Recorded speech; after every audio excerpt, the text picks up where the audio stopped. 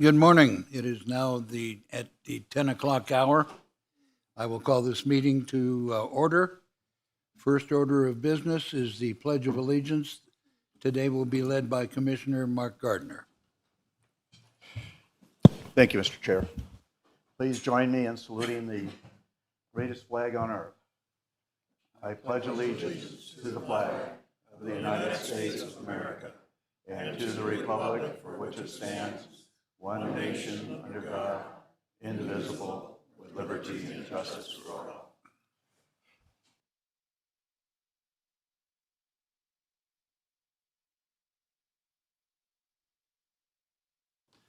Okay, for those of you that do not have an agenda, item number 5, which I would assume most of you are here for, will not be heard until after lunch at 1 o'clock.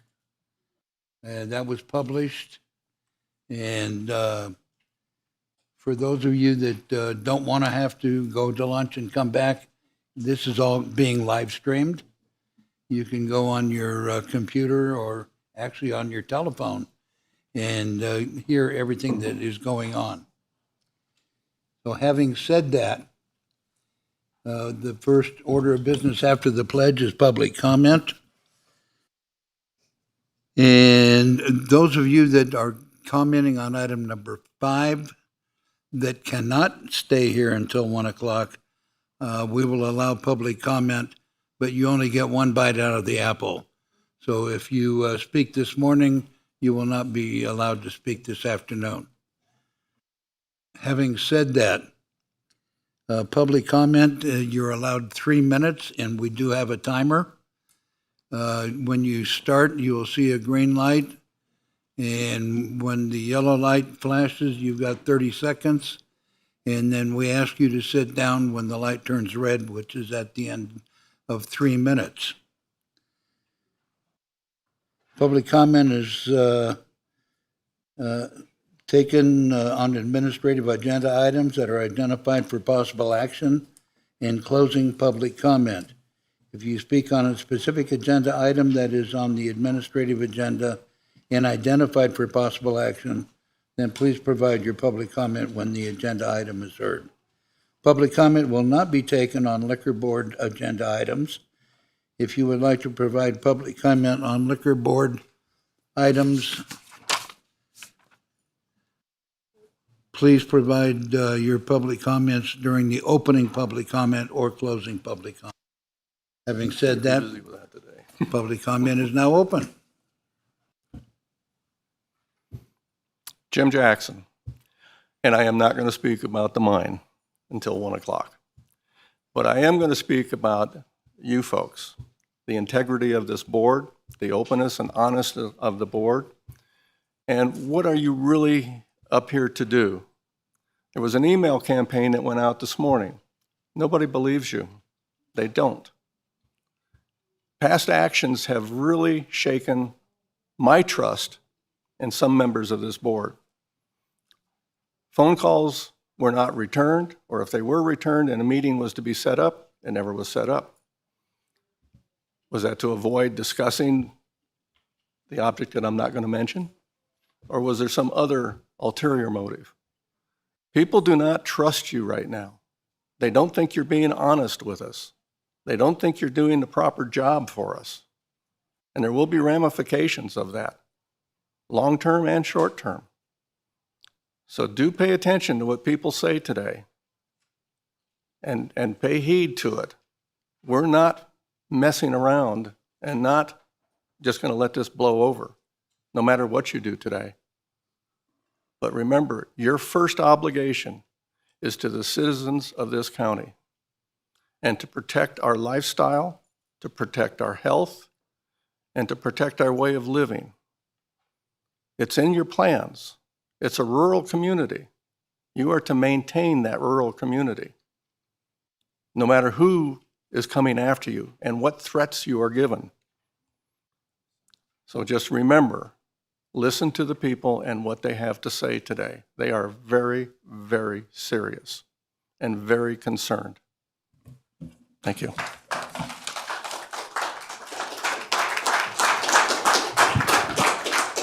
We would ask that The crowd, please do not respond to any speaker by whooping, hollering, applauding. Nod your head until it falls off, but please keep decorum. Thank you. Good morning, Ellie Waller. The Tahoe South Shore Area Plan process has lack of clear direction. Do we have an actual draft for public review as posted on the Douglas County web page entitled South Shore Area Plan March 2024? Furthermore, the confusion of who is responsible is messy and needs to be cleaned up and addressed now. Filing potential violations occurring on site as an example. Who is going to address potential groundwater issues? The unconventional process began with Douglas County staff held a town hall style meeting June 13 with no requirement to notify the local residents. At the town hall, it was stated Community Development Department is currently preparing a draft, which is intended to further the goals of the Tahoe Regional Planning Agency regional plan. Why hasn't the public been directly engaged, especially Tahoe Township members, the GIDs, not just the Barton Hospital team, casinos, South Shore Tahoe Alliance of Resorts? June 26th, Douglas County staff went before the Tahoe Regional Planning Agency committee. They didn't even provide a link to the draft area plan to that committee. Yes, the public has been told staff has been working on this for 2 years, but without any public input from the most affected. This is a ridiculous fast-track schedule, and thankfully it has been stopped. In August, 3 consecutive days, 12, 13, 14, before TRPA and U were scheduled. A proposed hospital project is making the rounds with no application. This is the cart before the horse, as Douglas County has not even approved a healthcare sub-district which will allow or could allow a hospital to be built. It is very confusing to me, misleading and disingenuous. This should be a more structured process. The Douglas County Area Plan should not be the vehicle used to grease the skids for the Barton Hospital. A full-blown environmental impact analysis should be utilized for the goodies Barton wants handed to them and removed from the South Shore Area Plan. Why has Douglas County released a new website that doesn't have the area plan link? And another mystery, TRPA has Barton Hospital listed as a major project without an application. Stop the bifurcation now. What is being allowed to be perpetrated is preposterous and outrageous, in my opinion. You as board members need to start asking questions about the South Shore Area Plan now. My second comment is on item I, which I will not ask to be pulled today on a VHR appeal, but I'm hoping in January of 2025, or when you determine a year, that we discuss that appeal process. Mr. Kaplan, in his letter, stated that the VHR advisory board would confirm they agree with him. Whether they do or not, he cannot or should not have put that in his letter. Thank you.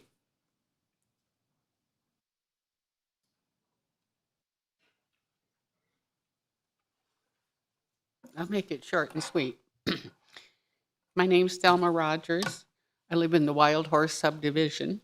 When Wild Horse Lane was put in between Johnson and Stephanie, per the county map, there was to be load limit signs on each end, and one up at the beginning of Downs where it comes down into our neighborhood. This was never done, and we asked to have them installed. We are tired of all the semis and already gravel trucks using Wild Horse as a cut-through between Johnson and Stephanie. There should be load limits in our neighborhood to stop this. And also, Johnson Lane itself has gotten so busy, and it's going to get busier with the UPS trucks. Poor Starbucks guys have to wait forever to try to get out on the road. I suggest that we put 2 stop signs on Johnson Lane.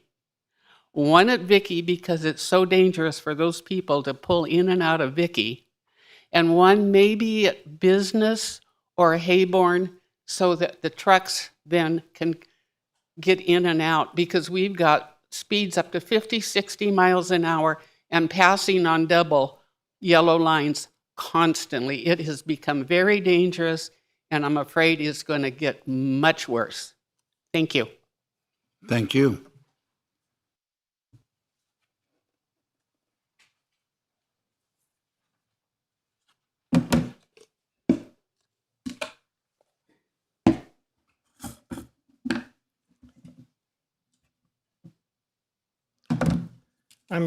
I'm here to talk about item ordinance number 2024-1641. Unfortunately, Name, you said I please. could speak if I couldn't come at 1 o'clock. I have a doctor's appointment that was scheduled 3 months ago. Your name, please. Jay Herbert. Thank you. Thank you.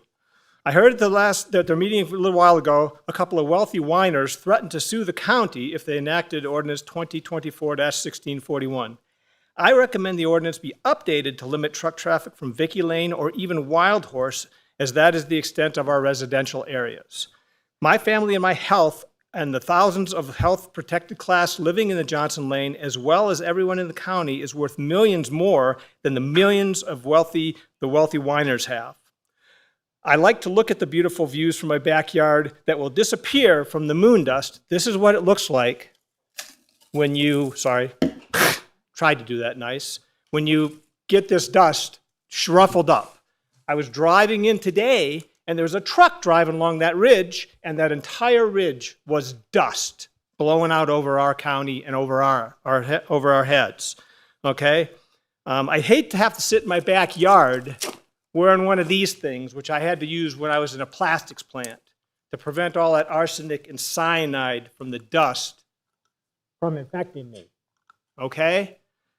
Ordinance 2024 is not an ordinance being enacted to stop Knox from mining. It is an ordinance to protect the health of those along Johnson Lane from the up to 340, or depending on your average in this new proposal that you've done, 85 average a day, which is still hundreds of trucks on the high side versus the low side, of double bottom trucks, triple bottom gravel trucks, and also dump trucks filled with arsenic and cyanide filled loads. This is a residential feeder road serving 5,000 protected health class citizens. The ordinance is to correct an oversight that should have been implemented when the light industrial park was initially created. The wealthy whiners want to put their money where their mouth is, use it to perform an environmental impact study as the residents of the area and the Congressman Amodai requested, and not rest on the fabricated fantasy masquerading as an environmental document called an EA. Knox can still mine cyanide arsenic if it wants and spray it down with arsenic-filled water from an 800-foot deep well powered by loud generators. It just needs to construct a road to deliver the product that does not go through the residential neighborhood. Knox is a construction company, right? Build a road. Mr. Parks, would you like to have 340 semi-trucks drive by your house every day? I pay for Johnson Lane. I use Johnson Lane multiple times a day, and the county board, and I have a right to say how this residential road is used.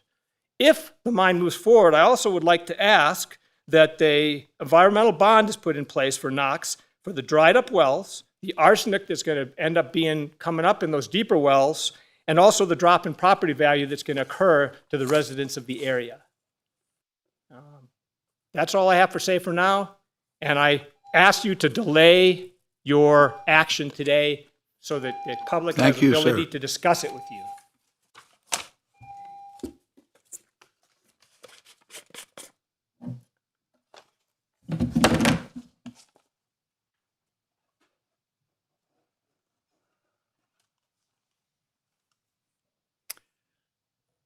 Good morning. My comments have nothing to do with the mine either. I'm going to speak today. My name is Greg Rolson, resident in Minden. My comments deal with the proposed appeals that you're going to be hearing in November, so early November, regarding the cell tower placements at Station 14 and Station 6 fire stations. So, as you guys are well aware, Verizon basically has two positions on the rationale for these towers. One is a service gap issue that they claim is present, and the other has to do with public safety as it relates to 911 calling. Those are really the basic premises behind this whole proposal, if you will. So when the fire department and Epic Wireless speak on public safety, they do not provide adequate data as it relates to this goal and how this proposal will accomplish these goals. No data was presented on how the towers will improve fire department response times or emergency response times or 911 calling. You cannot simply make statements about improving service when you have not objectively measured your current performance and developed specific goals for improvement. Thankfully, this board did. This board approved last month specific enhancements to the 911 calling system through Tesco Systems at $75,000 a pop. They also approved $72,000 in improvement related to the towers or the public safety towers, antennas on Stephanie Way. So I thank you for that. You guys are looking into the public. Lastly, these towers of 80 feet will be the highest area within these potential areas. So that sets it up. You know, we live in an area that has lightning. So lightning, if it hits that tower, and mind you, they're at 80 feet, it's going to cause something called ground potential rise. This is a fact. You can look it up. It's nothing special. This can cause a significant surge of current, which will travel along the electrical wires and run to the tower from the source. That is often shared with neighbors, schools, businesses in a direct 500-foot radius. And it's the fact that it will cause a fire, not if it will cause a fire, and the potential fire that it can cause above or outside of that 500-foot range is specifically there. So I thank you for hearing my comments. Consider this informational for next November, or this November 7th, which you'll hear this. Thank you, sir. Next. Hi, my name is Susan Rolson. I've lived here 33 years, and I live very close to where the cell tower is going to go on Station 14. We're here concerned about the cell tower 14 and 6. I want to remind everybody, I'm going to say this each and every time. In 2021, the FCC was sued for not having updated safety reports at all. There is still a judgment against the FCC. This judgment has not been satisfied. It's been almost 4 years, going on 4 years. To date, it hasn't been satisfied. These cell tower companies keep going across the United States, putting up towers, and yet they have not satisfied this judgment. Also, to date, I'm a nurse. I got to talk about this. There is no safety test ever done on children, ever an independent safety test on children. And we're going to put this cell tower right next to a daycare, dance studio, high school, and Pinion Elementary. Allie and Friends Daycare is an active, thriving business. That's the little daycare next to 14. My granddaughter goes there. I don't want her there if this cell tower goes in. I live there. I won't stay. Not after all that I have learned about RF radiation. This business is, all you got to do is Google this, over 5,000 square feet. It's worth over $1 million just on square feet. And it's a thriving, active, needed business. God knows what it's worth, okay? But then the fire department gets 80 grand. I don't see the comparison here. And for the fire department, if they don't get this tower, we're willing to do a fundraiser to get them the money they need. The fire department, like I said, gets $80,000. It doesn't even compare to the loss of this business. And this, according to our ordinances, is prejudice to other property in the vicinity, and that is our town ordinances. Also, Verizon, and I've been told this by many specialists now, they're going across the country and they're saying everybody has a significant gap in coverage. Well, I looked at the map. Our map in Minden showed a negative 85, a negative 95, and a negative 105. They show a colored map with 3 different ratings. These all, if you look at the FCC, are fair to excellent. I'm not saying we don't have some spotty areas. We probably do, but an 80-foot tower in the center of town is overkill for these spotty areas. They need to figure out something else. If the police and fire, I've been an emergency room nurse for 45 years. I understand your need for communication. If you need antennas, let's put them somewhere else. Let's not put them at the top of a tower. Also, the medics have cradle point communication, which gives them access to both AT&T and Verizon all day long, so they get the best service. Also, standard of care. One thing that we know as healthcare workers working in the field, anybody who has chest pain, even if those paramedics can't reach the hospital or whoever, is my time over? Oh, okay. Thank you. Yep.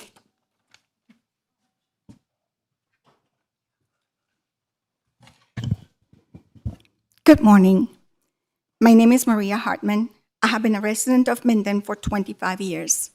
My business, Ali and Friends Daycare, and my home are both located on County Road, only a few feet away from the fire station number 14, where Verizon intends to bring in a cell tower.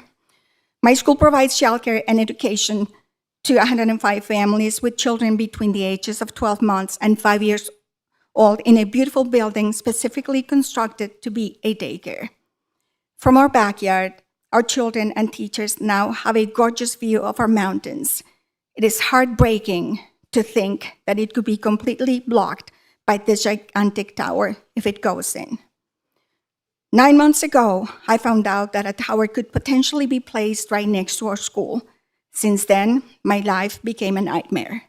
I've been awake so many nights and downhearted during the day. I look at our happy children and wonderful teachers with sadness, knowing that if the tower goes in, I will not be able to do my most important job, and that is to keep them safe. As you know, winds are extremely high in our area. What if the tower is knocked down by the wind? What if lightning strikes the tower and causes an electrical fire? Maverick, the AM/PM gas station, and the big tank from Tractor Supply are right next to us.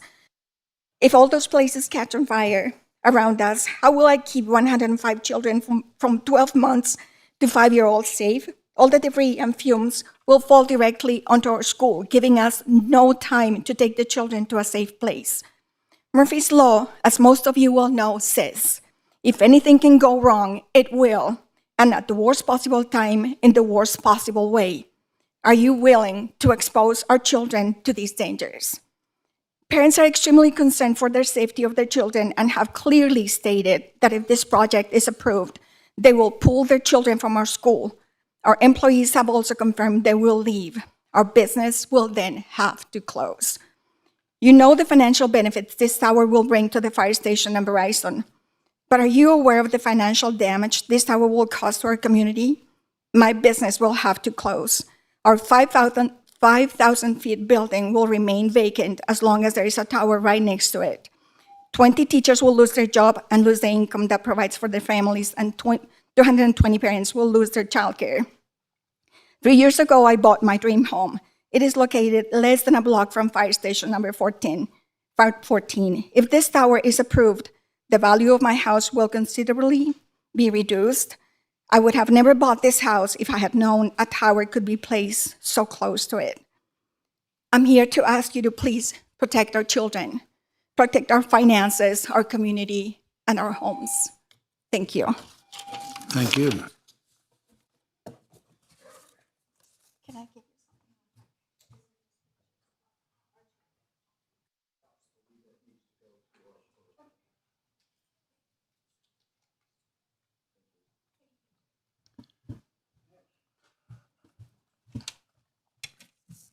Good morning. I am Harmony LaFrance, and I am the co-director of Allie and Friends Daycare, located on 1695 County Road, next to where the possible location for the cell tower.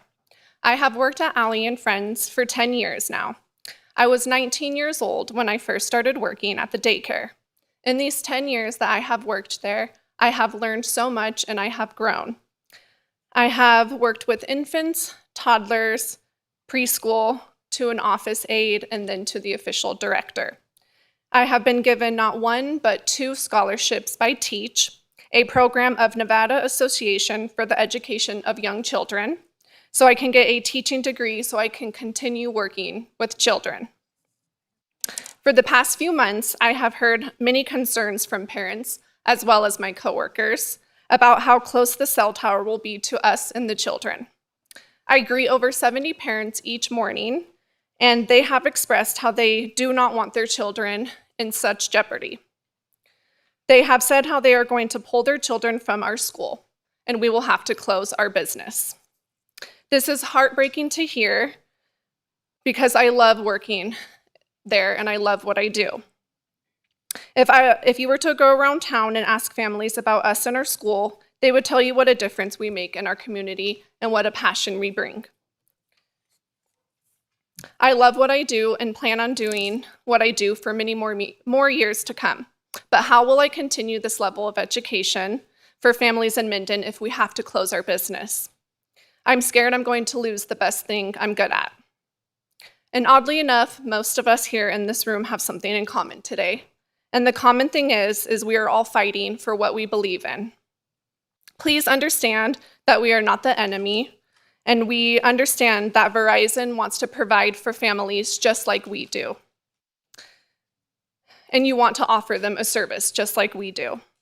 We are not against you putting a cell tower in the town of Minden. We are just opposed to the location.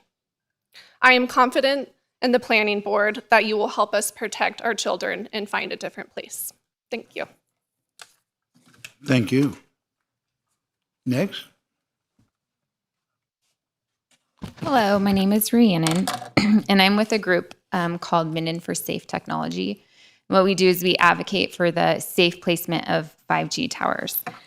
As you know, Verizon has been approved to erect an 80-foot monopole tower out off Stephanie Way in Johnson Lane, right across the street from Pinion Hills Elementary and right in the middle of our neighborhood. In 1996, the FCC established exposure guidelines for electromagnetic radio frequency for humans. Back then, we had 2G phones, that just flip phones that could call and vibrate. And now, 28 years later, they have not updated their guidelines. And we now have 5G, which is it's similar to 2, 3, and 4G, but it also includes millimeter waves. And millimeter waves don't travel as far, and they have a hard time penetrating structure. So there's a need for placement of small antennas every 100 to 200 meters.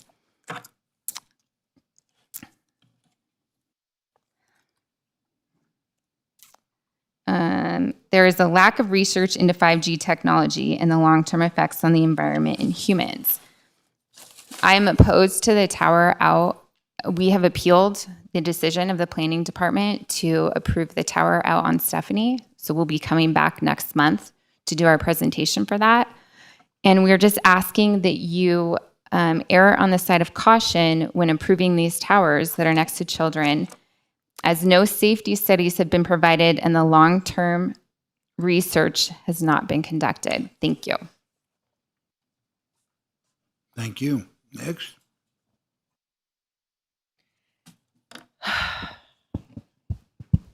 Hi, my name is Patrina French. I've lived here for 40 years. My husband, 50. He's got his own business. He built our home in Mackland, and we have another home out in Johnson Lane.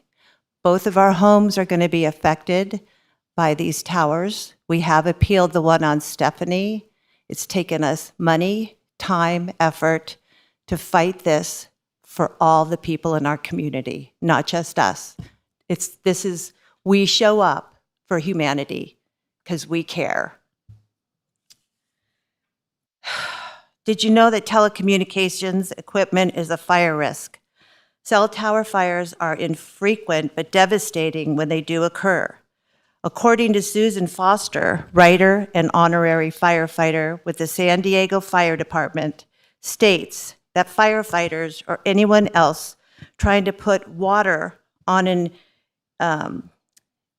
an engineered or cell tower fire will be electrocuted. Foster explains a cell tower catches on fire with winds gusting at 50 miles per hour. This fire is going to spread until the utility cuts the power, and that can take up to an hour. I just want to say, living here for as many years as I have seen telephone poles snap.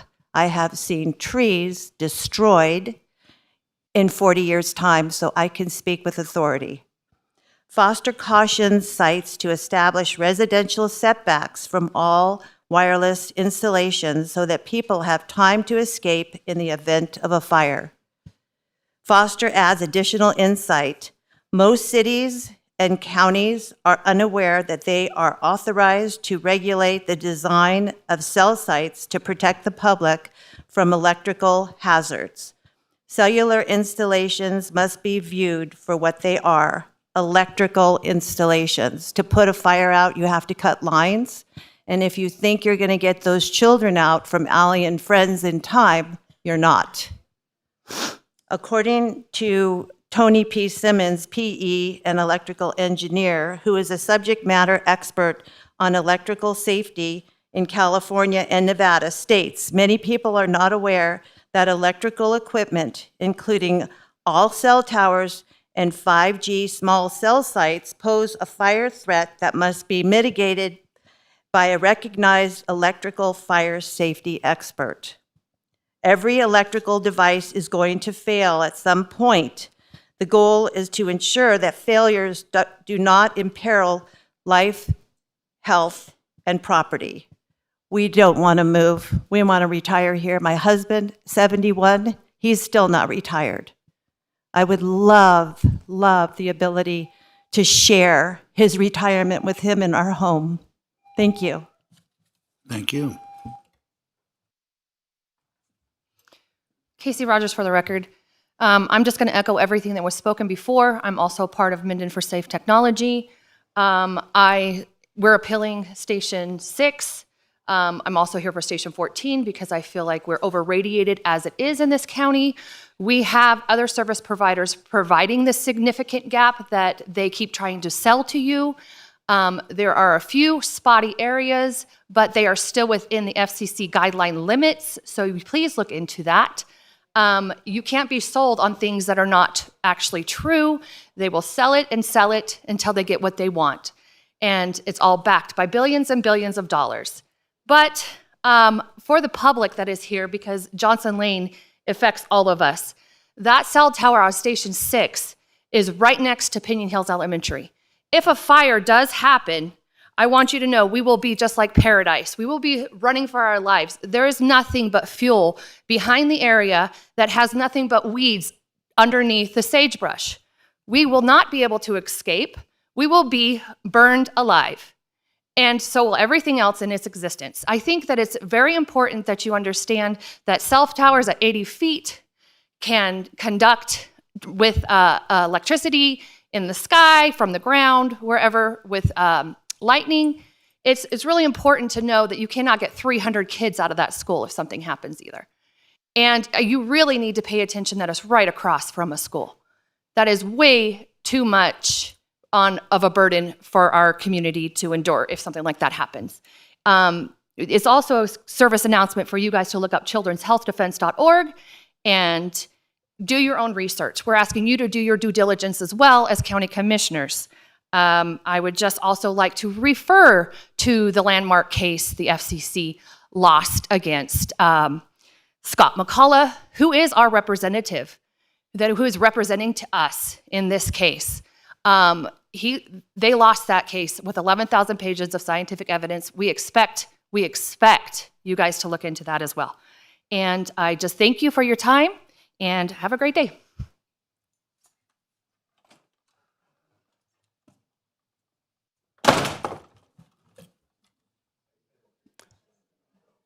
Good morning. My name is Bill Cerrito. I'm a licensed engineering contractor. And I ran into some people and I signed a petition yesterday for the gold mine that is going on out there at Johnson Lane. And somebody said it was a gravel mine. I said, no, it's not. That's a gold mine. I've actually done some prospecting out there and been successful. The geologists that I work with, 2 of them from Carson City, 2 from California, say that that area is full of gold. And I went out and I proved it. I don't want to see another Leviathan mine and Johnson Lane. I've been working on Leviathan Mine for the last 23 years, a heavy equipment operator, staff geologist, safety, plant manager, night shift. I've done everything out there for the last 23 years. And what happened back in the 40s when they excavated to get the sulfur out, which was really important back in those days, they ran into copper. They exposed hundreds and thousands of tons of arsenic to get the metal out. And that's what we've been cleaning up for well, actually, it's been going on for almost 37 years, but I've been involved for the last 23 years. It's not going away.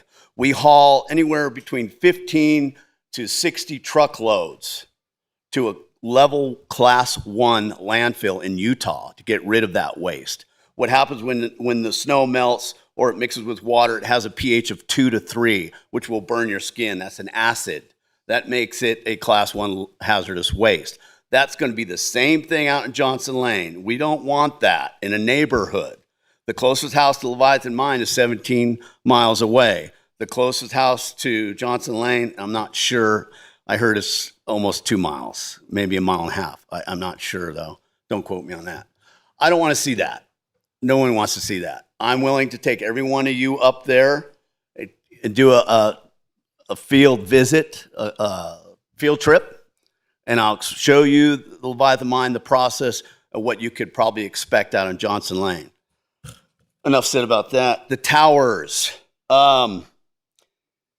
regardless of the health effects, which we all know they're bad, especially for children. They don't have the muscle and bone structure, and they can't ward off the radiation like adults can, so they could possibly get turbo cancer. So let me give you something you can hang your hat on. Number one, the towers are visually intrusive and aesthetically displeasing, code violation. The towers will reduce property values in nearby properties, code violation. Those things you can hang your hat on, and those are reasons to say no to the towers. Thank you for your time. God bless. Have a good day. Thank you, sir.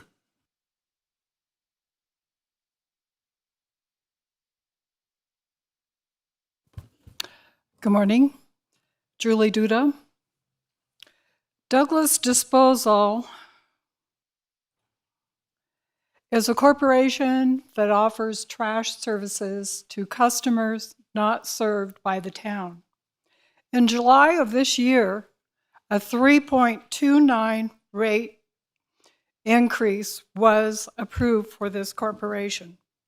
In comparison, the town of Gardnerville is now proposing a 35% rate increase, more than 10 times the increase of Douglas Disposal. The disparity creates a concern about the town's budget process and the consequences. If a 35% trash rate increase is approved, the monthly charge for the basic 90-gallon tote will be greater than the charge by the private corporation. And in addition, the cost to the business and homeowner community over a 2-year period will be $1 million. Clearly, the integrity of the trash fund depends on professional outside auditing, which is crucial to justify this proposed rate increase. So, do we want county assistance in sorting this out and taking appropriate action? Absolutely. One action would be to establish and enforce a reasonable salary benefit cost allocation. Another action would be to initiate an audit of trash fund expenses to verify the integrity of the fund. So there's more study to be done. Relevant information will evolve with more transparency, and I will continue to ask county staff for clarification and appropriate action. Thank you.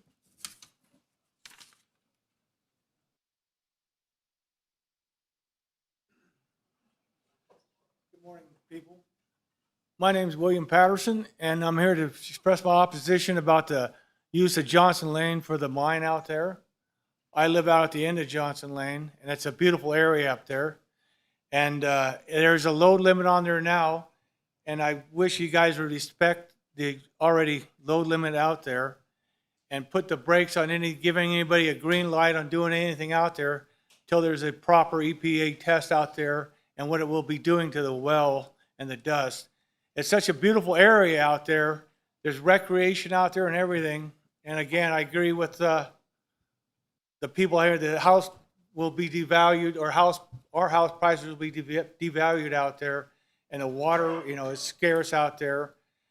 Anyway, I hope you guys take everything in heed here, that everybody's against the use of Johnson Lane. There's other routes. They should make the developer, the contractor, make their own little road, not near Johnson Lane or near any residential areas. Anyway, thank you for your time, people. Thank you, sir.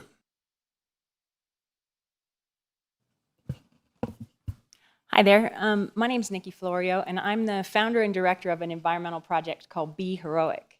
And for the past 20 years, I've been presenting on different types of technologies and companies and industries that have the greatest impact on the environment. And the 5G IoT industry, IoT stands for the Internet of Things, is one of the most biologically hazardous industries on Earth. And we don't hear about it because billions of dollars are spent in advertising and suppression of the dangers of that technology. I've been speaking in the Western states since 2016 on 5G impacts to the environment and occasionally on human health, from Colorado out to Hawaii and back, to farmers and ranchers, beekeepers, community organizations, religious organizations, and political organizations, all on what happens with this technology. It is not like 2 and 4G technology. It doesn't use those longer waves. We started with frequencies in the hertz range, which we're very comfortable with as human beings. And then we went to megahertz, where the cycles increased by 1 million times, and we're now in the gigahertz range, where it increases to 1 billion cycles per second, so those frequencies get very short and tight. So they've introduced around 350 million towers in the US, around 5 million towers in the US, these small cells, in addition to the existing 2 and 4G.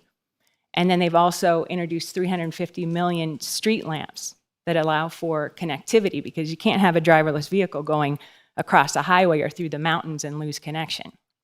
But on the level of soils, microbes in the soil are the same as microbes in our body, and they impact us, the bacteria, even on our own bodies, on our skin and in our digestive system and everything, and the Shikimate pathway.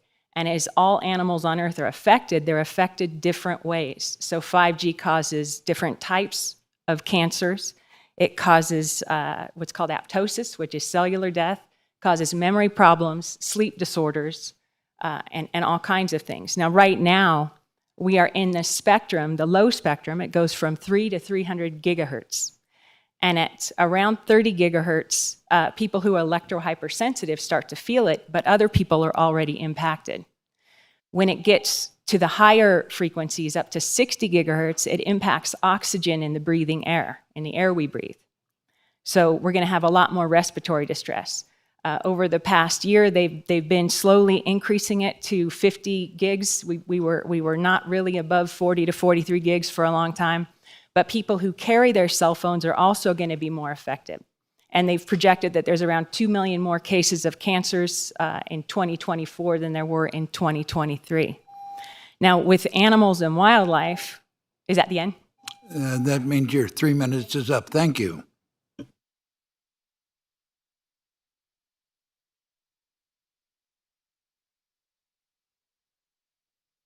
Jason Gibson, candidate 1 for District 1 Ranchos 2024. We're standing cockeyed here because if you notice, they're shooting the back of your head. They don't want you to see, or they don't want the public to see your face. And so they're giving us a shoddy facet of production value here today. I just served 45 days lockdown, 23 hours, 7 days lockdown to remove me from the ballot. I was arrested on August 6th. In tandem with a lawsuit that the county filed to have me removed from the ballot. These documents that go on the record here today show the maladministrative tactics of the JALIC institution. This is the institution they're expanding to 57 acres. We call it Cop City. They also served paperwork that had everything to do with our appeal. The county has got their fingers in our estate trying to force the sale of our home, even though we're debt-free. They want a piece of that probate percentage, that commission, that 6 to 10%, and they're doing everything they can to run us out of town. This is your government today.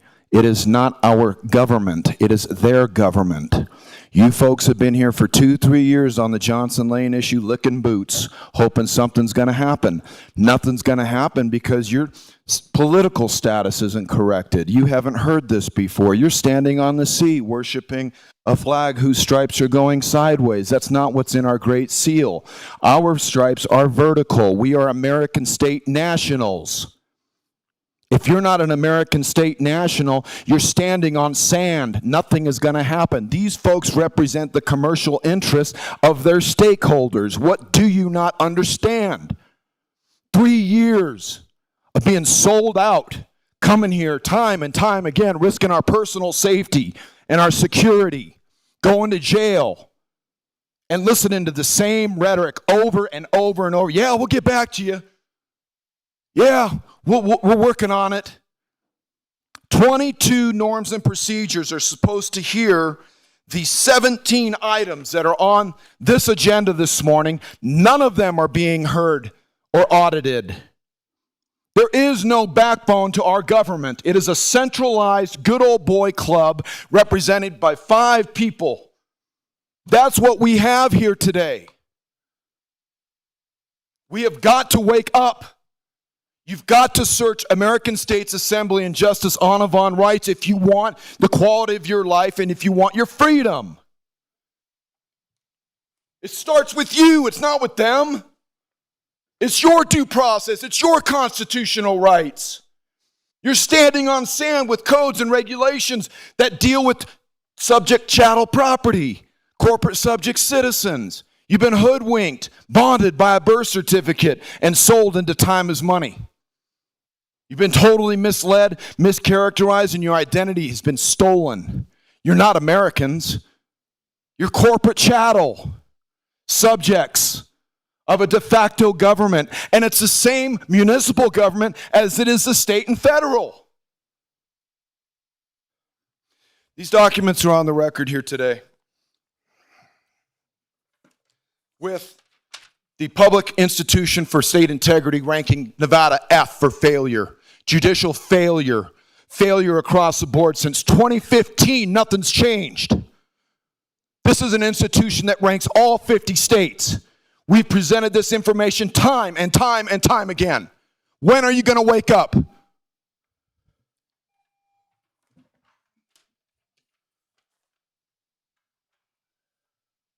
Is there any more public comment? Seeing none, I will close public comment. And I want to remind everyone that we will be addressing item 5 at 1 o'clock and not before. So if you need to take a break and go stretch your legs or get a stiff drink, no, I don't advise that. You have from now until then, and we will take care of our normal business.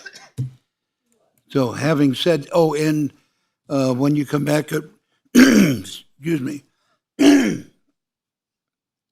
when you come back at 1 o'clock, if we have an overflow crowd, there will be seating available outside, and there will be speakers set up.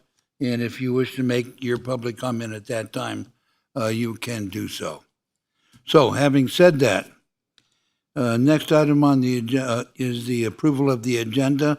Is there any additions or subtractions to the agenda? Thank you, Mr. Chair. I move for the approval of the proposed agenda as presented. Moved and seconded. No additions or corrections to the agenda. All those in favor say aye. Aye. Any opposed? Motion passes 5-0. We will now recess as the Board of County Commissioners and convene as the Douglas County Liquor Board. For the Liquor Board, the sheriff is a member, so there will be 6 votes instead of 5 votes. Item number 1, for possible action, discussion to approve the addition of key employee Jeremiah Jordy to the existing package retail liquor license for Walmart Incorporated, doing business as Walmart Supercenter, number 1648. Jeremiah Jordy has signed a waiver of notice of hearing. Walmart Incorporated, DBA Walmart Supercenter 1648 is located at 3770 North Highway 395, Carson City. And Captain Storkey. Thank you, Commissioner. Captain Stork for the record. This applicant has met all requirements, and the Sheriff's Office is not an objection. And congratulations, by the way. I appreciate it. Thank you. Okay. Any questions or comments from the board? I need a motion. Mr. Chair. And once again, also, I would like to offer my congratulations as well. I always called you Sergeant O'Rourke in my views of F Troop, but anyways, so now I have to change your moniker, okay? So congratulations on your promotion. So, Thank you, sir. anyways, with that, I move for the approval of the addition of key employee Jeremiah Jordy to the existing package retail liquor license for Walmart Incorporated, DBA Walmart Supercenter, number 1648, located at 3770 North Highway 395, Carson City, Nevada, as presented. Do I have a second? I have a second. Any further discussion from the board? Seeing none, all those in favor say aye. Aye. Aye. Motion passes 6-0. Thank you, sir. Thank you. And we will move on to the consent calendar. We have items A through O. Is there any, I'm sorry, A through Q, as in Quebec. We need to reconvene. Thank you. I've been reminded that we're still a liquor board. No, I won't go there. Okay, we will adjourn as the Douglas County Liquor Board and reconvene as the Board of County Commissioners. And now we will move to the consent calendar A through Q. Is there anybody want to poll any item? Seeing none, I'm ready for a motion. I'll move approval of consent agenda items A through Q. Second. Moved and seconded.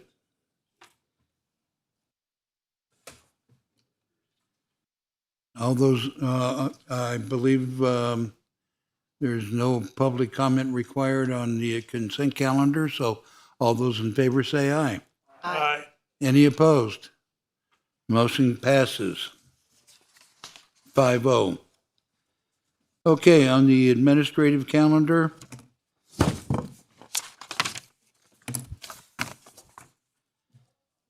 as I said before, item number 5 will be heard at 1 o'clock.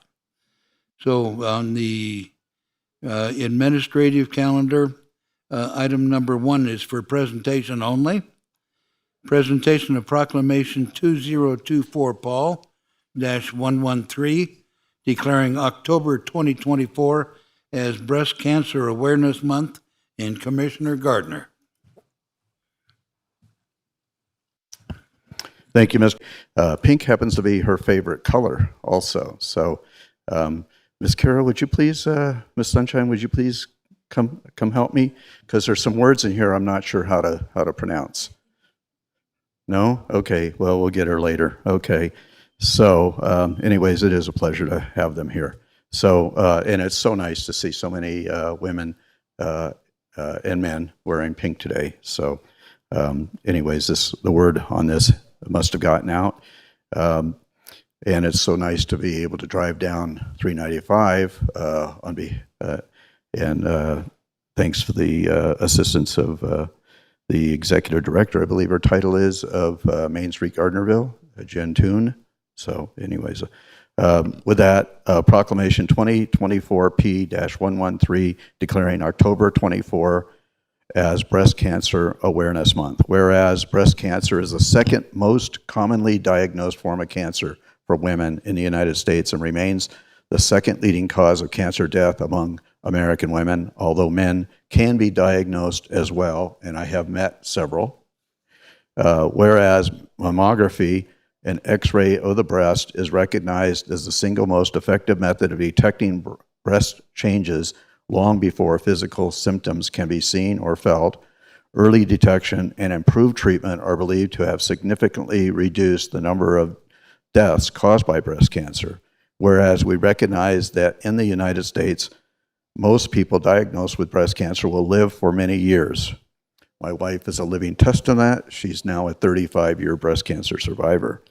And today, there are more than 4 million breast cancer survivors in the United States, more than any other group of cancer survivors.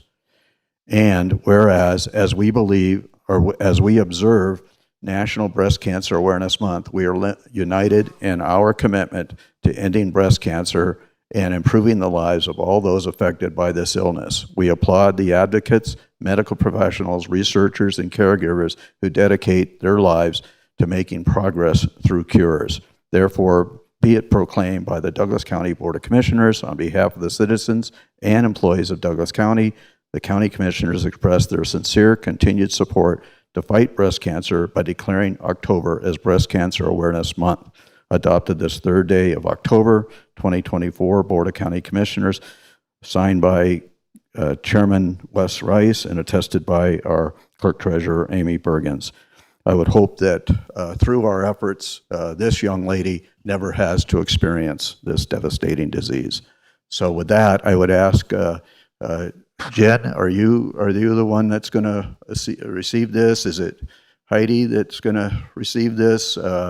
I would like to ask all of those women who wish to come forward and join us in a picture declaring October 24 as Breast Cancer Awareness Month.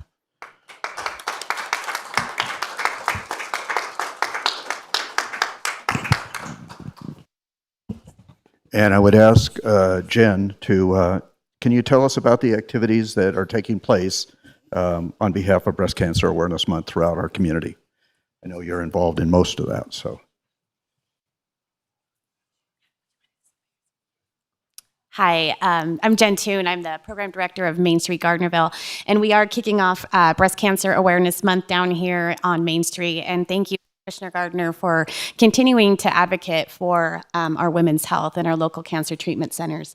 So we have our partners here with Carson Valley Health, and they will probably say something. I know Heidi likes to talk. Heidi will not be talking. But we are doing a month-long campaign, and as Commissioner Gardner mentioned, we do have some beautiful pink flower bowls up and down our Main Street that can be up for sponsorship, and proceeds from that will benefit our local cancer treatment centers. They can continue doing the great things they do. And then on October 19th, in lieu of a wine walk, we will have a pink run. It's a 5K fun run and walk downtown. We will have our partners there with resources and information about women's health. It's a quick little jaunt down the beautiful Martin Slough Trail and back, and we hope you can participate on that. It's October 19th, with proceeds also benefiting our local cancer treatment. So since Heidi doesn't want to talk, I'm going to put Courtney under the bus. Hi, I'm Courtney Moore. I'm the Executive Director of the Carson Valley Health Foundation.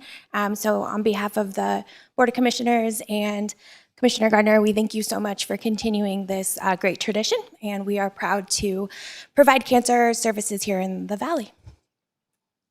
Since there's so many of us, yeah, and why don't we get Miss? I need her to hold it.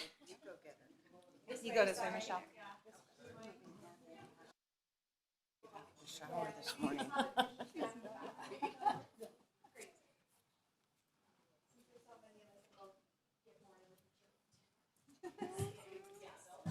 Here, you hold it, please.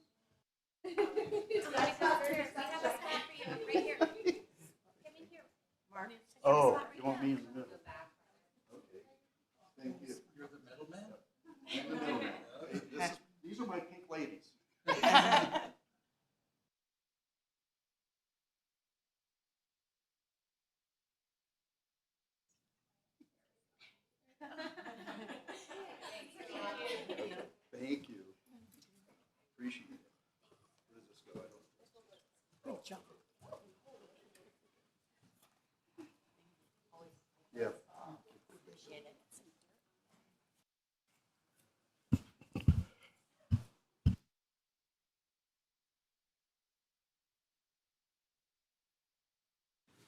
Okay, since we have taken care of that presentation, we'll move on to our next presentation. A ceremonial presentation of an Employee Service Award to Melissa Johnson for 20 continuous years of service to Douglas County. Kathy Lewis.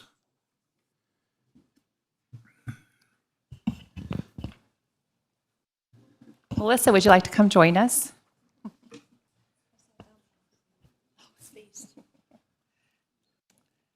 All right.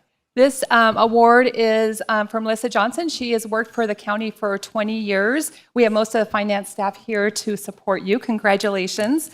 If you don't know, 19 of those 20 years, Melissa was actually one of our dispatchers. So I asked Noni to come over. She's a supervisor over 911, but couldn't make it, but she wrote a nice statement that I'd like to read onto the record. She said that she's started about the same time as Melissa 20 years ago. She's been Melissa's supervisor, why Melissa worked at 911. And so she said, Melissa started as an emergency communications specialist for Douglas County. During her tenure with Douglas County 911, she became certified as a communications training officer and was a member of the quality assurance team. As part of the quality assurance team, she reviewed calls for service taken for all our emergency communications specialists to ensure we were in compliance with the accreditation requirements set by the National Academy for Emergency Dispatch. Working in 911 Emergency Communications Center requires dedication, working all hours, days, swings, and graveyards, and serving in a high-paced, high-stress environment. Melissa trained so many new employees during her tenure in the emergency communications. Nani enjoyed working with Melissa and was very grateful for her service to the department, to Douglas County citizens, and to our user agencies. And I will say, I've known Melissa a lot longer than the year that she's been at Department of Finance, and I couldn't agree more with Melissa's dedication to her job, to her community, to the residents, and also her desire to always learn and to do better. So congratulations, Melissa.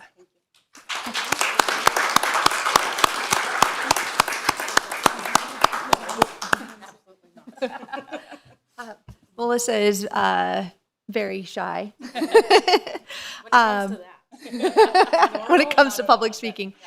But I, as the county manager, do have a couple of thoughts I want to add to the conversation. It is rare in government these days to see an individual dedicate such a large portion of their life to public service. And Melissa has done so with pride, and it is an honor to provide her with this service award. Recent research in government service and public administration has said that the average employee in government spends no more than 2 or 3 years in a position.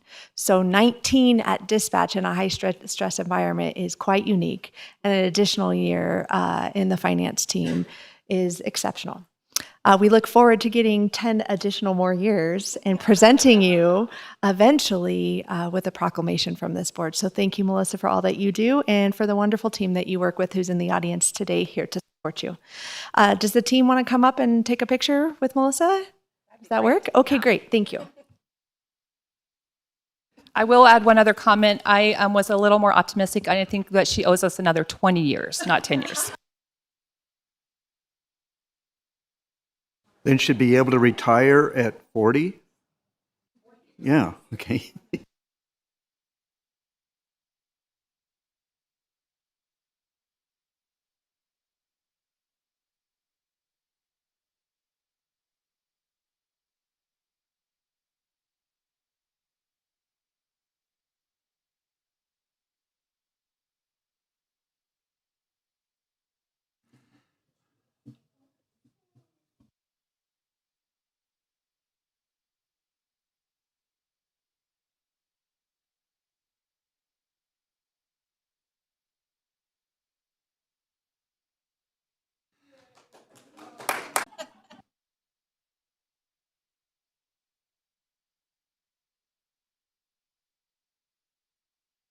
All right, it's time for number 3, but before we do that, we'll take a 10-minute break.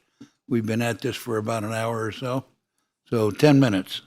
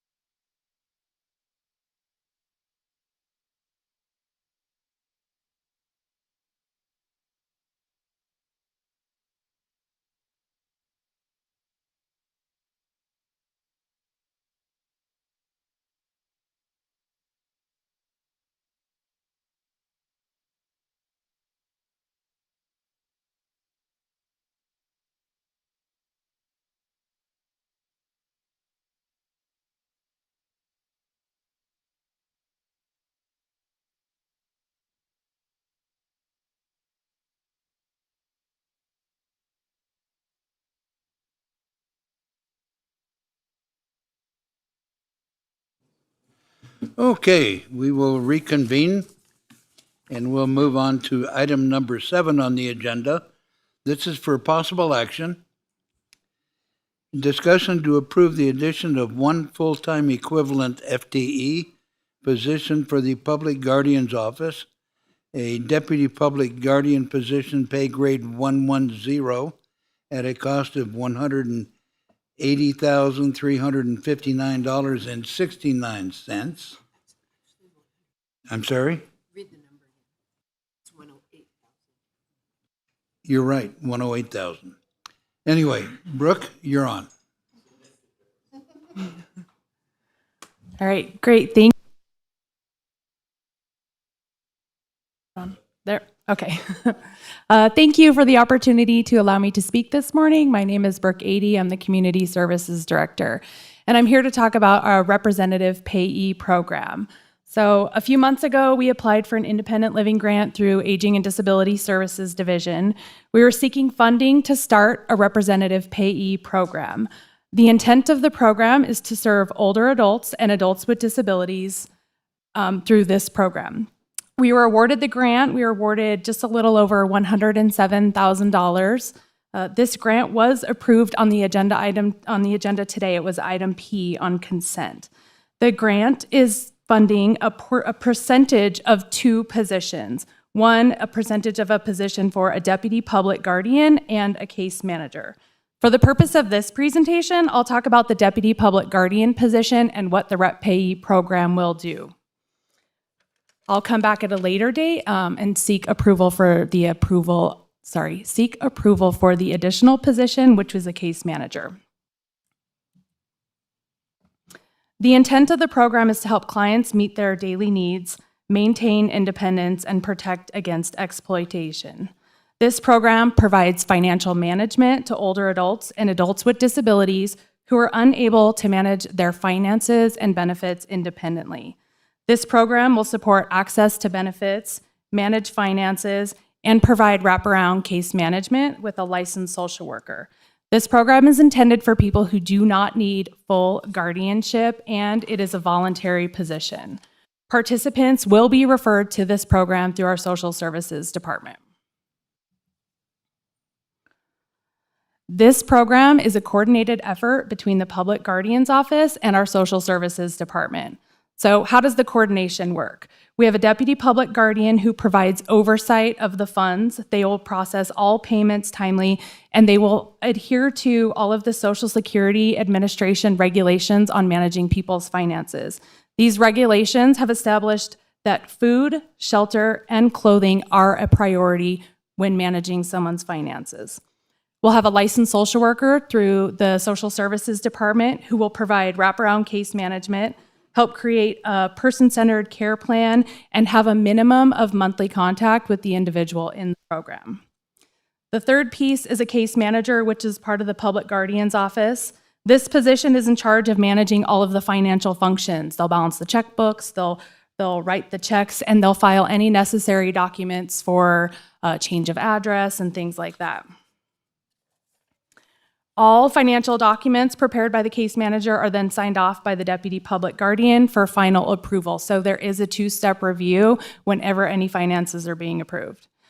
Then quarterly, the deputy public guardian, the licensed social worker, and the individual will meet. They'll review their care plan, and they'll review the budget, and they'll make any changes as necessary. So what are the benefits of a Rep Payee program? A Rep Payee program stabilizes individuals with supports. They help individuals maintain their independence and avoid higher levels of care. It protects them against financial exploitation. And the longer a client can sustain in their home, the lower their care costs are over the lifetime. And this program will add to our department's efforts in reducing our long-term care costs. Now, I've showed this slide before, so you guys have all seen it. So during the budget presentation, I did talk about our long-term care costs. In 2003, there was a mandate from the state where the counties were required to pay the non-federal share of long-term care costs. This was an unfunded mandate. This slide shows that the long-term care costs for the last 5 years for Lyon, Douglas, and Carson. Douglas is in blue, and you can see our long-term care costs are significantly lower than our neighboring counties. And this is because of the services that we provide through our community services department to help seniors remain in their homes. We provide meals, homemaker, transportation, and now we can add a representative payee program to our array of services. Right now, both the Social Services Department and the Public Guardian's Office do get referrals for people who need help managing their finances. This is the one piece of their life that they are struggling with that puts their ability to live independently in jeopardy. With this program, we're hoping to serve about 25 individuals. And so now I open it up for questions.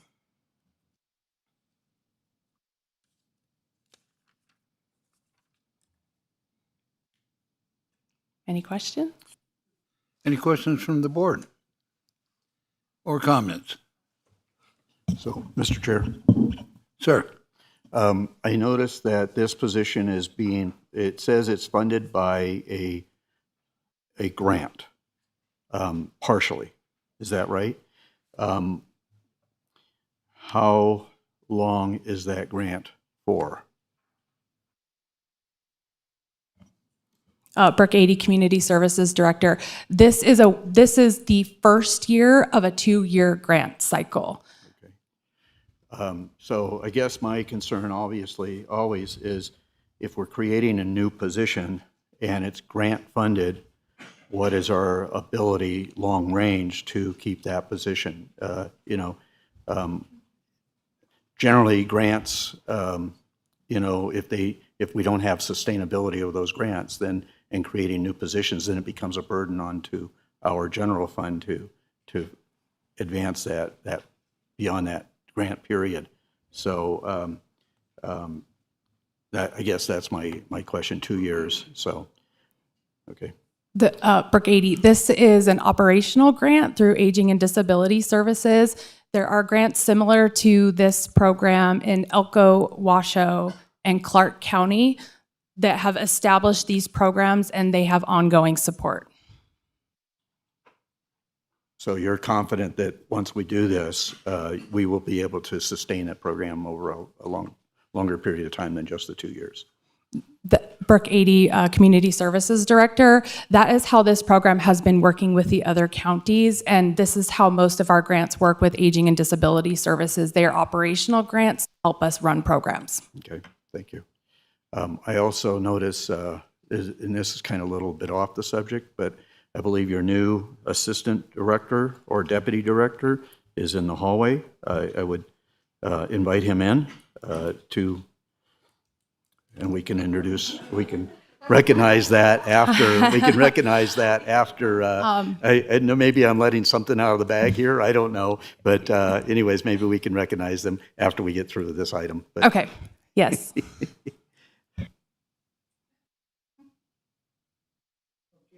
Any further, excuse me, go ahead. Thank you, Mr. Chairman, members of the Commission, Jennifer Davidson, County Manager. I do just want to take this opportunity to acknowledge the leadership and the work of the County Commission. If you remember, we had previously, this board has taken action to fold the Public Guardian under the umbrella of Community Services. And the intent and vision of this board at that time was to basically connect the two teams to ensure that we are providing high quality services, enhance the services we provide, and to do the best wraparound care for our residents. This program is the first example of this type of teamwork that we thought there was potential for us doing and the basis for your decision. So I do just want to thank you for that leadership and say that I very much look forward to what else this team will accomplish to enhance the services we provide to our residents. Thank you. Any further comments? Seeing none, this is a action item, so we will open this item for public comment. to speak. Jason Gibson on behalf of the House of Gibson. With our experience, my parents' experience with the so-called community services mobile outreach safety team and other bloated positions that claim to present or provide services that they do not. This grant, $108,000, should be broken down into 2 or 3, maybe even 4 part-time positions where people can actually spend the quality kind of time and care that these elders deserve. And what we see time and time again is a centralized overhead, which does not provide the value that it's paid to produce. And our experience with the mobile outreach safety team and the services of Douglas County, when we found out mother was jabbed by the COVID vaccination, is the reason why I went to jail here in August, because when I went to search for those autopsy reports, law enforcement wouldn't give them to us for a year and a half.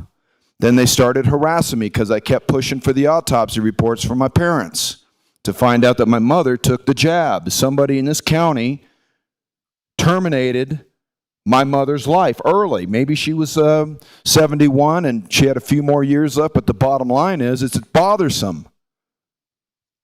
And then to find out that because you're trying to get to the bottom of it, the county aggresses against you, targets you, harasses you, profiles you, starts vandalizing your home, and then incarcerates you unjustly for running for office. I have to be here on the record. We're going to have to sell our home to be safe in this county from these kinds of peoples for their high overhead salaries.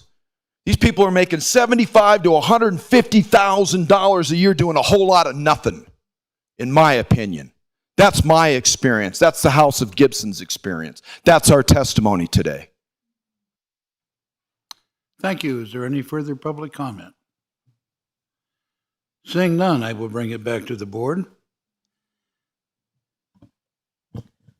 This is a great program, and I am pleased that we can offer additional services to our elders. I would move approval. Oh, are we ready for that? We are. I would move approval of the addition of 1 full-time equivalent position to the Public Guardian's Office, a WD Public Guardian position, pay grade 110.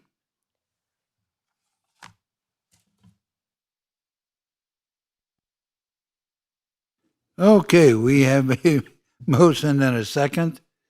Any further discussion from the board? Saying none, all those in favor say aye. Aye. Any opposed? Motion passes 5-0. We will move on to item number 4. And I would remind the audience that after item number 4, we will be breaking for lunch, and we'll be back here at 1 o'clock. So having said that, for possible action, discussion to approve the fiscal year 2024-25 internal audit program as recommended by the audit committee, Kathy Lewis and Moss Adams. Thank you. Kathy Lewis for the record. And I think Moss Adams is on the online. Hello. Oh, perfect. Can you Hi, hear me? Haley. Kathy Lewis for the record. Before Haley starts her presentation, I did, and I think, Chair, you said it in the action item, that the audit committee has heard this presentation and approved the audit plan to forward to you guys. And so they met earlier in September to approve this. So I will turn it over to Haley. Thank you and welcome. Thank you. Haley Garcia for the record. Can you all hear me? Okay. All right. Well, thank you for having me today. As Kathy mentioned, we had previously presented this audit plan to the audit committee. Here, I'm going to share my screen real quick, but you should also have this in your packet.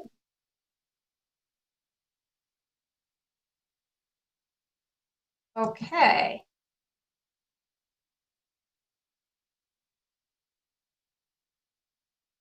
There we go. Can you all see? Yes.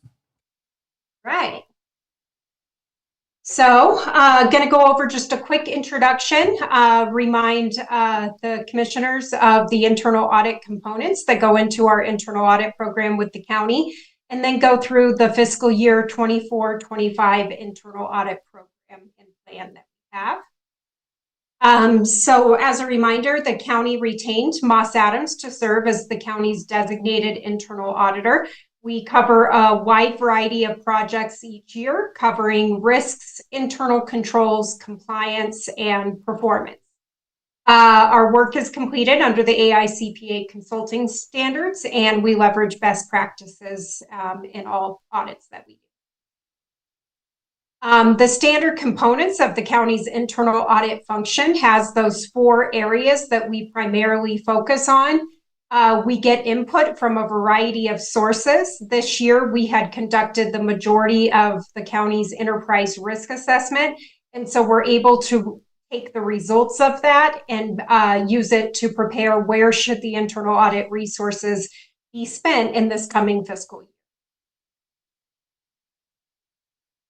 This is the program that we have established based on the enterprise risk assessment, as well as interviews with various stakeholders and working with county management. The first one is looking at the asset management internal controls review. And so it's best practices to look at the asset management. So looking at equipment, vehicles, buildings, repairs and maintenance across the county every couple of years. And so looking at that asset management function to identify if internal controls are in place to properly account for, manage, provide maintenance, depreciate, etc., the assets of the county. Second is a procurement operational review. So really focusing on the performance side and looking at the efficiency, the effectiveness, the economic matters that go into running the procurement process to identify any potential barriers in existing systems, processes, and opportunities to improve and make the function more efficient for the county. Next is not an audit specifically, but it's policies and procedures support. So one of the things that we work with on our internal audit clients is making sure that there are comprehensive policies and procedures in place for all key functions across the county. And so that really helps to make sure that if one person leaves a position, that the county knows how they were doing their job, what controls should be in place, how significant processes are supposed to flow.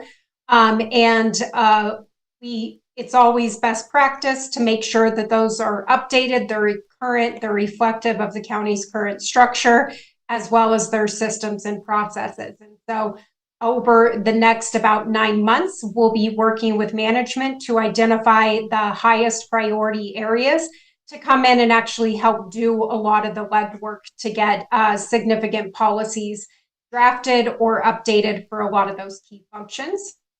And the fourth is our ongoing program management, which involves us meeting with you all, presenting to you all, as well as managing the internal audit function and the county's fraud, waste, and abuse hotline. Here is our program with our overall budget for this fiscal year and the breakout of when we'll be performing the internal audits and consulting services. Stop sharing. Okay. Thank you. Any questions from the board? Any comments from the board? Commissioner. So, Mr. Chair, and actually, Ms. Lewis, we're required by the state to submit an audit on an annual basis. Is this the prelude to that, or is this different? Thank you. Kathy Lewis, for the record. This is different. Moss Adams is our internal auditor to help us internal audit, but Eide Bailey is our contracted to do the external audit. So we expect that external audit to be presented to the board in December, most likely the second meeting in December. We're just starting the audit right now for the fiscal year. Any other questions from the board? All right, this is for possible action. And we will open I'm sorry, go ahead. Sorry, I do have just a couple comments before going to public comment. Haley had mentioned that this audit plan was based on the preliminary results of our enterprise risk assessment. We are finishing that up, and hopefully as soon as that's presented to the audit committee, we'll bring it before the board to present the enterprise risk assessment. And then also, if you noticed, and I want to put it on the record and ensure everybody knows, some of the audits, internal audits that were part of the consent agenda were the cash counts or the cash handling, quarterly cash handling. I've asked that being brought back into finance. When I was in finance before, we did that as a function of our finance team, and I would like to do it. There's a lot of benefits of having our finance team go out to departments and do those surprise cash counts. I'm also very aware that I want to make sure the controls are in place, and so if I feel like it's not successful with our team, then we'll go back to having Moss Adams do that. But for next year, I'd like to try to bring that in-house and do that with my team. Thank you. Anything else? Anything from the board? If not, I will open this to public comment. Seeing none, I will close public comment, and I'm ready for a motion. I move that we approve the fiscal year 2024-25 internal audit program as recommended by the audit committee. It's been moved and seconded. Any further conversation? Seeing none, all those in favor say aye. Aye. Any opposed? Motion passes 5-0. And with that, we will take a lunch break, and we will be back at 1 o'clock.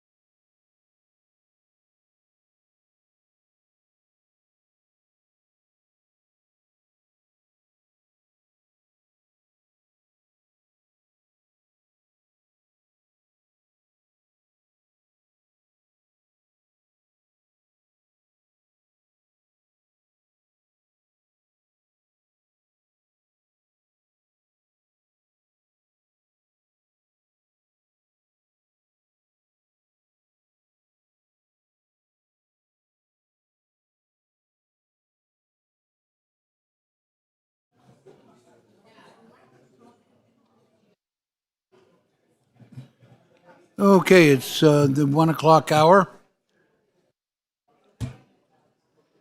And we will bring this meeting back into order.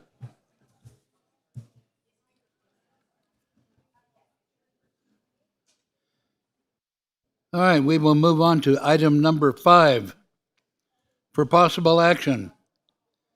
Discussion to approve an agreement between Douglas County and Knox Excavating Incorporated to address public health and safety concerns and to pay a percentage of gross proceeds from mining operations to help maintain Johnson Lane and mitigate the impacts of the mine in the area, and to withdraw Douglas County's appeal of the BIA Western Regional Director's decision to issue a finding of no significant impact, the FONSI, dated August 26, 2027, and any other related county appeal.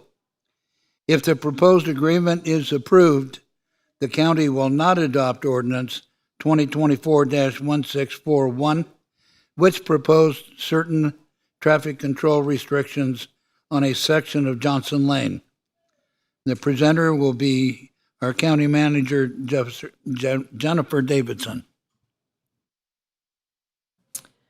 Thank you, Mr. Chairman, members of the public, members of the commission. Jennifer Davidson, County Manager for the record. Couple of housekeeping items. We do have quite a few interested individuals in attendance today, and we do not have sufficient capacity in this room to keep everyone in this room. As a courtesy to your fellow members of the public, we would respectfully request that when we do open up the period for public comment, that you sign in, state your name for the record, and that you, after your comments have been completed, that you step out of this room so that we can shuffle through more individuals and invite those members of the public who are outside of this space to come in. With that, we'll remind everyone about public comment when we get there. We do have an opening presentation and some other housekeeping matters I need to take care of. The very next housekeeping matter that we have is we do have some changes to the agreement that appeared in the packet. A revised red line version of this agreement is on my screen. I'm going to go through those changes today before I kick off my presentation. Additionally, 100 copies of this revised agreement are out on the table for members of the public who would be interested in following along. But we are going to go through those changes here now. And I may ask for legal counsel's assistance as we go through those. So the very first change, I would direct the commission and the public's attention to page 3 of the agreement.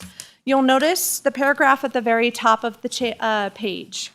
This paragraph now reads, Johnson Lane then will exit the mine site to county maintained roads. That's a partial sentence. There's a period there. Operator and its customers will only access and utilize Sunrise Pass Road to Fremont and then to Johnson Lane to access the mine site in the event of a road closure or emergency, and will discontinue the use of this emergency route when the emergency or road closure has ceased. The intent of the proposed change, when staff met with Knox Excavating representatives, we wanted to make sure that it was very clear that on occasion, the county may need to close the road in the event of an emergency or in the event of road maintenance. We would, to the best of our ability, leave one lane of Johnson Lane open, but there are occasions where we have to do a temporary road closure for a variety of reasons. This change to the contract language just was intended to clarify that. Mr. Ritchie, do you have anything to add? No. All right. Next change. So, Ms. Davidson. Yes, sir. That would, so emergency can be described as any acts of nature as well, right? Correct. Yes. So I'm sure the commission is aware periodically throughout the county we have a variety of emergency incidents that require us to close the road, flooding, fire, etc. All right, moving to page 4.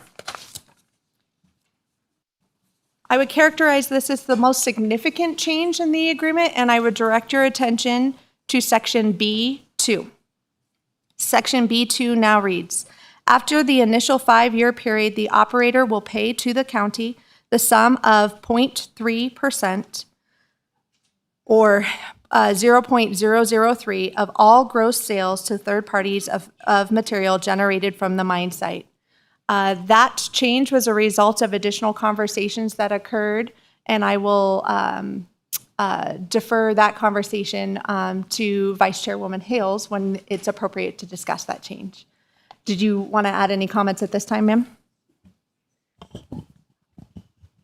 I guess I will just explain that as you and other county staff members looked at what an estimate would be of these numbers, we were left unclear whether that amount would cover what we think might be the impact on the roads, and we felt that it was too low. And so I did call Knox representatives and asked for an increase, and they did agree to an increase. That's how that came to be. Thank you, Madam Vice Chair. I will discuss the details of the total amount of funding that would be generated from the impact fee as part of my presentation. Sorry to put you on the spot, ma'am. All right, moving down to the next change on this page under C1, the agreement now states, operator must comply with all applicable federal and state of Nevada air quality laws, regulations, and standards, including the Clean Air Act. I believe this change is pretty self-explanatory, but the intent of the county in requesting this change was to clarify that all applicable laws, regulations, standards would apply and would be a condition of this agreement. Anything you wish to add, Mr. Ritchie? All right. Moving on to the next page, we're going to go to page 6.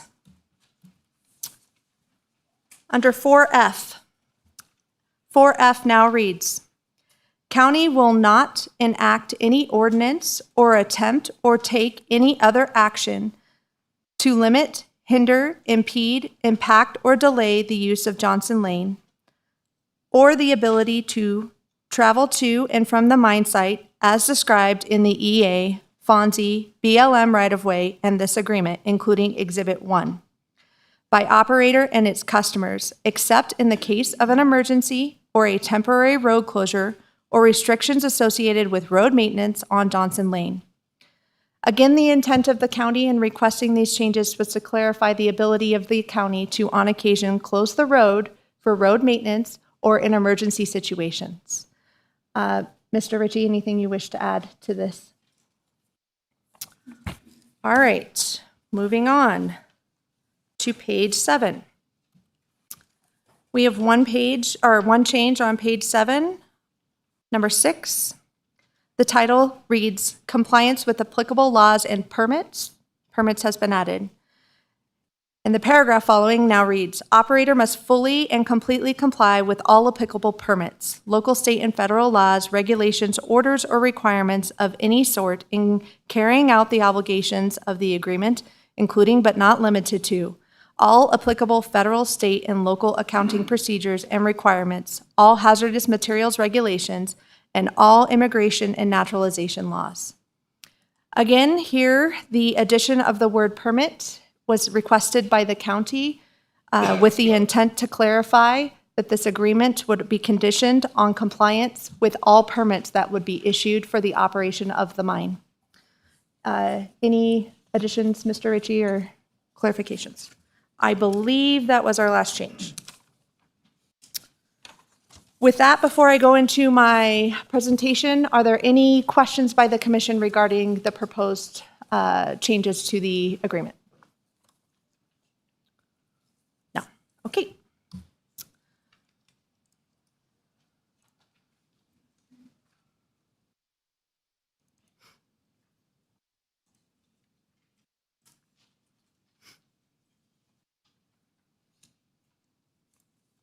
Okay, thank you for your patience with me while I load that presentation.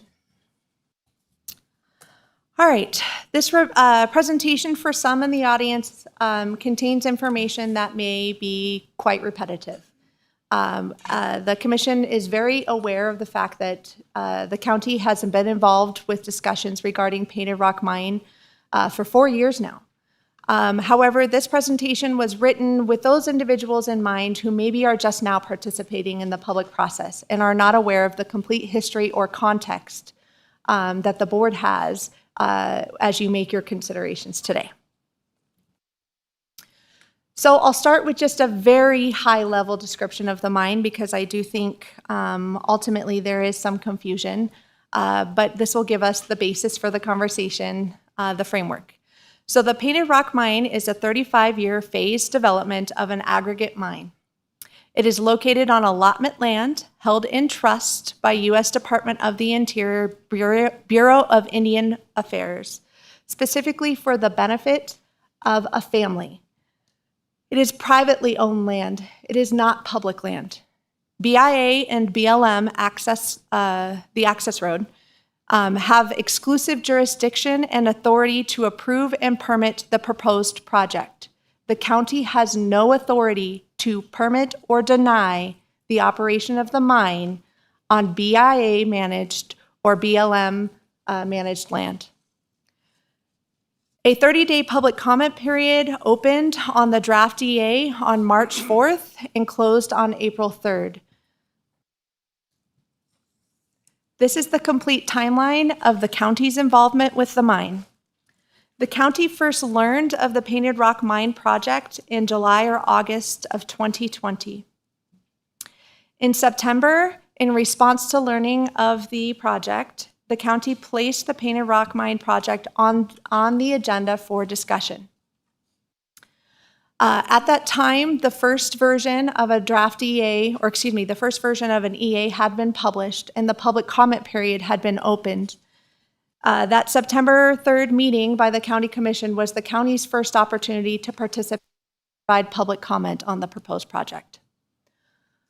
In response to the information that the County Commission received, the commissioners directed staff and a commissioner at the time to work with Knox Excavating on a draft agreement for operation of the mine.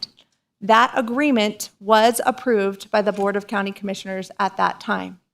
However, ultimately, Knox did not execute the agreement for a variety of reasons, which I'm sure they can share with you today. In November of 2020, based on the public comment received, the BIA advised that it would be issuing a revised EA and invited the county to participate as a cooperating agency. The cooperating agency agreement was an MOU agreement that the county entered into with BIA in order for us to participate in this process. As a cooperating agency, we still had no authority in the decision making. However, we were invited to have a seat at the table. We did, I'm sorry? We did participate in conversations with BIA, BLM staff regarding concerns raised by the residents and feedback that the county had received based on public comment. We viewed this role as advocates for the community and advocates for the residents of Johnson Lane. We questioned a variety of information that was raised in that EA document and provided our comments back to BIA. All of this information, the exchange of information between county staff and BIA, is a public record and available for any individual who wishes to see it. Ms. Davidson? Yes, sir. When you talk about that, and I've had discussions with BLM in that regard and with the state, the term cooperative agency is really a misnomer for most people, including myself, because that gives the impression that we're an agreeing agency, and just because we're a cooperative agency, it's a term, a designation rather than a term or a definition. There is a lower agency or a lower definition. I think it's called participating agency. And from what I understand, a participating agency does not have a seat at the table. It just, so I hope the public understands that just because it says cooperating doesn't mean that we were in agreement. at all times. So I just wanted to make sure we clarify that before we go any further. Thank you. Thank you, sir. I appreciate that distinction, and I probably not as artfully as you did attempted to explain. I was the staff liaison in this process and was intimately involved throughout. And I can tell you that the direction I received from the county commission while having this seat at the table was to make sure that I advocated for the residents of Douglas County. Can I jump in on that as well? Yes, ma'am. I, in my preparation for today, reviewed the letter that you sent in September 2023 to Mr. Ersick, and I want to take this opportunity to acknowledge his extraordinary efforts to learn about and then advocate on behalf of Johnson Lane residents. And we all miss him. And I wanted to just pay that little bit of tribute to him. But I also wanted to share that this letter outlines, it's a 2-page letter, and it outlines the county's efforts to oppose the mine. And at the end of that letter, there is this sentence: the Douglas County Board of Commissioners has aggressively sought to oppose this project from every reasonable legal angle. And staff have acted diligently at their direction to bring forward the concerns of the residents. That's what you wrote a year ago. Is that also true of the year since then? Yes, ma'am. Thank you. That second EA drafts were circulated between BIA and county staff over the period that you see here, and the second draft EA was published and opened for public comment in April of 2022. In May of 2022, an item was again placed on the Board of County Commissioners' agenda to discuss the Painted Rock Mine project and to provide public comment to BIA on the second draft version of the EA. As a result of that meeting, the board again directed staff to draft a letter in opposition to the Painted Rock Mine project and to express concerns regarding what was viewed by the county commission and by staff at that time as a flawed EA. That letter was drafted and sent. In June of 2022, at the request of the residents of Johnson Lane, BIA met with the public, county staff, and elected officials to discuss concerns related to the project in the Johnson Lane neighborhood. Again, as a result of the pressure put on by the county and the extraordinary public comment that BIA received in opposition to this project, in October 2022, BIA advised they would proceed with the preparation of a third EA, and they called it a more robust, a more legally defensible EA. In March of 2022, let me just step back for a second. Again, Douglas County participated as a cooperating agency and provided feedback when we were given drafts of the EA and expressed our concerns throughout that third iterative process. In March 2023, the process to draft that third began, and we didn't receive our first draft chapters officially until January.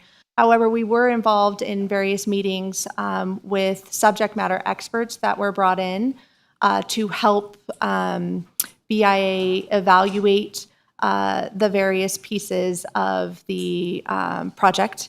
And I'll get into that in a little bit greater detail in a future slide. In March of this year, BIA again published the third draft EA and opened public comments for this third version.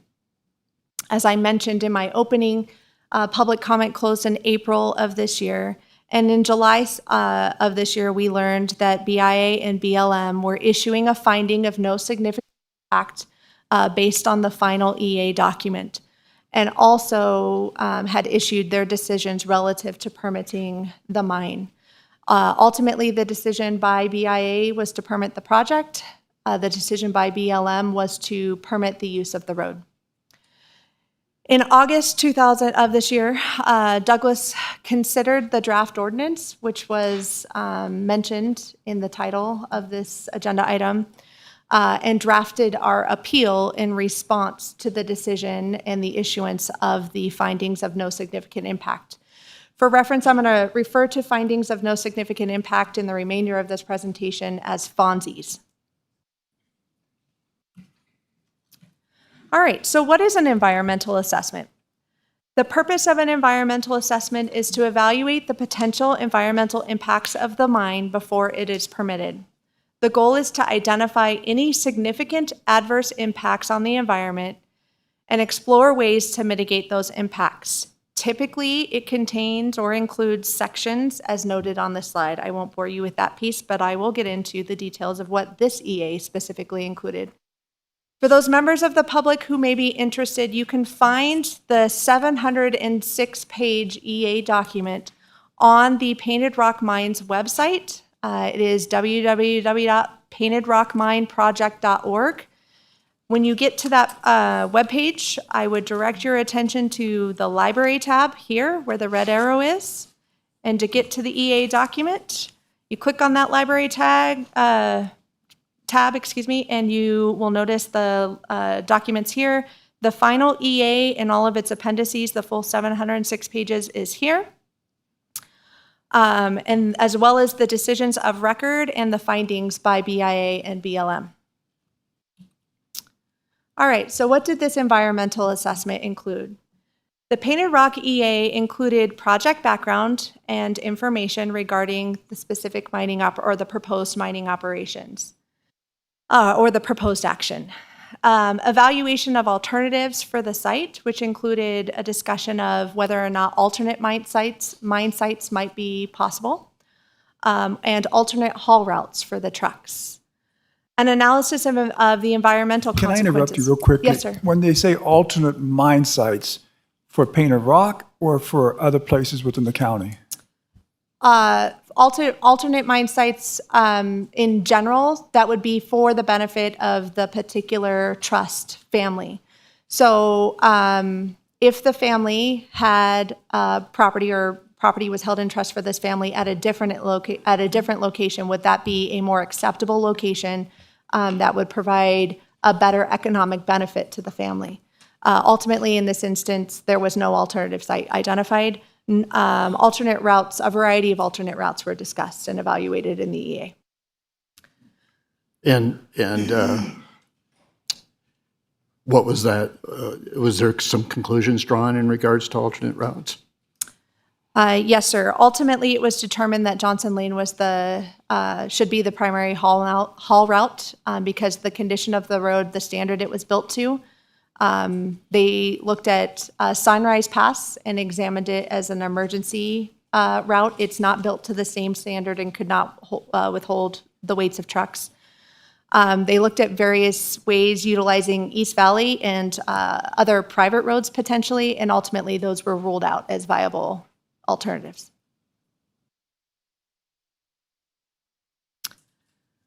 The specific environmental components or consequences that were evaluated as part of this environmental assessment included air quality and greenhouse gases, biological resources, geology and minerals, Indian trust assets, noise, public health and safety, recreational resources, socioeconomic resources and home values, transportation management, visual resources, water resources, and the cumulative impacts of the operation of the mine. Ultimately, based on the final 706-page EA document that was issued, BLM and BIA determined or found no significant impact based on the project and made the decision to permit the mining operation. That was BIA's decision. And BLM's decision was to permit the use of roads on BLM-administered public lands for the project. I mentioned what a FONSI is, a finding of no significant impact.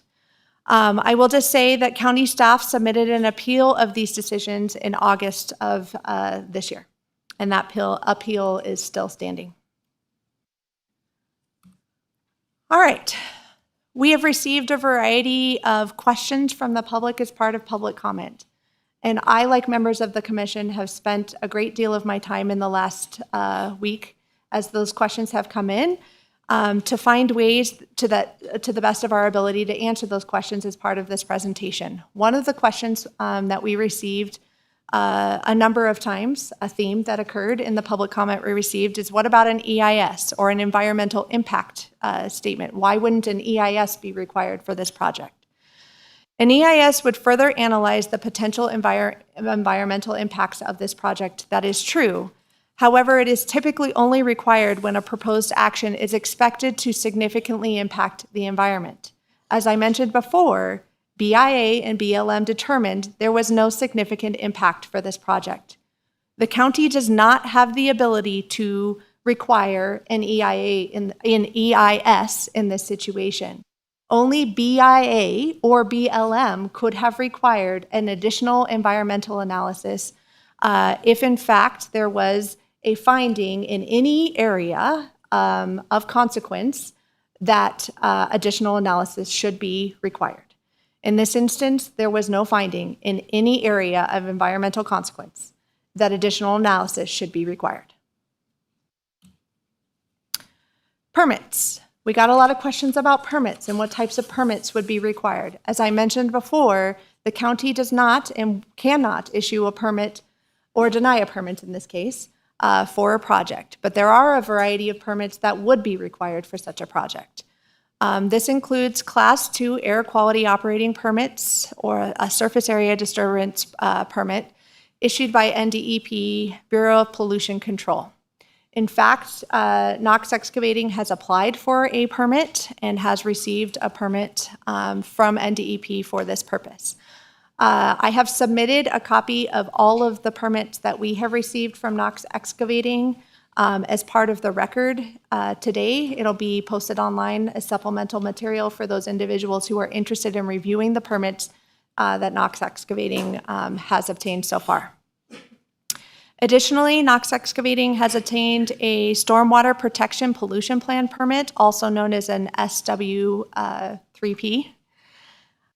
This type of permit controls erosion, control measures, BMP installation, and maintenance on the project, and requires weekly inspections and pre and post storm inspections. It's intended to control stormwater runoff and water pollution coming from the mine. Let me back up and go to the air quality permit. The air quality permit that has been issued to them controls and regulates the emissions coming from the mine and the equipment operated out at the mine. There are specific emission requirements for the equipment. Any objectionable odors coming from the mine, members of the public could make a complaint, and those odors would be investigated by NDEP. And it requires dust control and mitigation at the mine site. That would be ongoing monitoring of this permit would be by NDEP. That's what I wanted you to make sure, because this is what we talked about in our meeting, that this is an ongoing process. It's not something that has to be done or what's going to happen the first day, but it's how it's going to be monitored all the way through their operation. I think you just stated that, but that's what I did, thank you. And please, at any point, feel free to jump in and if you feel my statement should be clarified. So yes, for the record, each of these permits have ongoing monitoring requirements. The agency that issues the permits does the monitoring to ensure compliance. In addition, the agency that issues the permits would respond to complaints that were received and would investigate those complaints. Additionally, the operation has an EPA Spill Prevention Control Countermeasure, or SPCC, permit that is regarding specifically fuel containment. It requires monthly inspections and training of employees that work at the mine site. And then finally, although we do not have a copy of these permits yet, ultimately BIA and BLM permits will be issued for these projects with conditions placed on this project, and the conditions would be a condition of the agreement if it were approved. Compliance with those permit conditions would be a condition of the agreement. I want to jump in and ask legal counsel to weigh in on that. We very deliberately wanted permits to be a part integrated into our agreement so that they are that complying with the permits is required by our agreement. And if there's a violation of a permit, it's a violation of our agreement. That's my understanding. Would you elaborate on that a little bit or confirm that? Thank you. Chairman, if I may. Doug Ritchie with the Douglas County District Attorney's Office. As the county manager indicated in the red line, the revised agreement that was presented to the public earlier, one of the changes that was made to the agreement was to clarify that one of the conditions of the agreement is compliance with all applicable permits, which includes all of these permits. When county staff was negotiating with Knox and their legal representative, they agreed to that. They, of course, are going to comply with all federal and state air and water quality regulations, and therefore that condition was added to the agreement explicitly.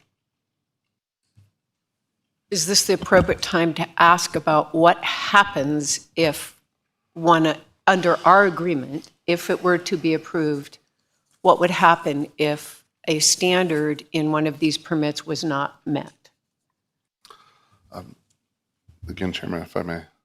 Doug Ritchie with the Douglas County District Attorney's Office. It goes without saying that, particularly in the area of air and water quality issues, pollution, there's a lot of federal and state regulations. I'll just go through what would happen.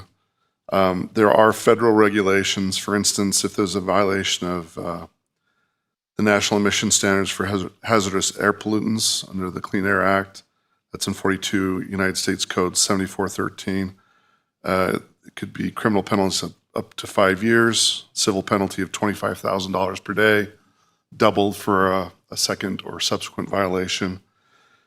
It also obviously would violate the permits that have been issued by the state, which would mean they could no longer operate. The BIA and BLM, their permits are going to reference these different federal regulations. And so therefore, under those permits, Knox would lose their ability to operate. And then finally, of course, now that that condition is in the county's agreement, the county can now, if the agreement is adopted, the county can now find a breach of the agreement, breach of contract. And the county could take appropriate and reasonable steps to address that breach. I guess I wanted to ask, the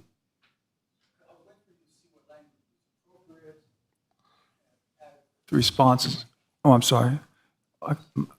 Okay.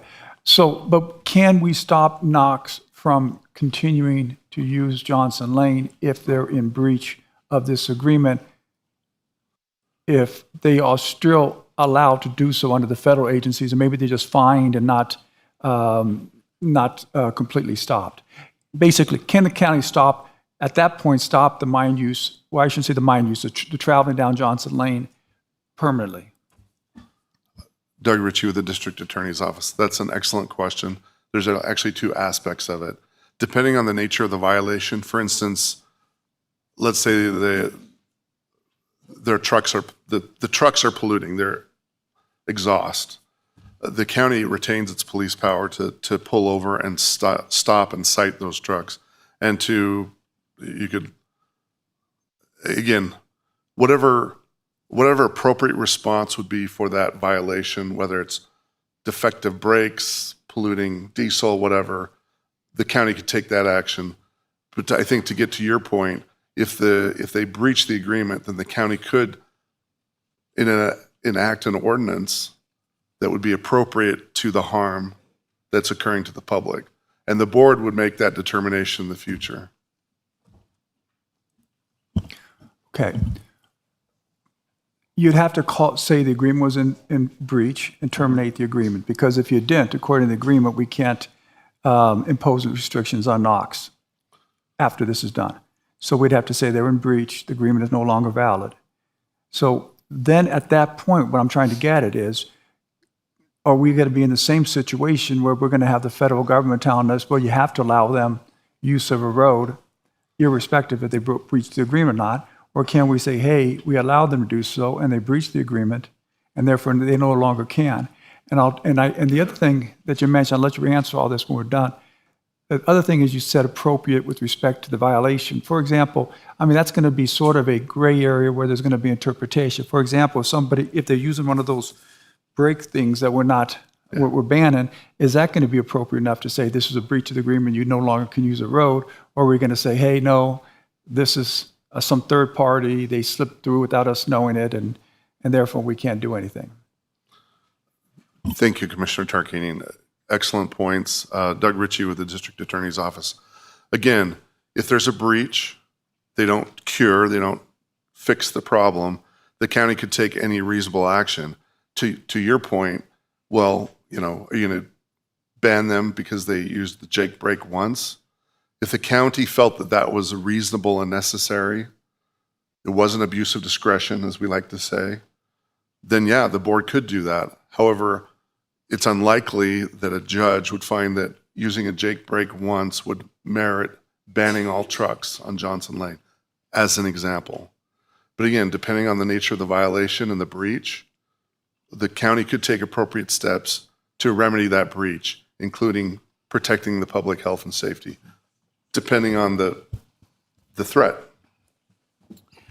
So, Mr. Ritchie, and just to get further clarification on this, if an independent, I know Knox has real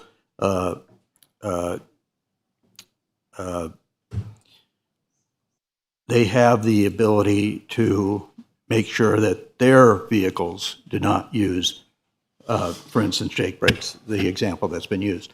However, I believe we intend to post signs on our county roads that, especially Johnson Lane, that indicate that Jake brakes, or whatever the legal term is for that, are not to be used on Johnson Lane. Now, if an independent operator does that, then he is subject to citation by the Sheriff's Department or any other legal authority that has that, right? That's correct. I mean, that's not us. That's the Sheriff's Department. And then if they are found in violation of that, then but that doesn't necessarily restrict all the other trucks from using it that are not in use of that device. Is that correct? Well, no, I mean, so this is the thing. but that wouldn't necessarily shut down the operation. Other violations that might cause a temporary, if there was violations of these permits, that would only be, the operations would only be ceased until those issues were mitigated. Am I correct on that? Or could they permanently basically say, no, you can't operate any longer? So that's Commissioner Gardner's asking about a fine or enforcement of an ordinance that we're having that they violate. That has nothing to do with my question. The question is, if they violate this agreement, which may also include them violating an ordinance, if they violate the agreement, can we cancel their use of Johnson Lane? Now, I use the example of the brakes because that seems so ridiculous that, yeah, you could possibly get that through. It's not going to, but maybe enough of examples you could. The point is, I want to know, can we do that, or are we still bound to the federal government to allow the use of the road even though they violated this agreement? Because if they can, then we don't have any teeth in this agreement. If we can, then there's some teeth in it. Chairman, if I may. Maybe to answer both of your questions, I will say this. If there was no agreement, the county still has police powers on the county roads. So if someone is speeding or they're spewing toxic waste out of the back of their truck, the county can still enforce all those regulations. To your question, Commissioner Gardner, if some independent driver is violating the law, they'll be responsible for their own conduct. To answer your question, Commissioner Tarkanian, the county currently has no jurisdiction or control over what happens at that mine site. And so, therefore, only actions by Knox would impact their compliance with the agreement.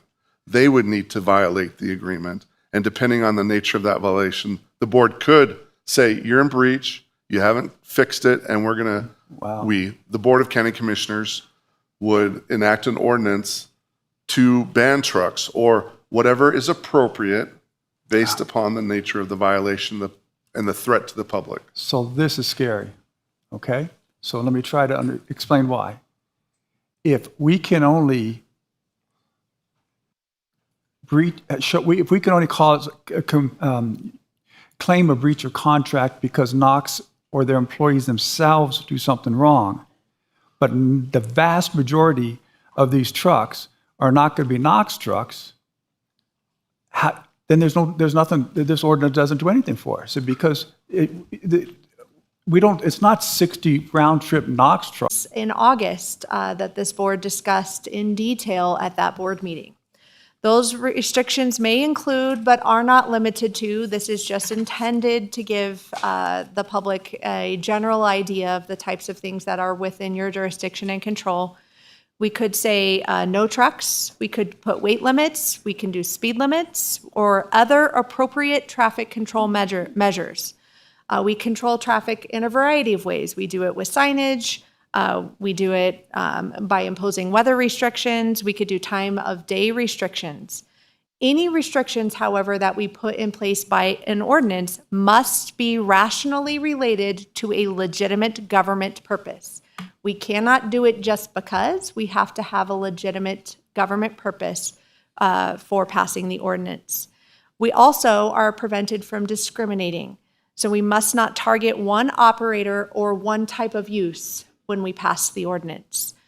For example, if we say no trucks on Johnson Lane, we couldn't make it specific to, in this instance, just trucks going to and from the mine.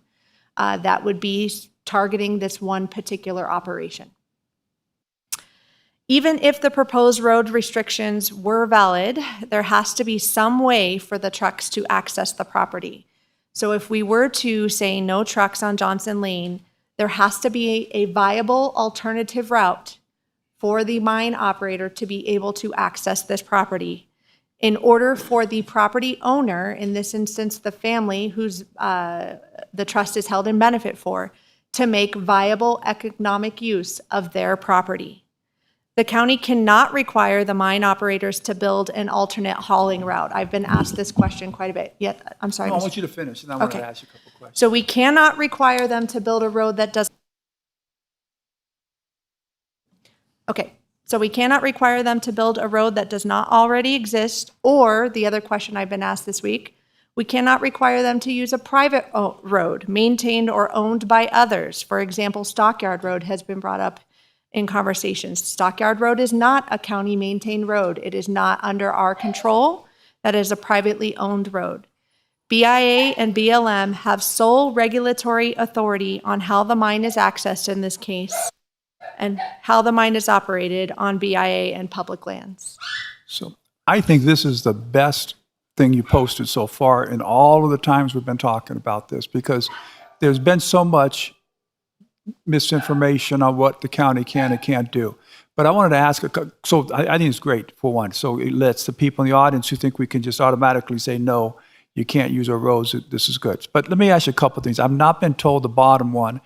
I've said there is an alternative road, and even though Stockyard is private now, it's going to be a public road when they develop and they have to dedicate it to the county. They may, if it's going to be taken care of and built by Knox to get done now, it's possible that they would agree to, but no one's contacted them. But what you're saying to me, and I want to see, is, if I guess is maybe Doug's question, is the county cannot say your alternative road is a dirt road that you would have to take and develop if it not, because the other roads impact the county residents too much. You know, we talked about this many times in the meetings, why I said they should take the truck route. In fact, that was one of the comments I was going to make. A lady had made that same suggestion in her public comments. It doesn't matter who she was, but according to what you're saying, I just want to hear this because I've never heard this yet at all. And all the times I brought this up, the county cannot require them to go out south and pave the road and do so. And if that's the case, then why do they look at alternatives like going north to Carson and say that it wasn't economically feasible if we never could have required that to begin with? Doug Ritchie with the Douglas County District Attorney's Office. Perhaps it would be easier to understand. It's BLM. That the road that you're talking about that would be constructed is not county owned. It's BLM land. It's BLM that determined this is the best route. Admittedly, I'm sure Knox asked BLM for that route. I don't want to waste a lot of time, so I don't want to get into it. If you're saying BLM has to approve it first, but the county could say, hey, we want that. Well, the BLM has approved the road to Johnson. It had to go through it to begin with. They've already approved part of it. Did anybody ask them to do that? I guess what I'm trying to get at is, can the county make that request? And let's say BLM says no. But could we make that request and say, you can't use Johnson Lane, we want you to use another lane, even though it's going to be more expensive to Knox, even though it's going to take up more land to the BLM, can we make that request? That's all I want to know. Mr. Ritchie, can I answer this question? I'm sorry, I do have personal knowledge. We can and we did. We did ask them to look at other viable alternatives other than Johnson Lane, specifically other routes through public land. And I just want to be clear that you said you asked them, is them BLM or was them BIA and Knox? BIA and BLM were all participants in the conversation. Douglas County, as a cooperating agency, as I mentioned, we were involved in discussions.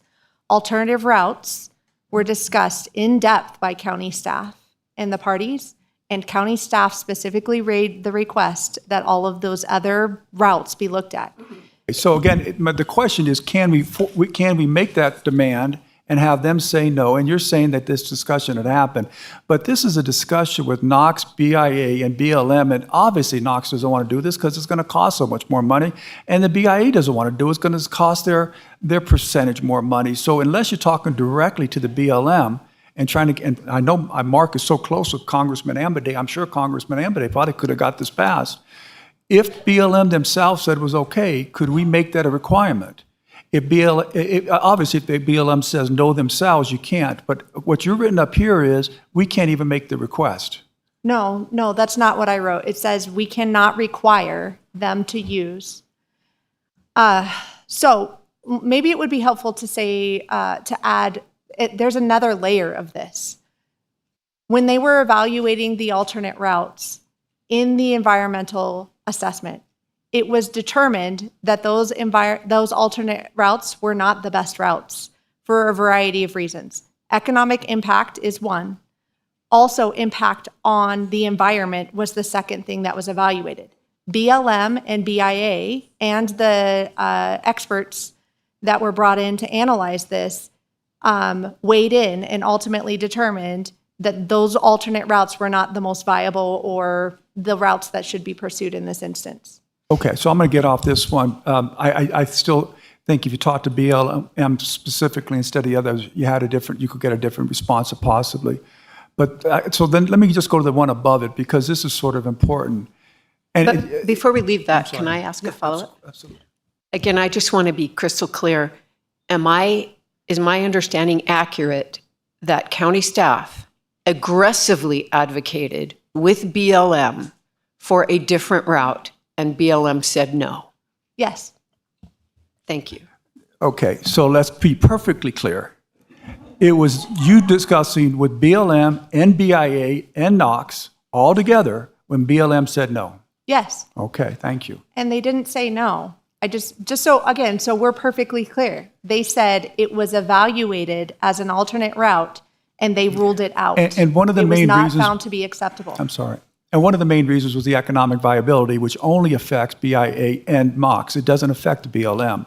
That's why I say going directly to the BLM, you might have got a different response. My recollection of the conversation and the input that BLM provided with regard to the specific alternate route that I remember being discussed in the environmental assessment process was the route that would have completely bypassed Douglas County and gone north entirely through public lands on BLM property.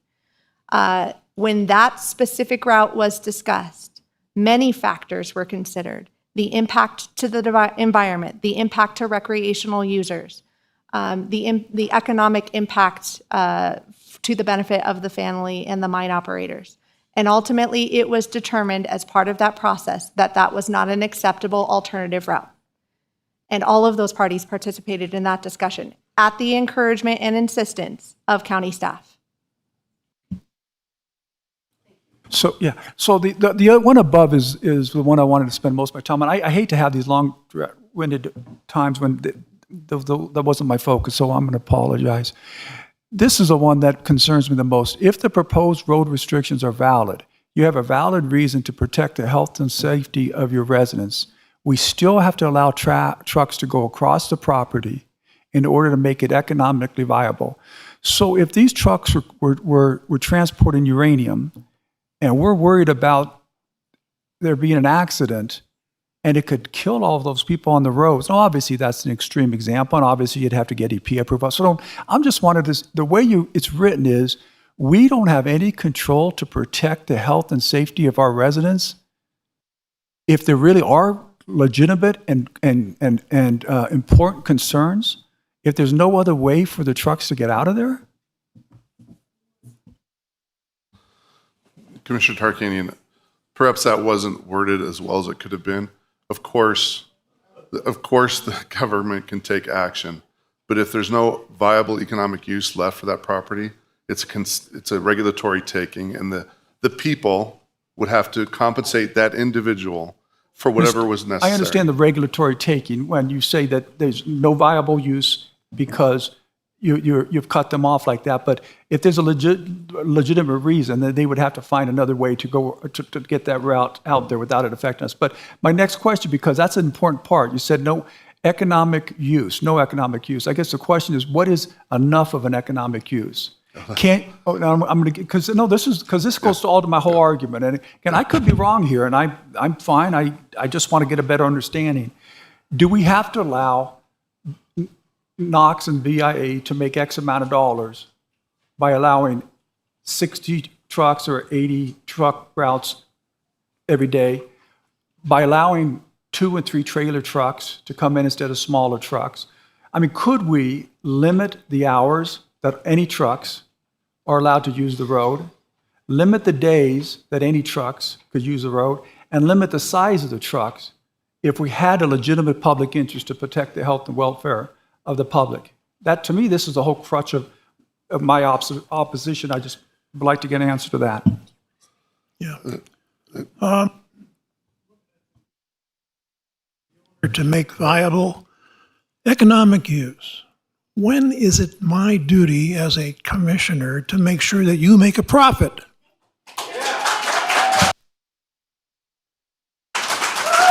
Please. Okay, so it's everybody's right to use their land the way it's land used to make a profit. So we can clap all we want, but they have a legal right. And let me just give you a perfect example. I'm from Las Vegas. My mom was on the city council when they voted down the Badlands Golf Course. She was a deciding vote, which, if you could believe that. And I told her she was wrong. The city has been held by the Nevada Supreme Court, 3 different cases. The city has been held. They violated the use of that developer to make a profit with his land, and the money's up to $750 million. That's $750 million. That's not something to clap about and to think, hey, this is good for us. We can't just pass a regulation that we're going to lose. What I'm trying to get at, and I was hoping that Mr. Ritchie would answer me, is can we restrict the number of trucks, the days of trucks, and the size of trucks, even though it'll affect their economic viability, if they could still make some money? Doug Ritchie with the Douglas County District Attorney's Office. The short answer from an attorney is yes. In fact, bullet point 2 talks about the reasonable police powers this board can exercise to protect the public health. Well, that's what I thought, but the second to the bottom dot makes it look like we can't. So I wanted to clarify As that. I said, it probably should be reworded, but yes, the board can exercise its police powers to do things like limit hours of use that are rationally related to protecting the public. Mr. Tarkanian, if you'll read the background information, one of the reasons we're here is because this agreement does restrict the number of trucks and the hours of operation and the days that it can operate. I think Quiet, please. I think Quiet, or you will be asked to leave. I think this is the first time someone questioned whether I read the information or not for a meeting. I obviously read this. I know it, and I know that it covers two areas. But the third area, which I made clear with staff and others, is the size and the load factor of the trucks. It doesn't do that. Look, we'll get to the quality of this, and I told Commissioner Hales, and I'll say to Commissioner Gardner, there's some good things in this agreement, some things that we would have to give up if we did some other stuff, and we'll talk about that. But what I'm asking is, was it a possibility? The way that's written up there, it doesn't look like it's a possibility to limit the size of the trucks. I wanted to clarify it, that's all. I'm not taking shots at anybody. I read my stuff. I'm knowledgeable on my stuff.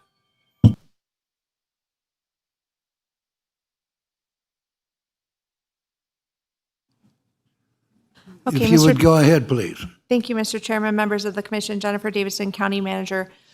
Before I leave this slide and turn it over to Assistant County Manager Scott Morgan, I would just say, I did my best in putting together this information, and I apologize that the language here wasn't as clear as it otherwise should have been. That is the benefit of this conversation and this presentation, and I thank the commission for your questions.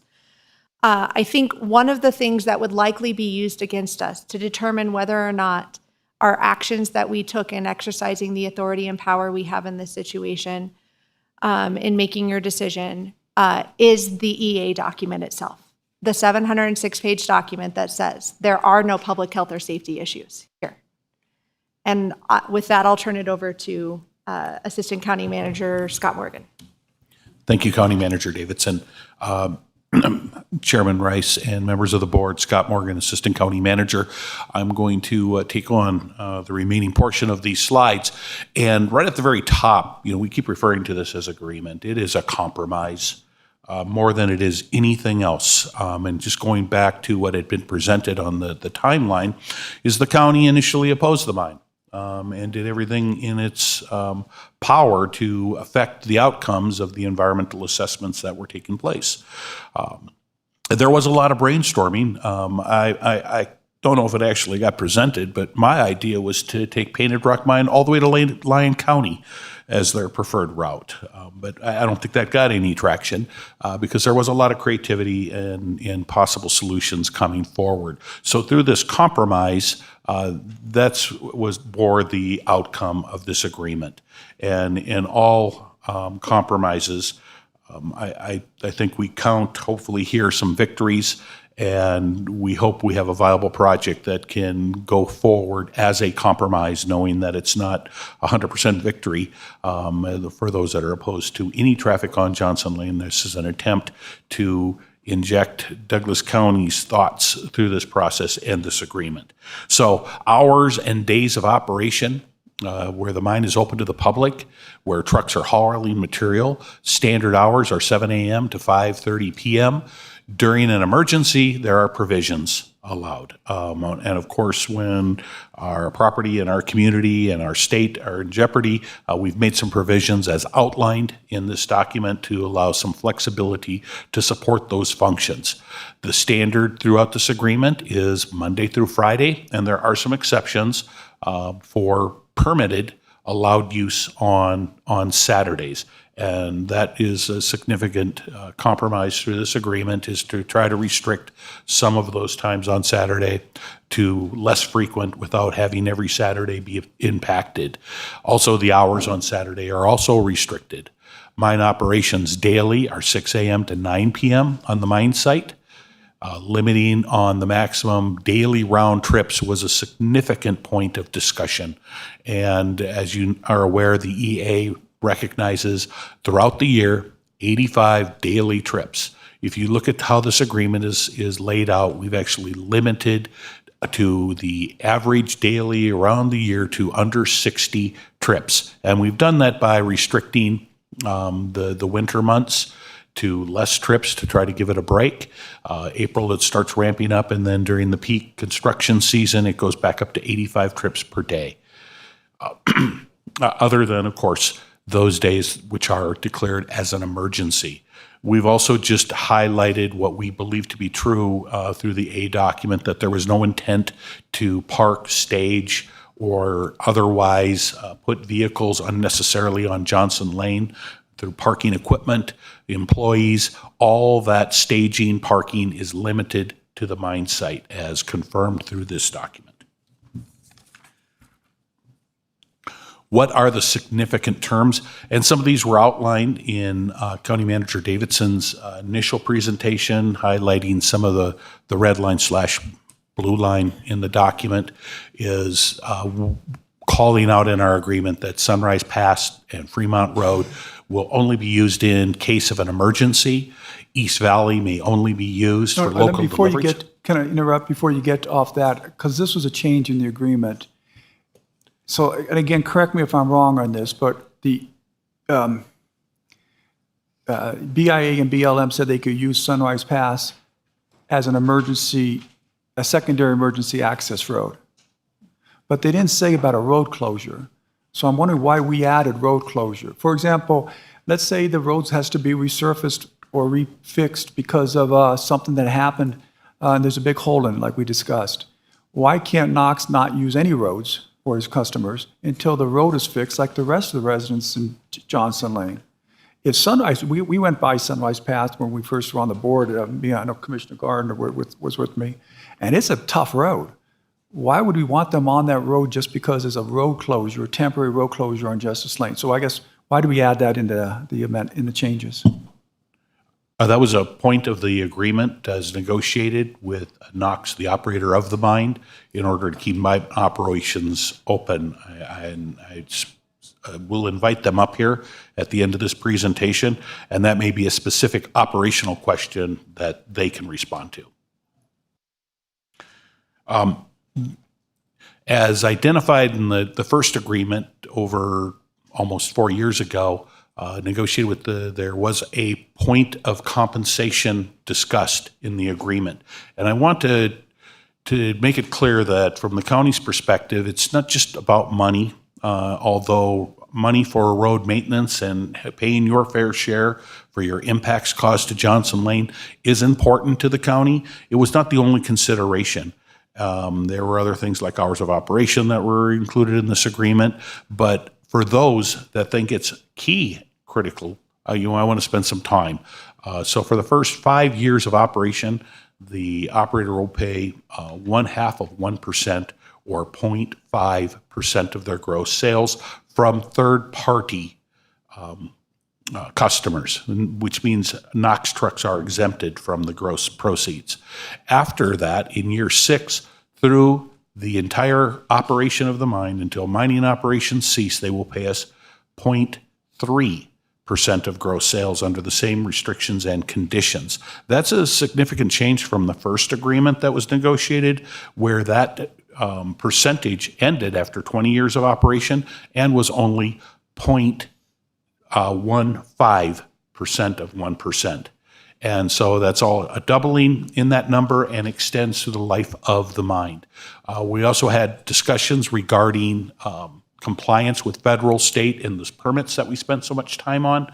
So that was included as reference in the document.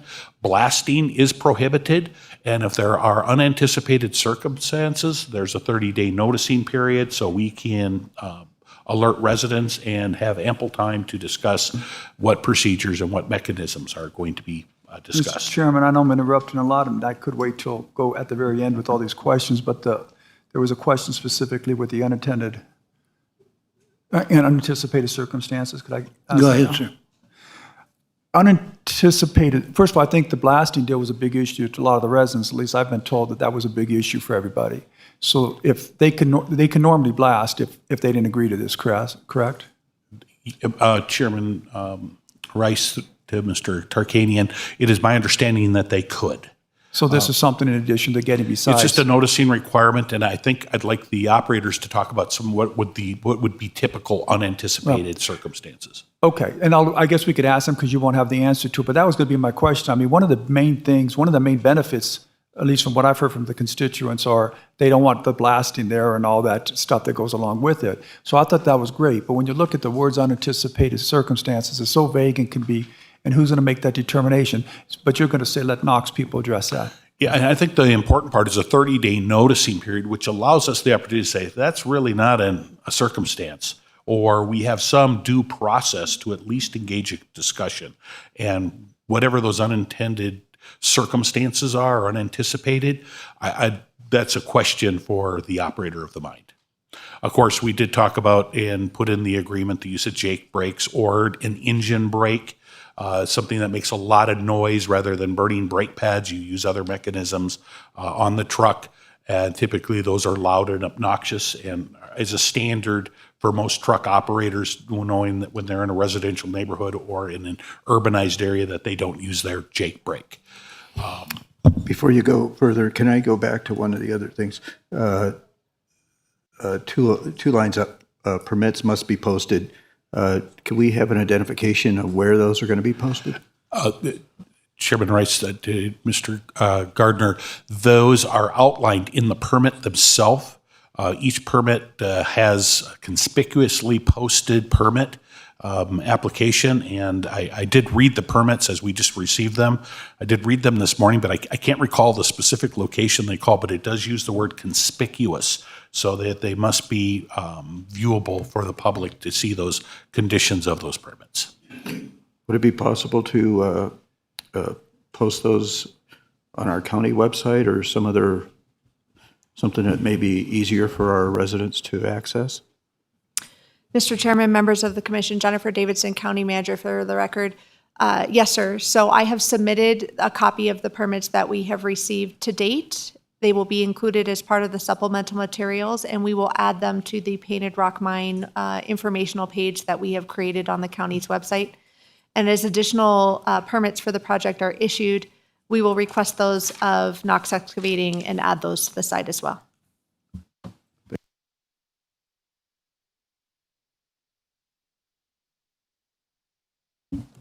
Mr. Chairman, members of the board, Scott Morgan, Assistant County Manager.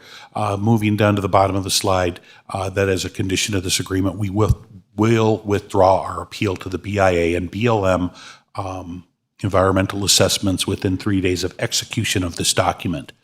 Also, as we've had significant discussions already, this agreement does say we will not enact an ordinance that will otherwise restrict their activities.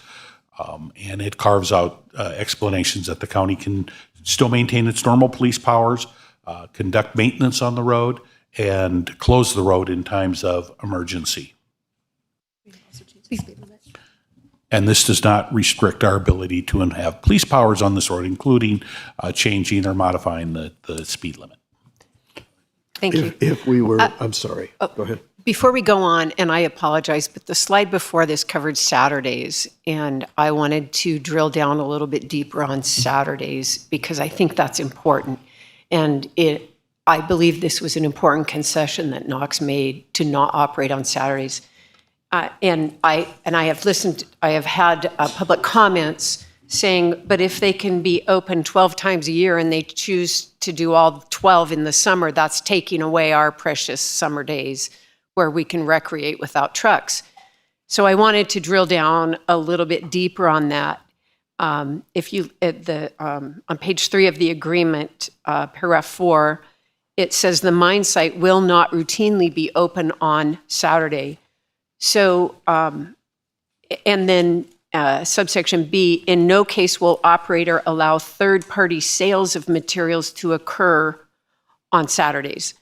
So basically what this means is if Knox themselves, and just make sure I'm understanding this right, if Knox has a project that they need to finish themselves with their own trucks and their own contracting, then they're allowed to take product out on Saturdays this amount of times per year. Is that how you understand that?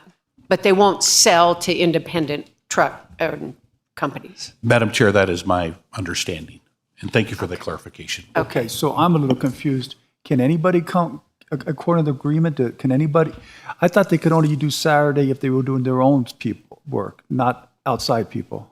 Yeah, that's right. That's exactly okay, right. I thought you just said there that they can only use outside people to No. Sunday. Okay.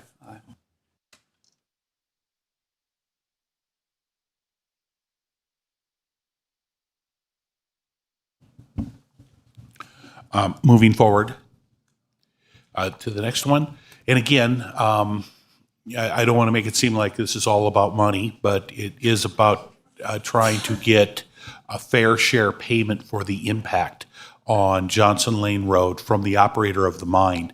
And as we discussed before, the county had previously in 2020 entered into negotiations and had a draft agreement which anticipated a 0.5% for the first 5 years and 0.15% thereafter for a period of 20 years. In the new agreement, for the first 5 years, the county would receive 0.5% on gross proceeds, again by third-party operators, and 0.3% of the gross proceeds thereafter until mining operations cease. We did our own estimates, and I want to preface this that these are county estimates based on estimated volume in the environmental assessment and calculating what a typical average price of a ton of aggregate is on average, and trying to estimate what the third-party sales would be based on current estimates that we have come up with, and also further qualifying this dollar amount on a steady economy. So what I'm telling you is these numbers, because we really wanted to come up with some type of idea of what a fiscal impact could be for road maintenance and road repair. We did it under those qualifications. And so for the first 5 years, we estimate between $25,000 and $40,000 generated or coming to the county, and thereafter between $25,000 and $33,000 coming to the county to offset the maintenance impacts on Johnson Lane Road. We further went out on a limb and attempted to estimate an approximate dollar amount over the 35-year life of the project. And you can see that is estimated at $1.1 million. And again, there are a lot of qualifiers to that dollar amount. We hope we are conservative in our estimate. I also want to talk about that the agreement, of course, and there's some more qualifiers there, proportionate maintenance based on their vehicle traffic, and trying to come up with a fair dollar amount. And that's kind of why some of the last minute late negotiations increased, thanks to Vice Chair Hales, to increase that dollar amount so that we could have a fair assessment on their impact in sharing the use of that road. And so we did put in, for context, we did look up what Starbucks roasting plant is going to pay in property tax for road maintenance in 2024, and it's $17,781. We also went back when Bang Pit was operating, and one of their biggest years was in 2019, 2020. They paid under $300 in road maintenance tax. For further context, if this agreement does not go forward, we will receive $0. Okay, so two things, and that's one of the things that I wanted to ask you. I talked in the back about. Can you clarify why they would have to pay nothing, even though they're going to impact the road, and even though the environmental assessment said they were going to decrease the life of the road by 2 out of 25%? Why they would pay nothing? Because they're not property tax payers. They are on Indian allotment land, tribal lands, and therefore not subject. They are subject to certain taxes, and if we get into the tax question, I'm going to defer to But the county has no authority to impose. We have no these taxes. ability to impose a property tax or put a road maintenance fee the on best that. thing coming from this deal is the money to maintain the road. That is correct. In my opinion. So, okay, so now you look at, I just look at Starbucks. I didn't realize these numbers. You open up the can of worms to me.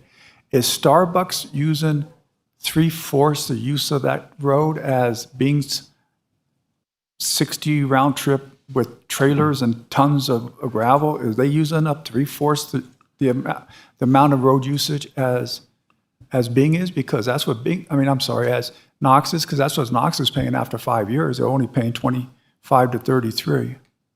Mr. Chairman, to Commissioner Tarkanian, Scott Morgan, Assistant County Manager, no, they are not. They are not, but it is the only property that we could use for context. We understand that the gravel pit operation, the mining operation, will use the entire length of the road, but we wanted to, by comparison, show you what other Oh, contributors. I know, and I appreciate it, but what I'm trying to say is if we're trying to get Knox to pay for their fair share of the road, which is what you just stated, and Bing's paying 18,000 almost, Knox is going to use a road a hell of a lot more than Bing. But I'm sorry, I keep saying that. Starbucks. But they're only paying about 25% more. So maybe it's not as good a deal, or maybe I shouldn't say good deal because we can't get anything out of them, but maybe it's not as fair of a usage as you just indicated. And Mr. Tarkanian, Commissioner Tarkanian, maybe so.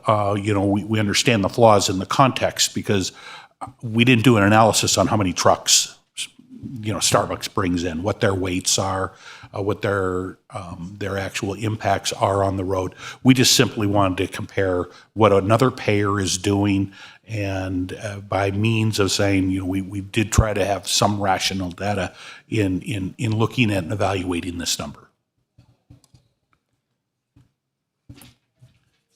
Yep. We understand there's probably a lot of additional questions, but these are some of the ones that haven't previously been covered through the process, and maybe it can minimize or reduce some of the public comment, because we have heard that is Knox Excavating planning to process asphalt or batch concrete on site? And the short answer to that is they are not. The EAA does not address chemical use or these functions. And if that use would ever change, it would require additional environmental assessment and also cause us to possibly reevaluate this agreement, because it would be a significant change. Mr. Morgan, I'm sorry. I had a question going through my mind, and then I forgot it, and I allowed you to go to the next slide. Can we get back up one slide, please? Okay. A big question from the public has been, who's going to monitor this? Right? Who's going to monitor this? So can you tell us how this, should we agree with this, how is this going to be monitored? How is this going to be proven? How do we assure ourselves that this is actually going to happen? And that they can't underestimate or they can't underpay us, so to speak. Chairman Rice, to Commissioner Gardner, Scott Morgan, Assistant County Manager. There are a couple of things that I suppose the county can do. One, they are going to report to us, as they are going to report to their other regulating agencies, the number of loads, the number of tonnage, which is going to be our audit trail to make sure we're getting adequately compensated and fairly compensated as a result of the financial plan. But within that information also counts loads. How many loads they take, how many trucks they fill in. So they are essentially self-reporting to other regulatory agencies that we are entitled to get that information. Now, on the flip side, should we have a big concern that the number of trips are not staying within the amount, you could ask me to go out there with a clicker every day and start clicking off trucks as a possibility to see if there's compliance. But we do not anticipate doing that. We anticipate that the reporting structure that is in place will be sufficient for us to make sure that they are in compliance with this agreement. Mr. Morgan, was that the new job you told me you were going to take when you retired? You know that I am leaving, so I won't mind sitting out there in a lawn chair. So just to kick away one of my questions I was going to ask, because I was asked by a number of other emails, how are you going to monitor the number of truck routes per day?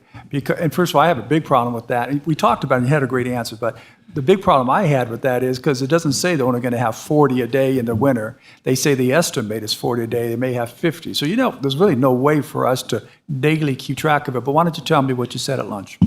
Well, public. Oh, and please tell me if I didn't adequately answer your question, Commissioner Tarkanian and Scott Morgan. The restrictions by month are restrictions by agreement.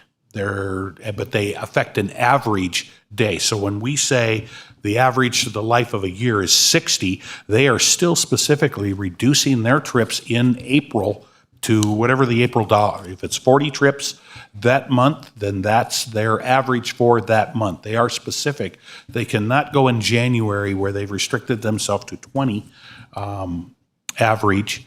Beyond that, those are down months. The contract states it is anticipated that these average annual trips will be based upon the monthly schedule.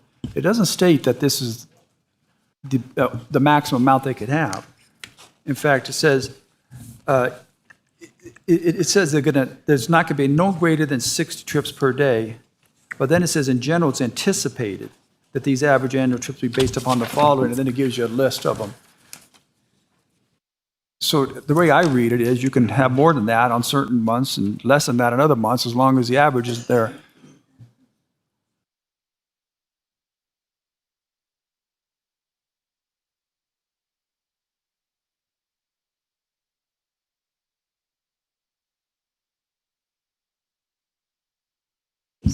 It is anticipated that these average annual. Yeah, and I'm not, Commissioner Tarkanian and Scott Morgan, I'm not sure why it says anticipated, because it clearly states for the months of December, January, February, March, 20 daily round trips. That is a hard number in this document. So let me just answer the question I was going to have you answer so we can get moving along. They have to report to the federal agencies how many trips are taken a day, well, on whatever monthly reporting period, how many trips have taken, what the loads were, and what they received in revenue. They have to report this it's like reporting to the IRS, right? It is my understanding that that would be the process, but they could clarify that when they are invited up to Okay, and then talk they're specifically. going to tell us that, and that's how we regulate the number of trips to make sure it's within the maximum. To make sure they are in amount we're talking compliance with our agreement, yes. This is, this also, as long as we're talking about this area, this also anticipates that they will operate 5 days a week, Monday through Friday. I was going to ask that question. Good job. Okay. Is it based on 5 days average or what? Yes, and so they may not always have a call for product on a Monday or midweek or even on a Friday.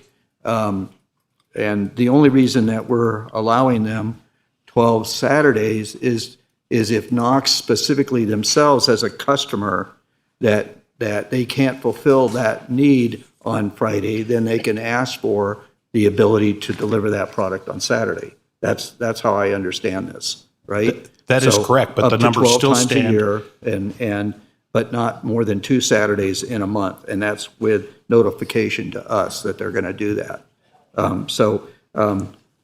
Okay.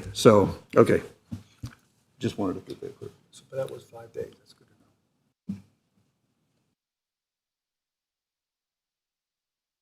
to know. Moving forward, Mr. Chairman. We also had the question, will the intersection at Johnson Lane and 395 be impacted? And language in the environmental assessment says, yes, minor. A minor impact according to that document. And I believe it's logical. I think everybody in this room would say you put an average of 60 trucks per day on there, it's going to trigger additional signaling at that intersection. It also says that other circumstances, including growth, the economy, will have an impact on that intersection. What about trucks cut through local neighborhoods in Johnson Lane, taking a shortcut, getting over to Stephanie Lane? They're not allowed to use that route. And if they do, that's something we can regulate. We can close on those collector roads, whether it's Vicky or whether it's another road, East Valley going over to Stephanie. That is something that we could regulate, post no truck traffic, put weight limits, put what other governmental police powers we have to restrict that traffic. And that would not violate the terms of this agreement by doing so. So as been expressed by members of our Wild Horse community specifically today, and perhaps later on during public comment, the roads in the Wild Horse area are not built for truck traffic, right? So our ability to basically shut off truck traffic in that neighborhood, if we haven't already done so, is allowable. Commissioner Gardner, you are correct, yes. Can the county, as previously discussed several occasions, can we still control speed on Johnson Lane? The answer to that is yes. And then, oddly enough, where would the staging of the OHV be, or off-road highway vehicles? And we included a map here. You can see in the red area, the hashed area is the current impromptu. staging area and at the mining operation in Knox expense. They will relocate it to the new black or gray shaded area on the map. And with that, Mr. Chairman, members of the board, that concludes our staff presentation. I would like to invite our representatives from Knox to come up to see if they have any final words and then make themselves available to questions. So with that, Mr. Robertson or Mr. Maxwell or whatever team you may have. Please, if you would step forward.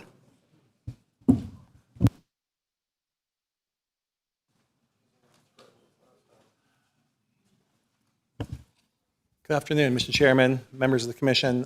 For the record, Garrett Gordon with the law firm of Lewis Roca, today on behalf of Knox Excavating. First of all, I want to thank this commission. The last time I was before you, we requested a continuance to sit down, roll up our sleeves, and work with your staff on a compromise to move forward. And I think I can represent, we've worked very diligently over the last few weeks. I want to thank everyone's time to try to get to a place where there is a compromise to move forward. I should note that under the EA, we currently have the right to operate 365 days a year, 7 days a week, unlimited hours, and we heard loud and clear from the public and from this body that that wasn't acceptable. And so we sat down, keeping in mind all the comments we heard from the community, and built it into this document that I think is a fair document and allows the project, while addressing the concerns of the residents, to move forward. As far as a couple comments, just what I've heard from the commission, Mr. Tarkanian, you made a good point about what are the teeth in this document and what enforcement rights would the county have in the event of a breach. Let me turn you to the example that was given about Jake brakes. I'm on page 5, section C8, which says operator must prohibit the use of Jake brakes, and here's the important point, by its customers. So we're not just saying we prohibit it for Knox trucks, but we're going out and saying our customers can't do this as well. And if they do, what happens? Well, you go to the termination provision, that would be a default. We have a right to cure, so I would submit to you if that happened once, we would have a right to go to that customer and say, knock it off, or we're going to be in violation of our agreement. And if that continued and there was a default, then you absolutely have a right to terminate this agreement. And what does that mean? If you terminate this agreement, it also currently includes the right of the county to not, or prohibits the county from restricting us to use Johnson Lane. If the agreement was terminated, that restriction comes out and you would be able to move forward without breaching the contract of a new ordinance. Now, I want to go on the record and say Knox would probably oppose it, but that said, you would have the right to move forward. And that's what your DA was really explicit about in a lot of these provisions, that if you violate one of these and it is not cured, this is terminated and we go back to the ordinance that we started with because you were not a good operator. And so I believe everything in here does in fact have teeth. What do you mean by the ordinance we started with? Because this goes right back to my same question. Does it just mean that, hey, now this agreement is no longer valid and you could operate under the EA provisions? Or does it now say the county has the opportunity to say you're not going to use the road because you breached the agreement we had with them? I think that's really, really big. I would say, thank you for the question, Commissioner, through you, Mr. Chairman. I would say that if we breach this agreement and it's terminated, you're no longer prohibited from moving forward with an ordinance. So you could, in fact, move forward with an ordinance to restrict truck trips on Johnson Lane. For the record, so it's clear, we would probably oppose that, but nothing in a contract would limit your ability to move forward. Let me also say about the self-reporting, because this was really important, again, to your DA. Mr. Garrett, yes, Mr. Gordon, right? Yes, sir. Two first names, but Okay. yes, sir, Mr. Gordon. Okay. I just want to get a clarification. Can you define, in that section that you quoted, the operator must prohibit the use of Jake brakes by its customers. Can you define that word customers? I would define the word customers as third-party companies that we're selling material to. Okay. Okay. And so, bouncing around a little bit, Well, feel what free to about stop your own me. trucks? What's that? What about your own trucks? Can they use those brakes? Oh, we're absolutely prohibited our trucks from Jake brakes, but we went even further to make sure that there was some teeth that our customers would not be using Jake brakes as well. Just bouncing around trying to address a couple questions. I think that's self-reporting. Would it be also to say that operator must prohibit the use of Jake brakes by its customers at the mine site, even though you may not have complete control of those customers, right? So they could still be, if they violate that, they're individually subject to citing if they do. And that causes a problem, right? But on them, not on you folks, right? So I think I'll answer that. You're just going to let them know that they're prohibited from using it as a regular customer of yours. I would answer that two ways, Commissioner. Thank you. One, if a customer is using Jake brakes, we're not liable for them using Jake brakes. The county can cite them. Whatever code violation that they're causing is a them problem, but it's also an us problem because now we're in default of our agreement because it specifically says our customers cannot use Jake brakes. So now we're in jeopardy of losing our agreement with the county. Dual threat.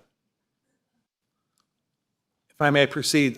So as far as self-reporting, it was absolutely critical to your DA and to your staff that there was the ability to account for the data that's being used to generate our payments to the county.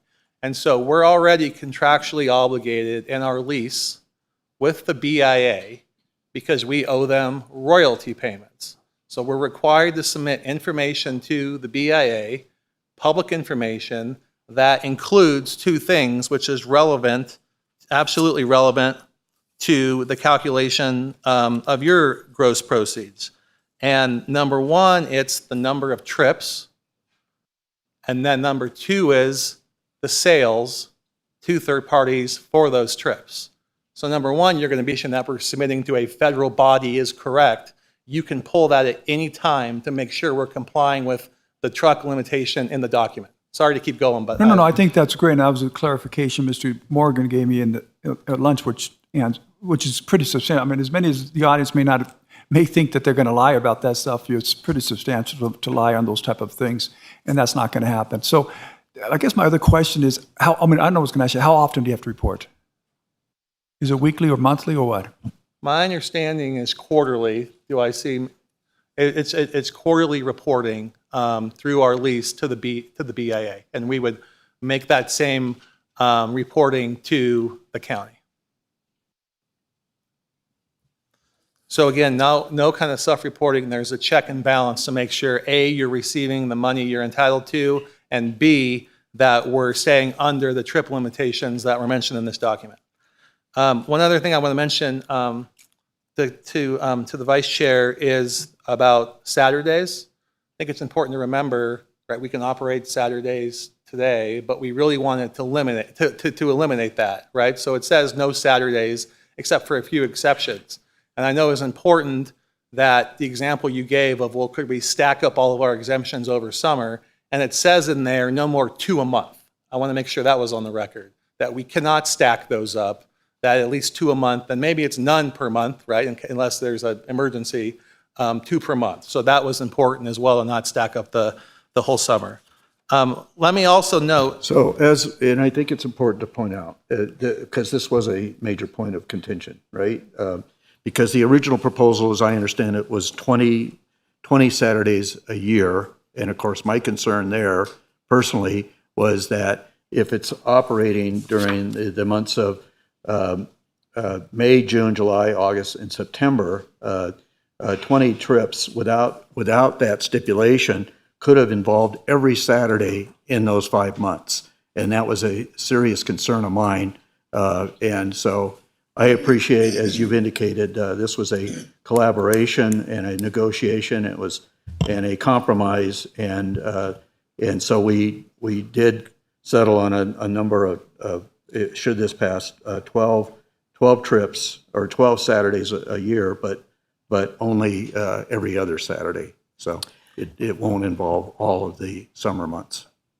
I would agree with that. And it's only in an emergency situation where you have not been able to fulfill your contract on a Friday, that you need to move product on Saturday. Is that my understanding by Knox, not by third parties? Correct. That's my understanding. We're not doing third-party sales on Saturdays. It's really if Knox needs to finish a job and get material to a client, they have the ability to do so. Again, in very limited circumstances. The EA says every Saturday, but now we've really put some tight guardrails on these operations. Commissioner Hale. Just to give more context, how many trucks does Knox currently have that could haul product? About 3. And Knox is the only entity that could haul product even on these Saturdays. That's correct. Okay, thank you.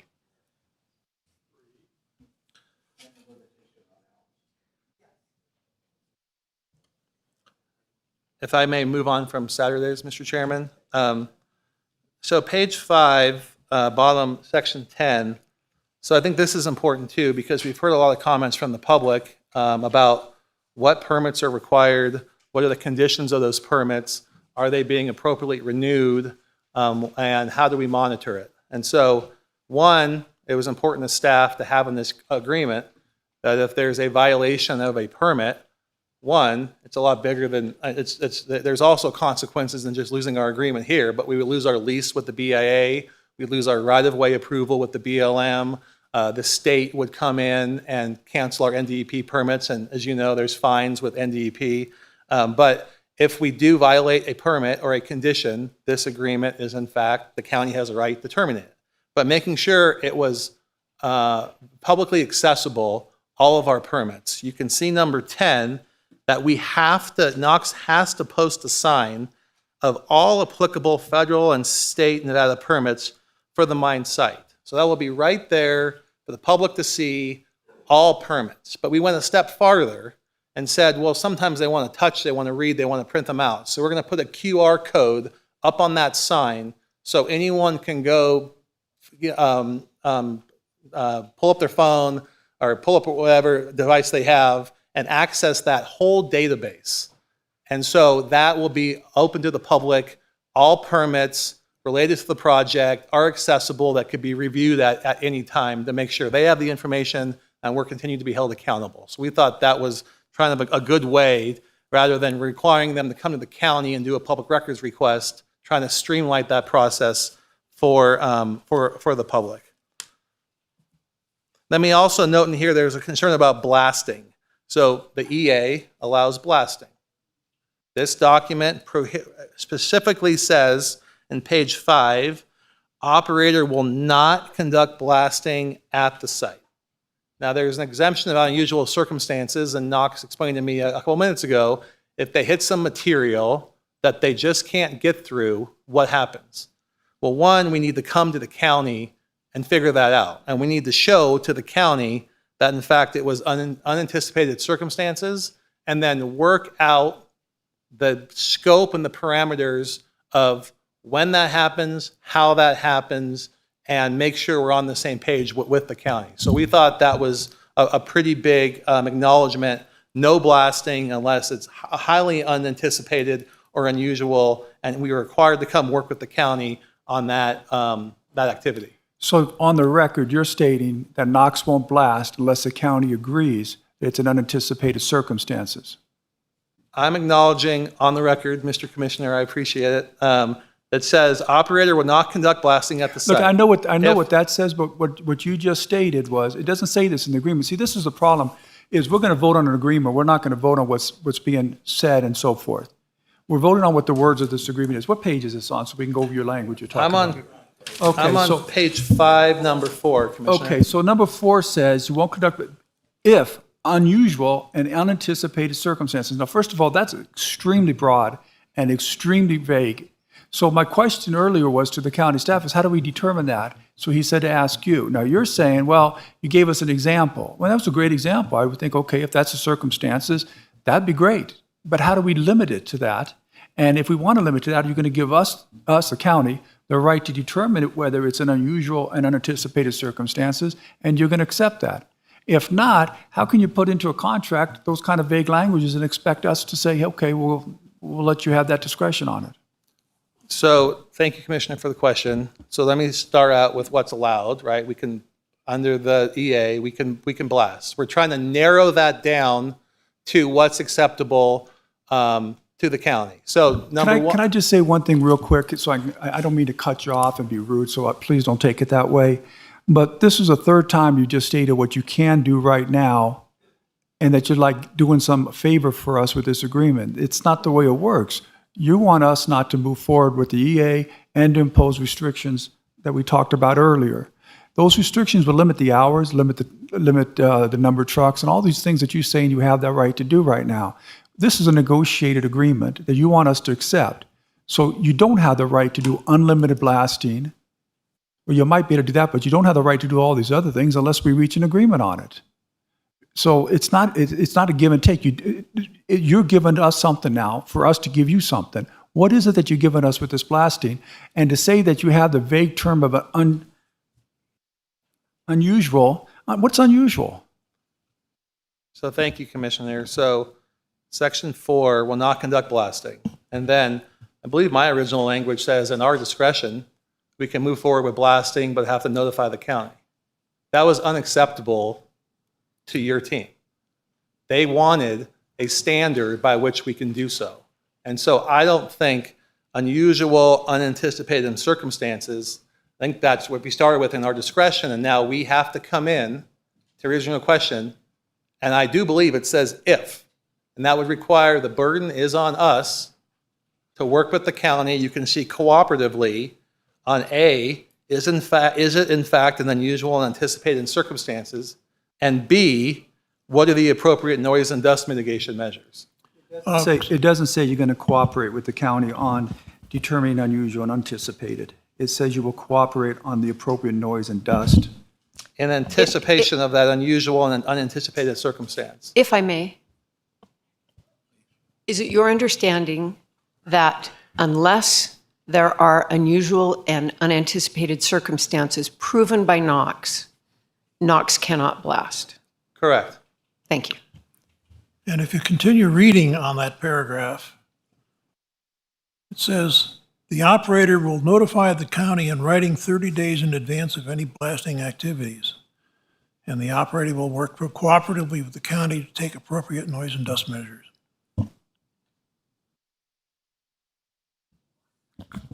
Correct.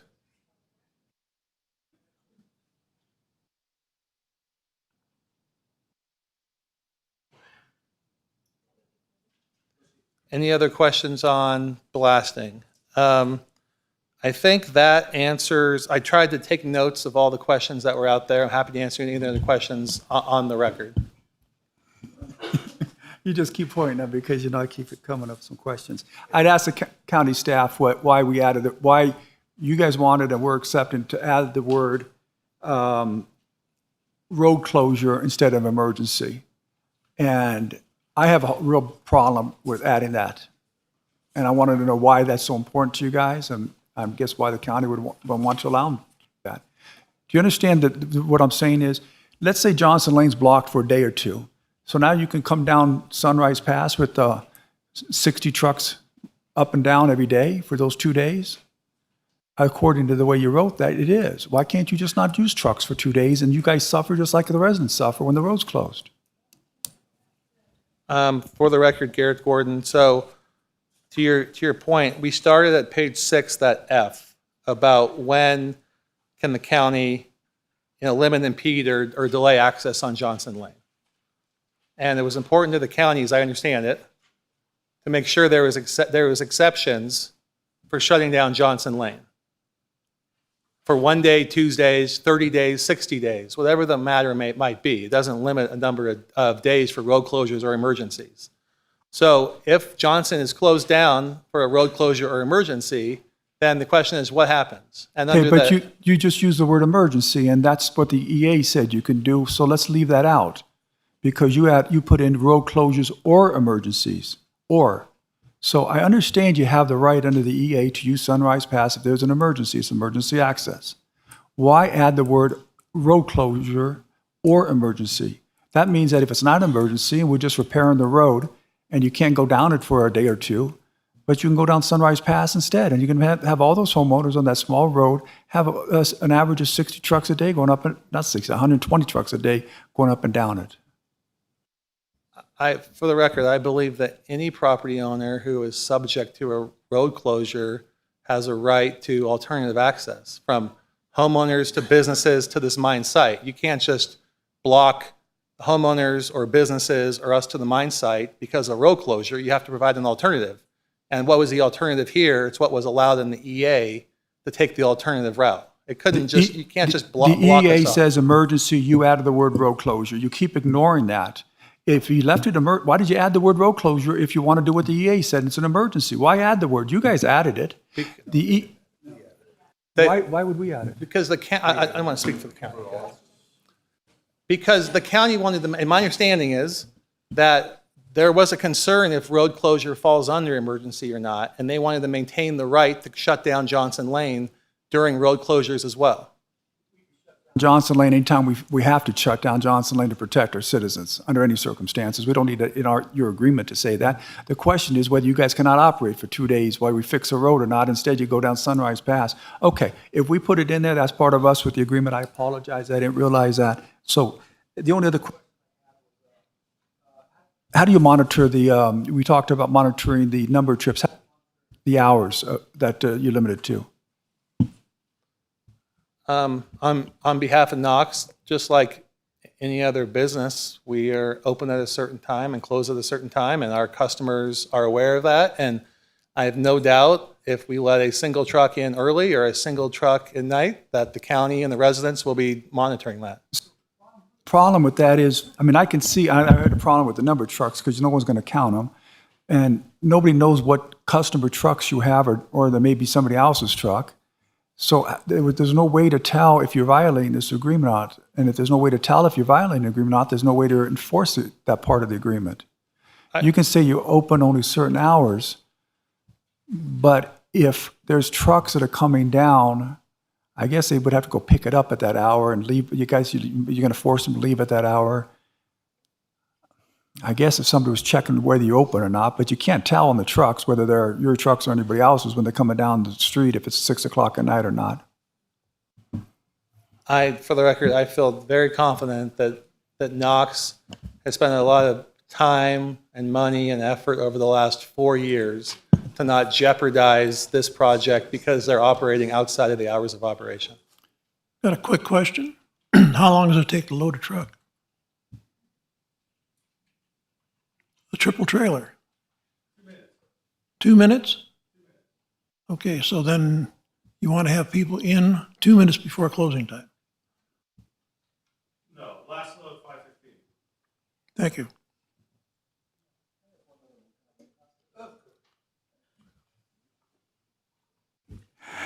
Did you guys look at any alternative? Because the biggest problem is coming down that street during certain hours and affecting the neighborhood. Did you look at an alternative of maybe buying or renting a staging area where you can bring the materials from your site in hours and with trucks that aren't going to affect the neighbors as much and stage them on the west side of Vicky Lane?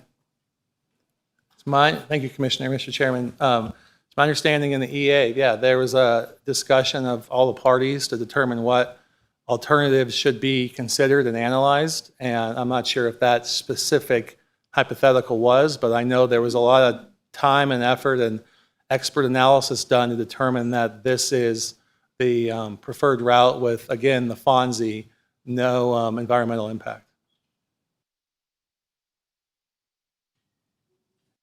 Any further questions from the board for this gentleman?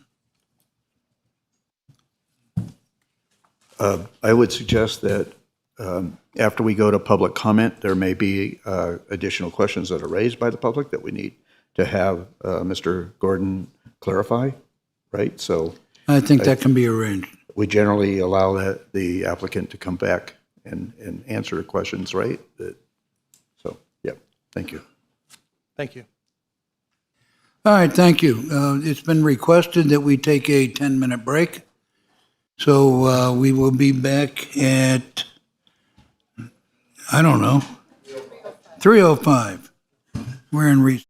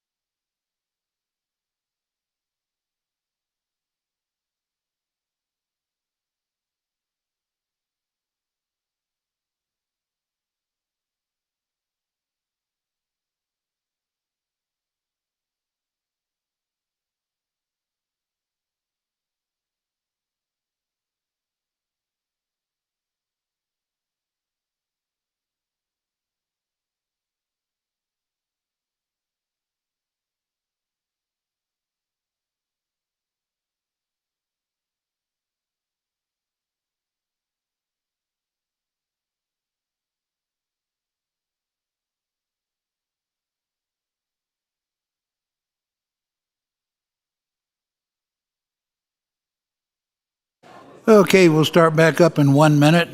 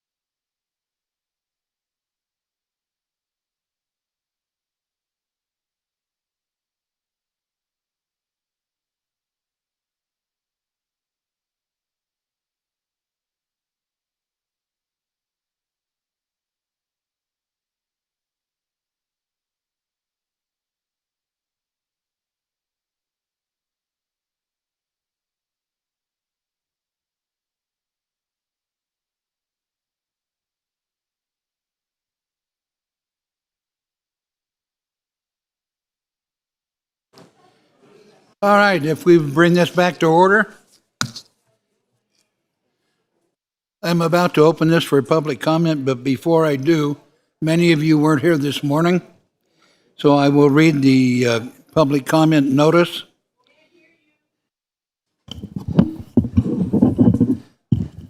Let me swallow the microphone. Does that work? All right, Board of County Commissioners conducts the business of Douglas County and its citizens during its meetings. The board may impose reasonable, content-neutral restrictions on public comment, such as comments that are on topic, that are not within the jurisdiction, authority, or control of the Board of County Commissioners, or if the content of the comment is willfully disruptive of the meeting by being irrelevant, repetitious, slanderous, offensive, inflammatory, irrational, or amounts to a personal attack or interfering with the rights of the other speakers. The presiding officer may order the removal of any person whose statement or other conduct disrupts the orderly, efficient, or safe conduct of the meeting. Warnings against disruptive comments or behavior may or may not be given prior to removal. Hand clapping, making remarks or gestures from the audience that may interrupt, interfere, or prevent any speaker from commenting should not occur. Having said that, please be civil, folks. And with that, I will open public comment. Please step up to the microphone, state your name, and a light will show green that your time has started. When it turns yellow, you have 30 seconds. When it turns red, please finish your comments and sit down. And with that, go at it. Thank you, Commissioners. My name is Stan Vasily. I'm a property owner and resident of Johnson Lane. My comment is more of a statement about safety and about costs to maintain the roads. From my understanding, Johnson Lane is a weight limit of 20 tons or 40,000 pounds. A triple truck weighs approximately 120,000 pounds or 60 ton. I'm curious, who is going to and at what cost is those roads going to be maintained and for the safety of the public? Also, when an emergency route or some other route like Sunrise Pass, I'm sure the weight limits on that road aren't sufficient. So what happens in those cases? And that's my statement. Thank you. Thank you, sir.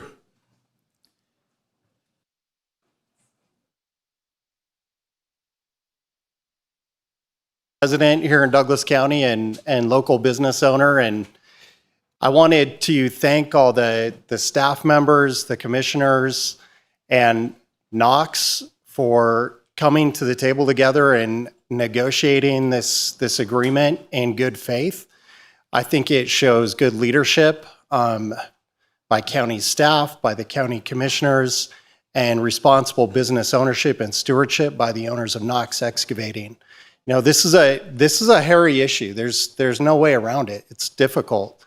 You know, on one hand, I think it's fair to say that, you know, no one wants a steady flow of gravel trucks driving down their road, chipping their windshields, you know, creating all the dust or noise, anything that you know, can reasonably happen with large gravel trucks and that kind of operation. And those impacts are understandable. At the same time, I think it's also fair to say we all appreciate the homes we live in that are built on foundations that rely on aggregate. I think we can all appreciate that we drive on roads that are made of aggregate components. One of the biggest beneficiaries of an aggregate source like this is the public. Public works projects rely on are probably some of the heaviest users of aggregates. Having locally sourced aggregates that aren't trucked from Reno, from Mound House, from other places far away, it's going to end up saving Douglas County Public Works projects significant funds, and those are taxpayer funds. And I think it takes leadership to recognize that locally sourced aggregates and materials are needed. You know, if you look at it on a federal basis, there's reasons why we should have natural resources like oil that we can get here in the United States, right? We shouldn't be totally dependent on foreign nations for oil. Well, in the same vein, Douglas County should be self-sufficient with respect to aggregates for similar reasons. So anyway, here in support of the proposed agreement, and again, to express my appreciation for the negotiations that have taken place in good faith. Thank you. Thank you, sir. Next. Hello, Commissioners. This is Stacy Clark. I am a retired scientist, a toxicologist, and a member and a homeowner right along Sunrise Pass Road. In my life, I have never seen a community come together so galvanized as I have in the last 3 days. Since Friday, when we knew this was on the agenda for this week's, we had very, very little time to read this agreement, have time to understand it, and in that time, I want to show you the 750 signatures that we were able to collect with their names and their addresses opposing this agreement. And I will turn these in to the county when I am done. Furthermore, I've heard you say, hey, we don't have a legal right here. We're going to get sued if we put an ordinance on. Hey, we don't have standing to go ahead and limit the trucks or the size or the ordinances. And I want you to write down these numbers. I have been in conversations with the EPA for the last 3 weeks, and last week I had 2 different meetings, video meetings out of Denver. Executive Order 13045 states, to protect children from environmental health and safety risks. Our children are disabled, autistic, on Johnson Lane, looking at school buses, running out into the road, and that is an executive order that you must protect these children from environmental health risks such as gravel trucks leaving Painted Rock Mine. You have a county road, you are county commissioners, you can put on ordinances, don't target Knox, please put on ordinances that target all heavy trucks, not just on Johnson Lane, but on Fremont, on Sunrise, in our neighborhoods. We have children there. We are disabled. Our community by EPA is considered a disabled community. By that level, 28% of us are disabled who are over 65. And Executive Order 14096 specifically talks to groups who are at risk, and we are considered a disabled group. And Executive Order 14096 provides protections for disabled minorities, people of color, from having that toxic waste dump in their backyard or health risks. Now, you know I'm a toxicologist. You know I have issues with the Water, the Clean Air Act. Johnson Lane is a slope, and we need to have a bond. Knox has to. We have to have a bond, so if something unforeseeable happens, do not hinder yourself from having an ordinance capability, neither your board nor a future board, by accepting this agreement. This is bad for the community, and I am here to tell you we are galvanized, and if you pass this and do not protect us, you will be negligent and we will sue you, period.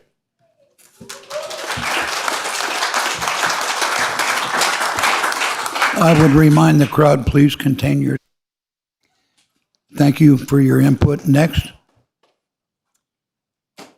Hi, my name is Cindy Laval. I do want to thank commissioners for the work they've done. I know that this is a kind of a thankless job that you guys have. And at the same time, it is your job. And it is your job to protect our health and safety, to protect our lifestyle when we have a rural community. Our community is about 1/5 of this entire Douglas County community. I'm opposed to this agreement. I have written and I have stated a few reasons why. One of the things just brought up recently by legal at Knox, Commissioner Tarkanian, thank you for asking these questions, but why isn't some of the language in this agreement, for example, about basically informing the commissioners that we're going to do this, Knox. Okay, we're going to do this on this Saturday. We're going to use explosives, and there's nothing about approval from the county for those things. And it is within the county's purview to establish this ordinance. My understanding too, in looking back, there's been a change already on the speed limit because it should have been there. There may be load limitations that should have already been on this road. These are not things that are just punishing Knox. And I know you're worried about regulatory taking lawsuits. I understand that. There's so many of these regulatory taking lawsuits out there that don't have real muster in them, but they're being filed right and left. The lawsuits in Vegas they're scaring you. They're using strong arm threatening tactics to scare the commissioners because you don't want this to be a situation where Douglas has to pay to defend themselves or has to pay some kind of compensation later. I understand that's a fear. Fear, as I said in an email, is a really strong tool to use. That's what it is. It's fear.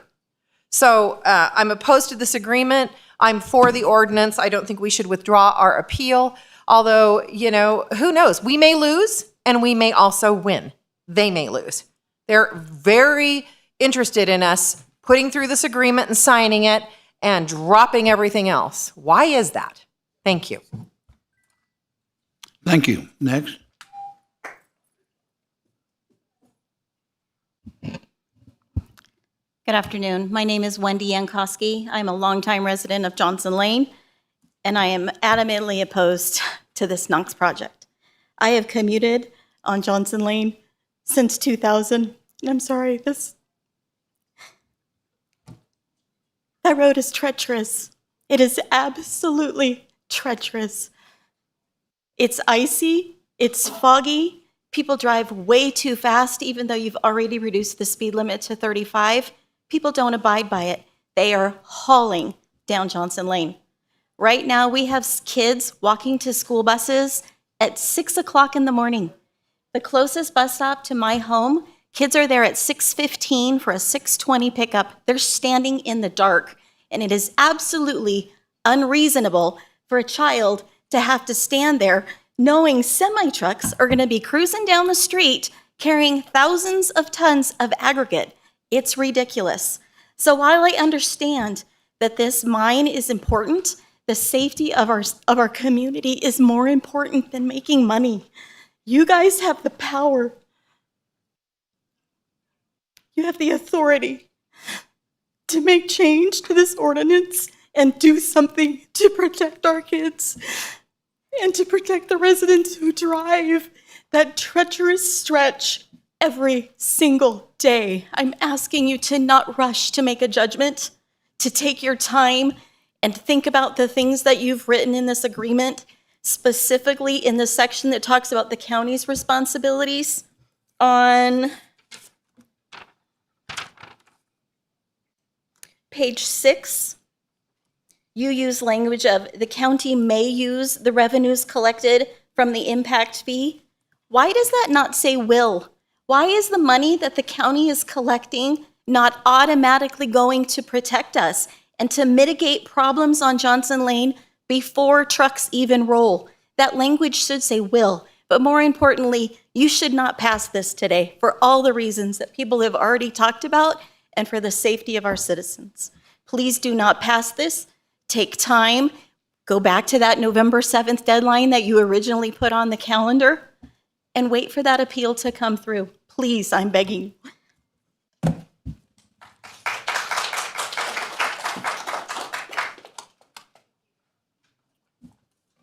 My name is Mike Lonan, and my lot backs up to BLM just on the north side of Johnson Lane. Kind of reviewing this agreement, says the county will not enact any ordinance or attempt or take any other actions to limit, hinder, impede, impact, or delay the use of Johnson Lane. In order for that to be a part of this agreement, it would indicate that as of now, the county can enact ordinances or attempts or what have you to mitigate that. And one of the commissioners said that to prevent truck traffic from going across to Stephanie Lane, he would make an ordinance to prevent that. Well, that means you have the same ability to put an ordinance to limit traffic on Johnson Lane.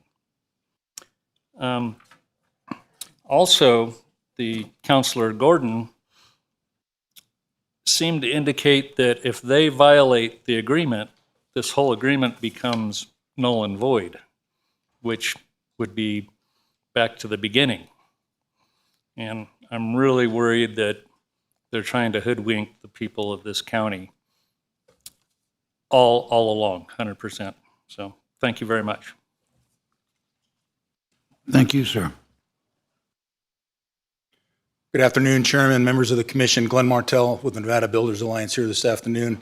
On behalf of our 110 members here in Douglas County and in the adjacent counties, over 500 business members that do business in and for Douglas County, I just want to take the opportunity to say thank you to your staff first. Thank you to yourselves for tackling this important issue. When you were here a few months ago, we talked about getting together and negotiating in good faith. And earlier, the Commission talked about not all negotiations, everybody wins. This seems to be a good compromise. Not everybody is happy, clearly today in the room. But from a business perspective and keeping Douglas County moving forward under its new strategic and master plan, we support the actions, the proposed agreement as presented.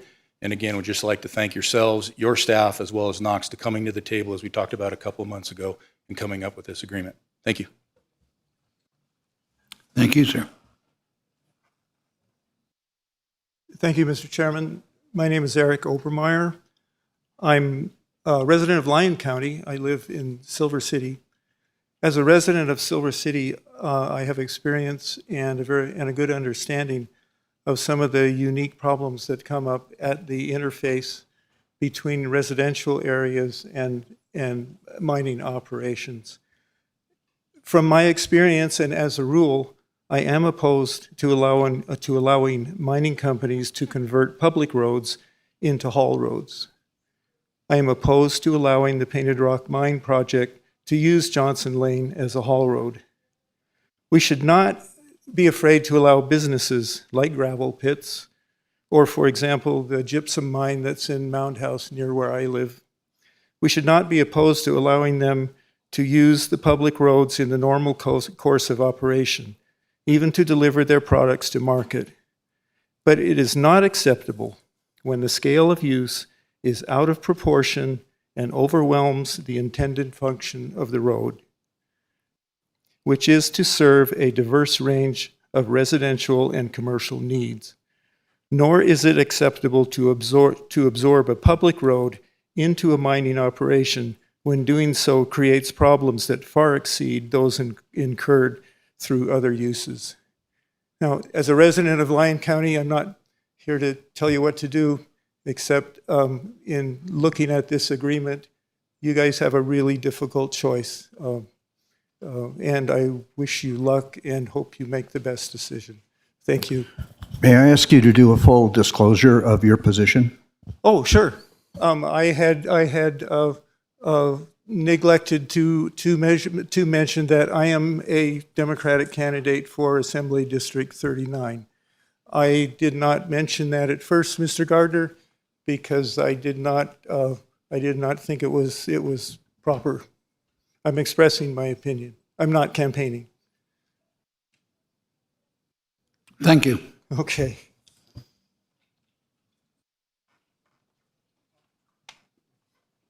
Hello, my name is Louise Wagner, and I live in the Johnson Lane area, and I reject this agreement, and I wish that you would too. Think about the citizens and the safety for everyone that lives in that area.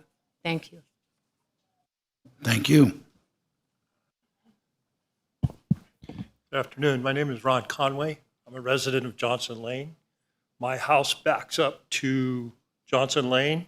I'm the one with the sign that's been there for 4 years. I'm not hard to find. Regarding the purpose of this agreement, the impact fee is only on third party. So everything that Knox runs out of there is not going to be part of that impact fee. The reason they're starting this quarry is to supply themselves with material. That's how construction works. So the majority of the material that comes out of that quarry is not going to be part of that impact fee. So the impact fee is going to be way less than what you think it's going to be. Generally, sales for quarries, contractors don't buy from other contractors. It's just a thing.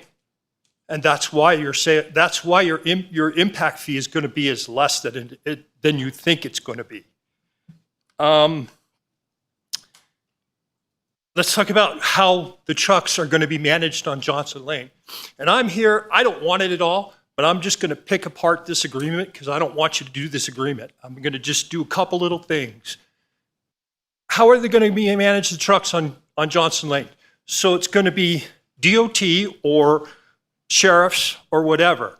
There are technologies today that you can make it part of Knox's responsibility. When's the last time one of you went through a red light and got a ticket in the mail? The technology exists to make it Knox's responsibility.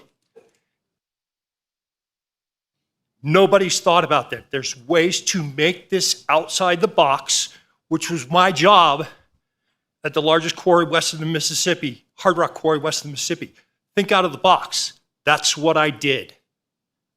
And you're not doing it. You're not inviting people to help you do it. You can do this with technology. You don't need a sheriff sitting there. You don't need a DOT officer sitting there. You can make it Knox's responsibility, but nobody up here has asked. You know where my house is. This agreement should not be an agreement. It should be a permit. So it can be revoked or amended upon your say-so. An agreement is a contract. Give them a permit. Then you have the ability to regulate any truck on that road that requires a permit. Walt, I can't pronounce your last name, and I apologize, sir. I'm really sorry. You were really close with a toll road.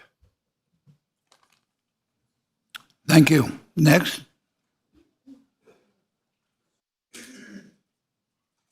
Hi, everyone. My name is Jennifer Repan. Can I put down? Okay. Bear with me. I don't normally talk in public. Like I said, my name is Jennifer Repan.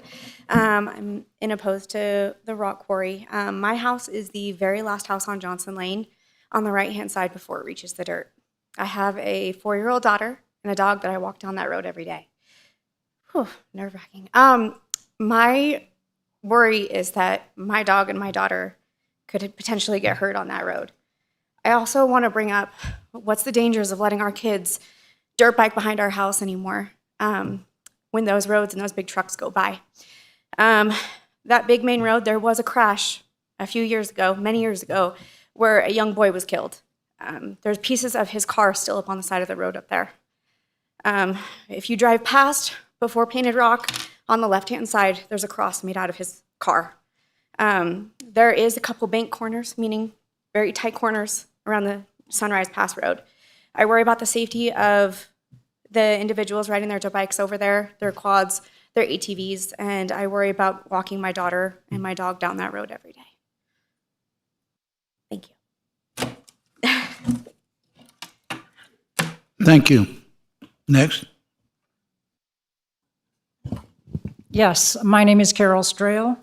I totally oppose this contract, whatever you want to call it. I think that I agree with a lot that the EA that was put in and appealed needs to go all the way through. You need to postpone this agreement. And I want to show you a picture. This picture was taken last Saturday on my property that backs up to BLM, that looking east towards the Painted Rock Mine. One vehicle went over the road out there, causing this much dust where I couldn't even see the vehicle. I couldn't see the mine. I couldn't see the hill that they want to take down, and yet ended up in my yard, all this silt that we don't even know what's in it. And I'm sure there's a lot of toxins in there, and people are going to be breathing this kind of stuff. I couldn't believe it. That's why I took this photo. And I am really ticked because we should have more protection than we are getting. I have been sick. I had tire dust and exhaust from trucks cause me to have open lung biopsy surgery just to determine what I had. I was lucky. I survived. It took me 1.5 years to recover. That was in California. They have better emissions than we do. And now I'm going to have to be concerned. I can get this illness again, and anybody can get it repeatedly. It attacks your organs. And now I'm going to have to be concerned that with these trucks going behind my house, that I could possibly get it again. And I can't believe that you're going to even try to approve this. And something else, one more thing. And by the way, NDOT, their numbers were wrong on the silt contents that is showing. So you might want to check into that. But I want to say one other thing, and I'm just going to go slightly off topic. Every time that you hold your sessions here in this chamber, you say the Pledge of Allegiance to the flag of the United States of America and to protect the people of this county, which is not. I didn't hear one thing in that dissertation that you put up on the screen about any of the residents in our area. That's a shameful, whatever you want to call it. But when you make a Pledge of Allegiance to that American flag, then you better damn well protect the people that you are supposed to protect.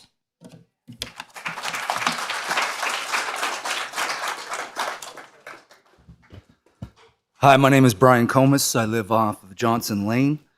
I've been in the public safety for about 26 years. I understand the EA has done a risk analysis, but as the county, you have the authority having jurisdiction over the risk analysis and about the response times, what it's going to cause for traffic buildup on 395. You have the liability as the county, the authority having jurisdiction with the fire department and the sheriff's department about what this will impact on your response times to the people that live in this community. So I'm asking, before voting on this, you table this, go back to your sheriff, go back to your fire chief, and ask, what is the risk to our people? What is the response time reductions? What is the overall risk? You're trusting the EA. You need to trust yourselves, and you need to trust your county. You need to trust your sheriff. You need to trust your fire chief. They will tell you this is a risk. That's all I have. Thank you, sir. Please, I would ask the audience to hold their applause once again. I am Dr. Benjamin Weigler. I'm a licensed research veterinarian, board certified also in epidemiology. I've been expert witness in previous court testimonies. I'm faculty at University of Nevada, Reno, and one of the directors of their animal program campus-wide. So I have extraordinary training in infectious diseases and environmental exposures. I'm highly published in the scientific literature. I live on Sunrise Pass, and there are extensive deficits of the EA as filed. It's gaping with missing information that's essential Here I'm holding correspondence from November 9th, 2020, authored by the U.S. EPA to Chip Lewis of the BIA, asking them to complete a stormwater pollution prevention study. They did not in the current document, nor do we have a groundwater impact study for all the residents who rely upon that. Everybody's on well water, as you know. So I'm prepared to, if I had longer time here, to provide quantitative analysis of what's going on, what data they have, and what data they're lacking. I'm opposed to this action, and I'm prepared to testify if necessary. Thank you. I also want to make, for the record, I am the one who wrote in the comments pre-meeting about my best friend at 12 years old having been killed by a truck, much like these that will be soon be going down Johnson Lane, possibly also Sunrise Pass. If it's not your children killed at some year, if not now and future, then it will be your children's best friends, just like I was. Please don't do it. Thank you. Next.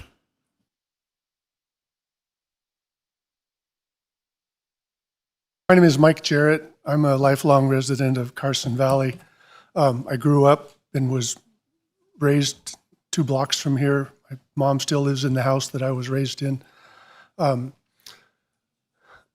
was the beneficiary as a building contractor in Carson Valley for my whole life I recognize the need for a local source of rock and gravel for construction. We don't have one since Bing Materials has closed up. I think it's important that we, as a community, look at that need for construction, because everybody that lives in a house is the beneficiary of sand and gravel that came out of the ground, and I think we need to have a spot to do that. I think what Knox is trying to do is, in my opinion, a bit of a Band-Aid on the real need for what we have for good sand and gravel in the valley. I would encourage you as commissioners to look at a real site that could be mined for many, many years to come in an area that wouldn't impact so many residents as the one in Johnson Lane would impact. I would use as an example of property on the Anderson Ranch, just south of where Bing Material used to be. That whole plain out there is a vast gravel quarry. I mean, it could be. I mean, there's just incredible amount of material there.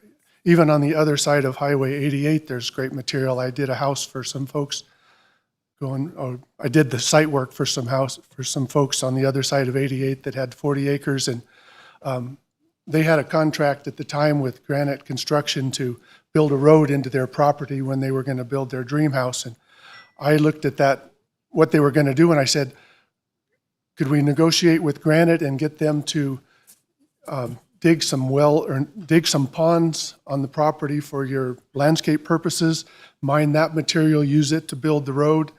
And it turned out they were able to put in these 2 fabulous ponds, mine that material, build the road with it, import some monster boulders for landscaping, all for less than what they were going to spend to have some decomposed granite hauled on that road to build the road.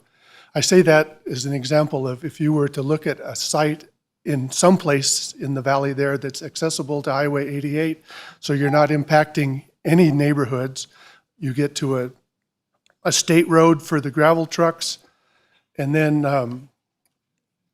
have an ultimate plan for that development of the mine, that when the mine materials are hauled out of it, the water table's high enough in there, the water table could just create, really high-end home sites as the ultimate, what would happen with the mine. It wouldn't just be a big hole in the ground that was negative.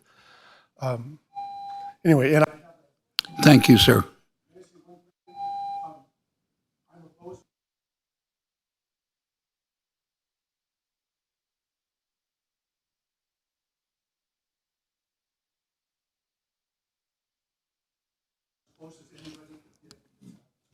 Thank you, sir.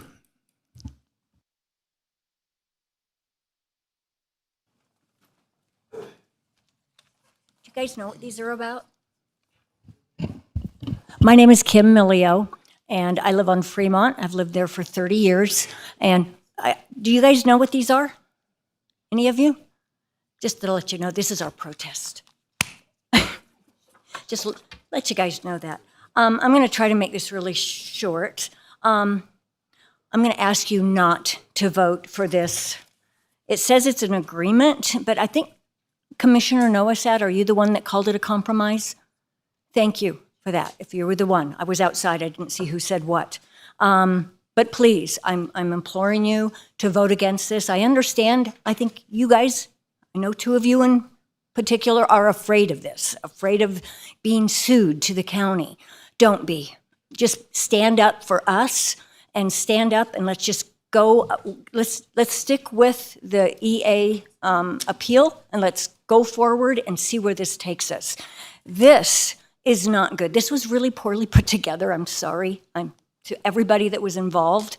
I do not think this was written well whatsoever. I want you guys to pursue the EA appeal and any other avenues restricting truck traffic, however we can do this legally. And I believe, and I was the one, Commissioner Tarkanian, that said Stockyard Road way back when, that Knox could look at Stockyard Road and approach that as far as trying to have an alternative route. No, they don't want to do it. It's too expensive, and I get that, but it's too expensive for every single homeowner in the Johnson Lane area. We're going to lose property values. I mean, let's just talk about, you talk about the Fonzie and no significant impact? Are you kidding me? Let's talk about impact, okay? Air pollution, absolutely. Water usage, they're going to use so much water, I can guarantee you there are wells that are going to go dry. And who has to pay for those? We do. Your guys aren't going to pay for that for us. Recreation. I ride horses out there 2 to 3 times a week. You think that's not going to impact me and all of the off-road vehicles that like to go out there on a daily basis? That's going to impact them also. I know they're talking about moving where they're at now at the end of Johnson Lane. That's not fair to them either, so that Knox can make a lot of money. This is all about money, and we all know that. Let's talk about truck traffic. Well, there was if you look at this picture here, this happened on, let me see, I think it was October 1st, which was Tuesday. This was at Johnson Lane in Fremont, which is the end of the road that I live at. It blocked traffic for quite some time. What happens when this happens and all these trucks are backed way up? This is a very dangerous situation, and I'll leave this with you guys if you'd like. Also, being on Johnson Lane, I think I'm running out of time. Being on Johnson I'm sorry, your 3 minutes are up. Oh, okay. Congestion, truck traffic, speeding. These trucks speed all the time, including Knox. So.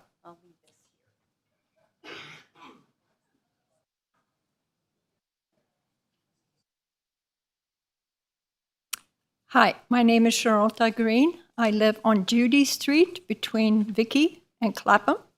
My understanding is that's the oldest street in the valley. And we do have our own wells.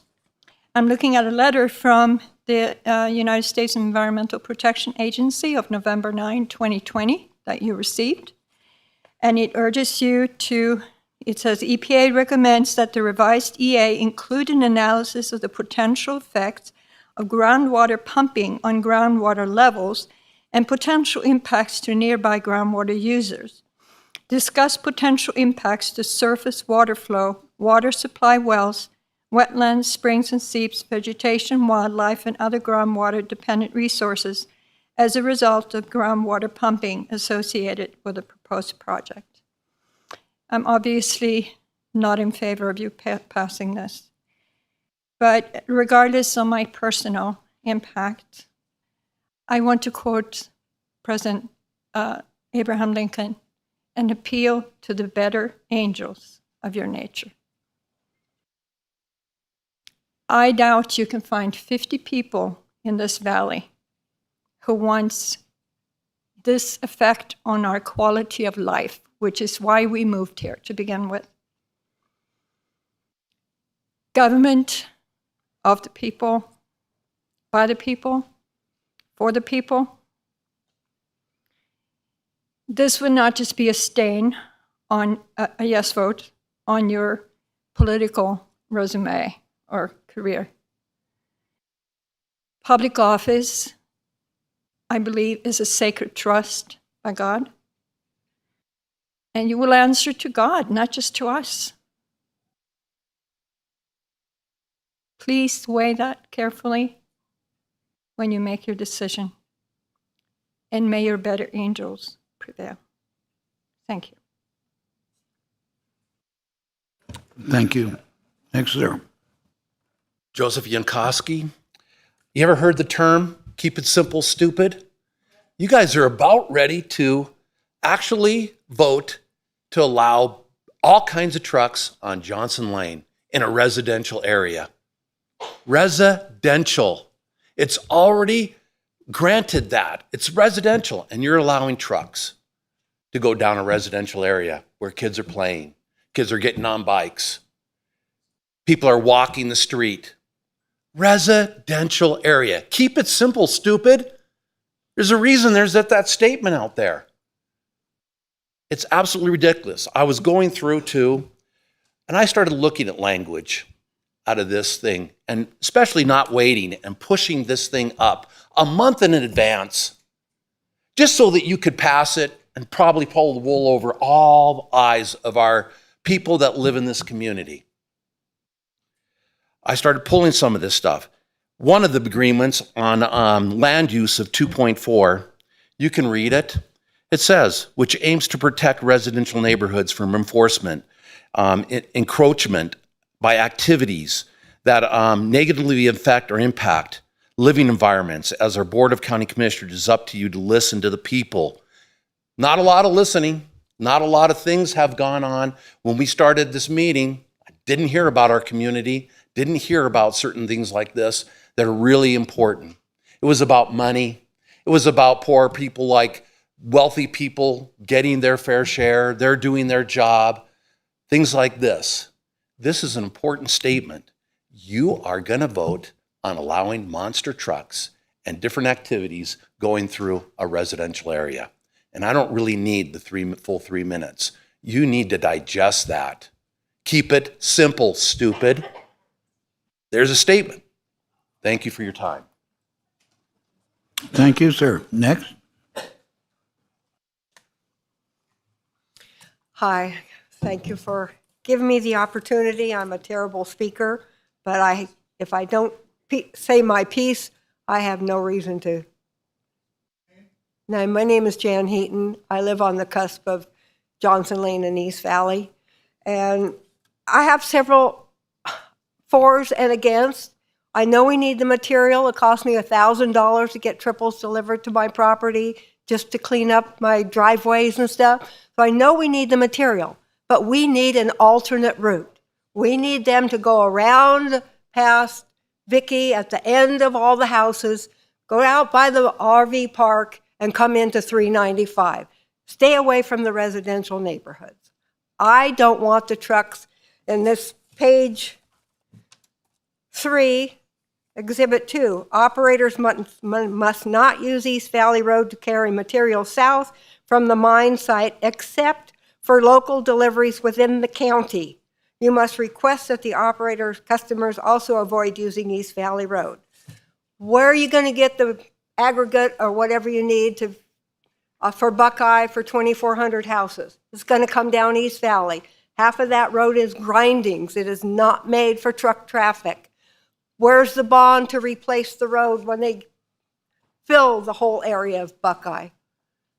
I don't know how many acres it is, but you can see where they're doing the new county building for the sheriff's department and the jail, and they want to put all the county building. They need material. That's all flood zone. It's all agricultural land. The cows love it. The cows don't have a problem with it, but we do need the fill. And we need permits. I agree with the gentleman that spoke about permits. We need permits and bonds. And what happens when our wells go dry? They're going to have a 600-foot well, and the arsenic is bad as the deeper you go. Who's going to pay to replace our wells and dig deeper? I have a problem with that. And we do need to find alternate routes. That's my main thing. We need an alternate route. Thank you for your time. Thank you.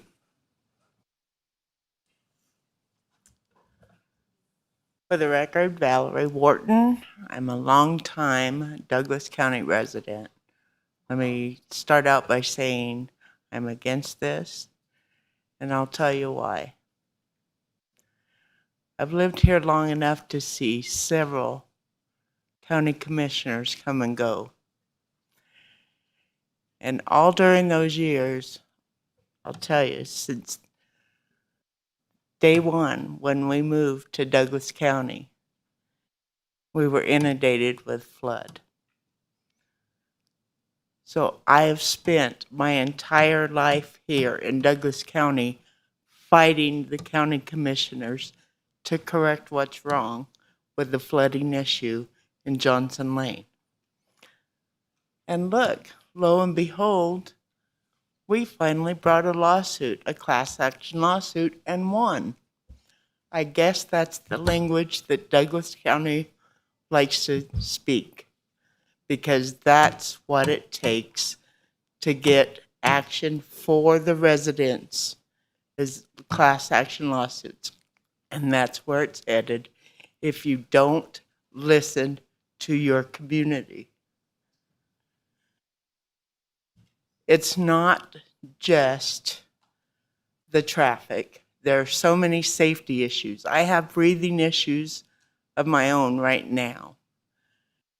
And the added dust and pollutants that this is going to cause will impact not me, not just me, but several members of this community and in the neighborhood. Right now, it's almost impossible to get onto Johnson Lane to drive without the trucks. And now you want to move more? And also, I'd like to counteract Knox's saying that the supply will be a cost saving for the residents. Well, I'm not sure if that's true. I hope it is. If it goes through, if things are changed. But I know that we already have other sources in the neighborhood, and it cost me through the nose to get gravel hauled to my house from a quarter mile away than it did to have it driven from Carson City. Where's the sense in that? Anyway, in closing, I'd like to say, do the right thing. Think about the community that you're representing and kick this to the curb. Thank you. Thank you.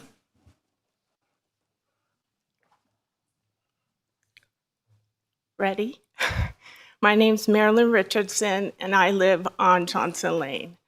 My front door is about 30 feet from Johnson Lane. I've lived there for 30 years. I never imagined this kind of commercial business being run in front of my home. I will be affected negatively in every way by safety, air, water, noise, along with the decline in the value of my home. My compensation for all of that, $0. Please don't rush your decision. Thank you. Thank you. My name's Christian Funk, local resident of Douglas County. Been here for quite a while. I'm also a local general contractor that primarily builds custom homes for folks and does remodels and additions. I've heard a lot of discussion today on a lot of emotion. And I've learned in my career that anytime I base a decision upon emotion, 9 times out of 10, I'm going to make a decision I'm going to regret later on. I sympathize with those residents that are in Johnson Lane. I've built a few homes up in that neck of the woods. You've probably seen my signs up, Liberty Homes. We try to do a good job in keeping things clean and keeping it in a good environment. I recognize that, commissioners, thank you. What a tough decision you guys have to make. What a difficult position you're put in. It is a thankless job. No matter what I say, no matter what I hope comes from this meeting, it's your guys' decision.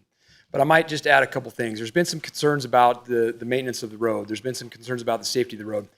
When I do a large commercial project for Carson City, they required me to post a bond, a performance bond that would require me to make sure that any damage that I caused the construction that I was doing during the course of the construction to repay it, to put it back to the way it was.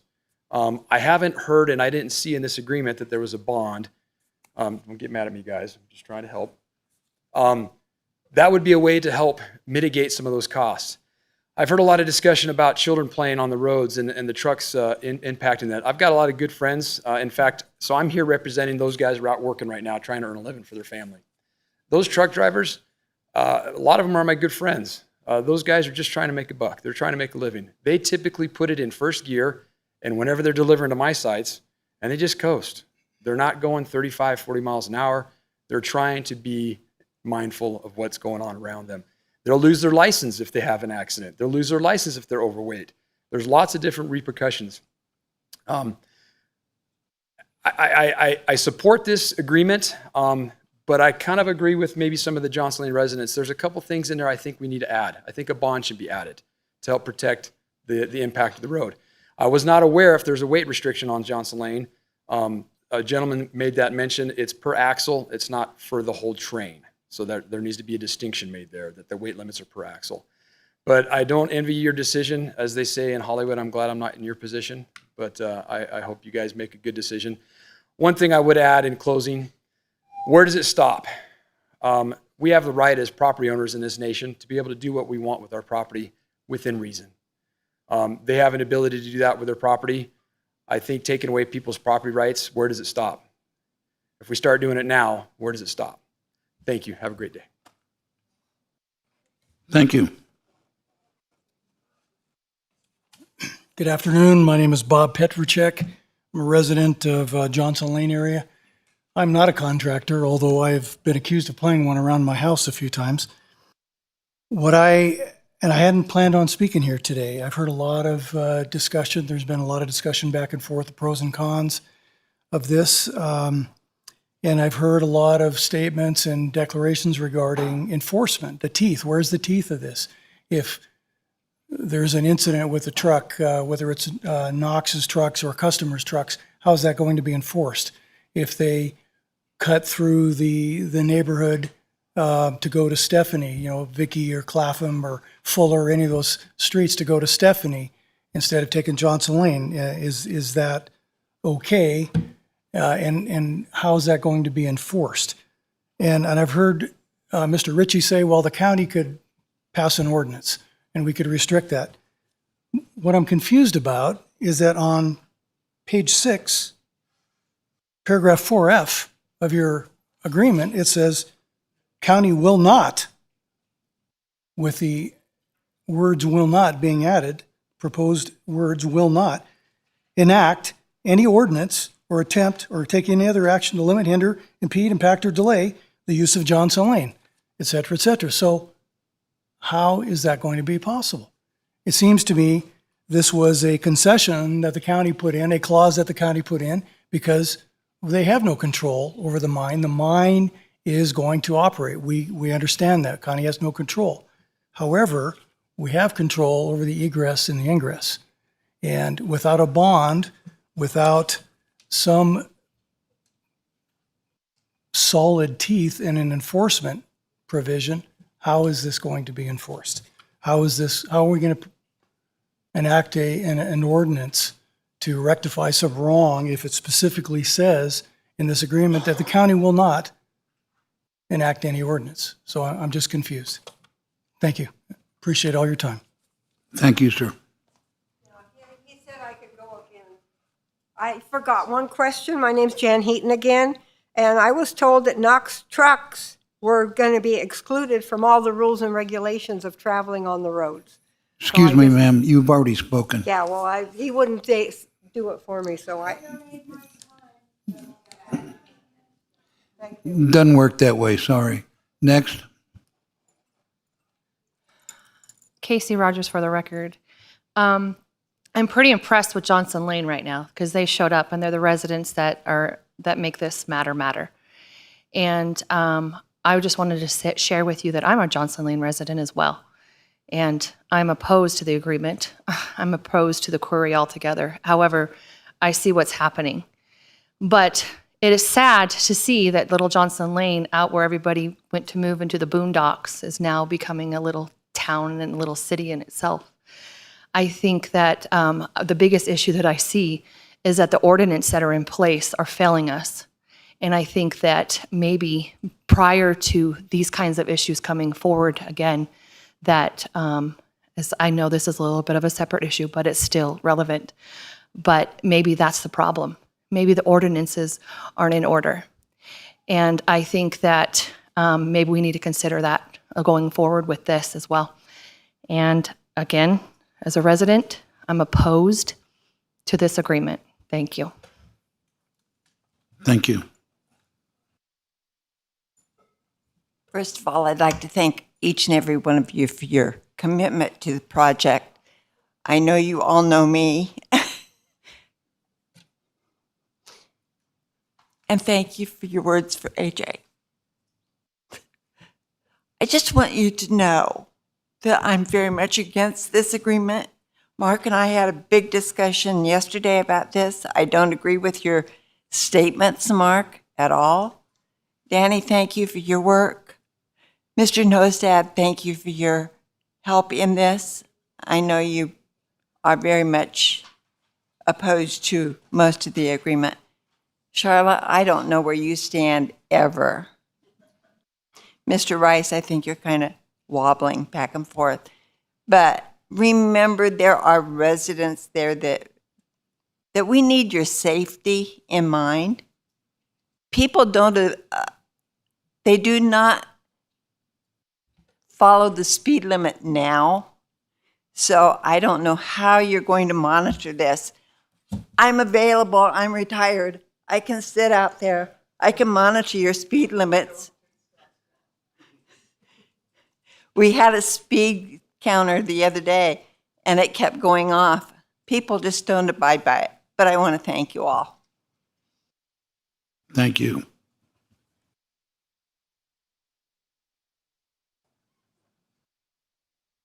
Hello, good afternoon. My name is Lisa Hart, and I am a resident of the Johnson Lane area. And I'm here basically to discuss the public health and safety part of all of this appeal. First of all, I don't agree with the appeal, and I think it would be a lot better if there was an alternative route for the trucks.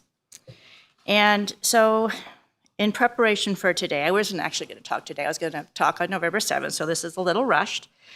But I started looking at the bus stops, school bus stops in the Johnson Lane area. A lot of people have mentioned the kids, but nobody has really discussed the school buses. And as I was here a couple of weeks ago talking, and I'm part of a dog walking group, and we go around in Johnson Lane, and I see the school buses. They go up one street, they go around to Johnson, they go up another or down another street, so they zigzag up and down the streets. They're going across Johnson Lane, they're going across Stephanie, they're going across Downs. So with these 85 trucks a day, you're going to have school buses. And at the same time, the school buses run AM and then they run PM. They pick up the kids in the morning and then they deliver them in the afternoon. And I went online to look up. I was trying to figure out how many school bus stops there are. And, considering that there's AM and PM stops, there's 242 bus stops in the Johnson Lane area. That does include Fremont and a bit of East Valley. So those roads, I understand, won't be, trucks won't be on there in case of an emergency. They, will travel those routes. But I did find out that there are 8 bus stops on Johnson Lane, or I should say there are 8. Well, there's 4 in the morning and 4 in the afternoon. So a total of 8 stops on Johnson Lane, 22 on Stephanie, and 14 on East Valley. Now, I don't know about you, but my kids wouldn't stand still at a bus stop. And I can tell you that also that when those stop signs come off of the sides of the buses, that people don't always stop. And a heavy truck is going to have a harder time stopping than your traditional car. And I did speak to somebody over at the transportation department about the school buses, and she said that they often have one person a week calling to say that they ran past the stop sign for the school buses. So it's a public safety. Thank you. Thank you.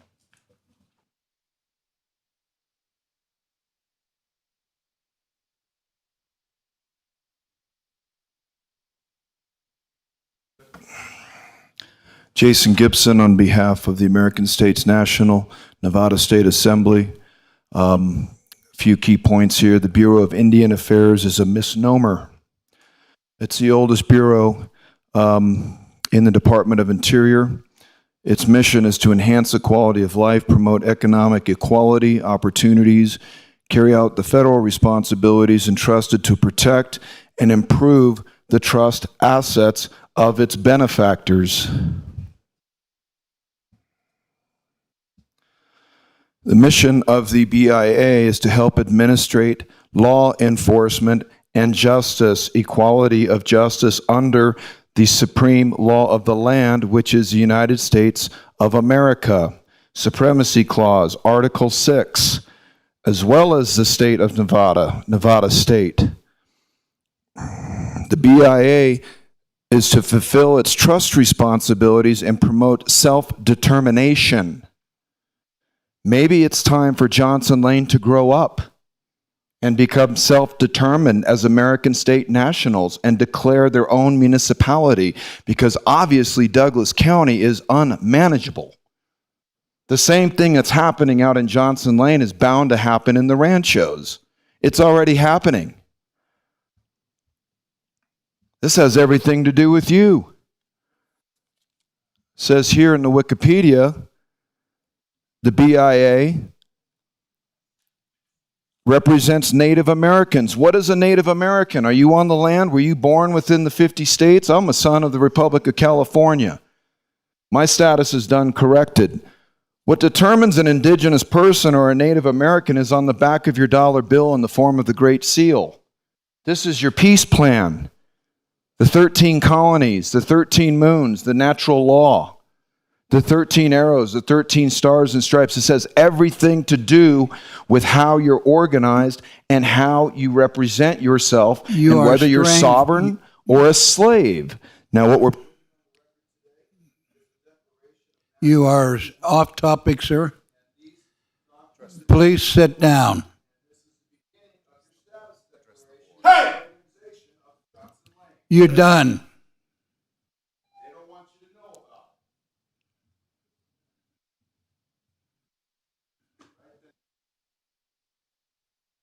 Leave. Leave.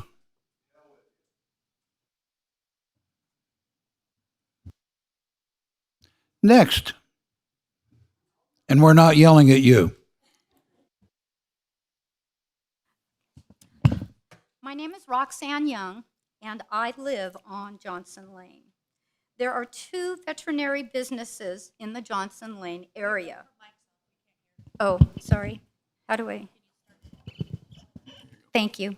Sorry. My name is Roxanne Young. I live on Johnson Lane. There are 2 veterinary businesses in the Johnson Lane area, 4 horse boarding and 3 breeding. All equine are flight animals. A disabled person's riding facility off of Stephanie. If trucks are not allowed on East Valley, they will go on Fremont, and OHVs will use Stephanie and Sunrise to go to the BLM, negatively impacting these equine businesses. It is not okay for Knox to hinder all of these other equine businesses. That is taking their property.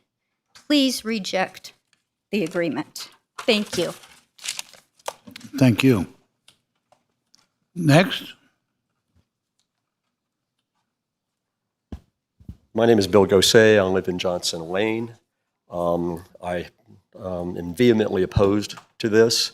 I support everything everybody else has said about their opposition to this. I don't see anything positive in this for the residents.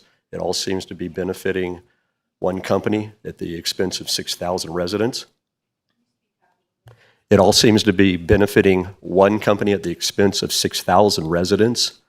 I feel that your job, I know you feel like, pun intended, that you're between a rock and a hard place on some level, but I feel that your job is to protect us, we the people of Johnson Lane. There's nothing in here that's protecting us. Our property values will be diminished. That will impact the tax base. There's no way that what they're going to pay for their commission there will even remotely pay for the maintenance of that road and all the other impacts there. Lower taxes, more tax base after the property values are diminished so much. Our water, air quality, et cetera, all the toxins involved. It's a nightmare for us. And I don't see any great benefit. At the very, very least, I would ask you, please, I implore you to please put the brakes on this and let us have more time, look at more studies, and at the very, very least, put some kind of provisional contract in here where we look at the unintended consequences that will inevitably come up, and at least say, you guys can do this for 6 months and we will reevaluate this. Do not commit and paint us into a corner where we have no recourse with this. So please, and I really, please vote your heart. Think about us, again, we the people, and about your legacy for generations in the Carson Valley, what this will mean, the way you vote, and your legacy, and what you will leave us with, and our children and grandchildren. Thank you. Thank you, sir. Denise Gosset. I'm one of the many Johnson Lane residents who oppose this measure, this contract with Knox Construction. I think I'm safe in saying that if any of you were actually residents of Johnson Lane, you would not be supporting this. I understand, as already been stated, that we can't stop the mine, but we can certainly mitigate some of the impacts. Again, in the agreement, there's almost nothing about the people of Johnson Lane and our health and well-being. It's an absolute given that our quality of life is going to suffer, even if everything in the contract is withheld, is upheld. There will still be a lot more noise and a lot more dust and water pumping that can't be controlled. It will impact our quality of life, and you may not be able to directly affect that, but you can certainly take some more time to get information and not rush to pass this right now. When it comes to Johnson Lane, as everyone else has talked about, the funding, the supposedly big bucks to maintain Johnson Lane don't cover the costs of what happens to all the other roads around when the trucks get diverted, when all the other heavy traffic that's on Johnson Lane now gets diverted to other roads through our neighborhoods, down Stephanie, past the school, is now going to be Knox's Road. So you might as well just rename it Knox Lane, because that's what it's going to be. Is that what you all want to do? Think again, please. Think about how you'd be voting if you lived, say, on Johnson Lane or anywhere in that neighborhood. I hope you'll vote your conscience. Thank you for listening to us. Thank you. I hope you do the right thing. Thank you.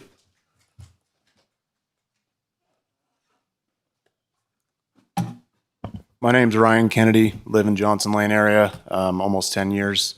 I spoke at the meeting in March that we had. I was planning on reading the same thing, but then after reading this agreement, I thought I might react to that. And this is not like an emotional reaction. I'm an employer of 26 employees. Like, I can't afford to react emotionally. But this agreement, so I used to negotiate agreements for a large corporation that worked in about 165 different countries, is Swiss cheese. This is 8 pages, double spaced. Like, this is what I did in middle school to like try and make it as long as possible. This is a joke. It's a joke. How many holes are in this? Like, don't vote on it. Thank you. Thank you, sir. My name is Richard Ford. I'm a Johnson Lane resident.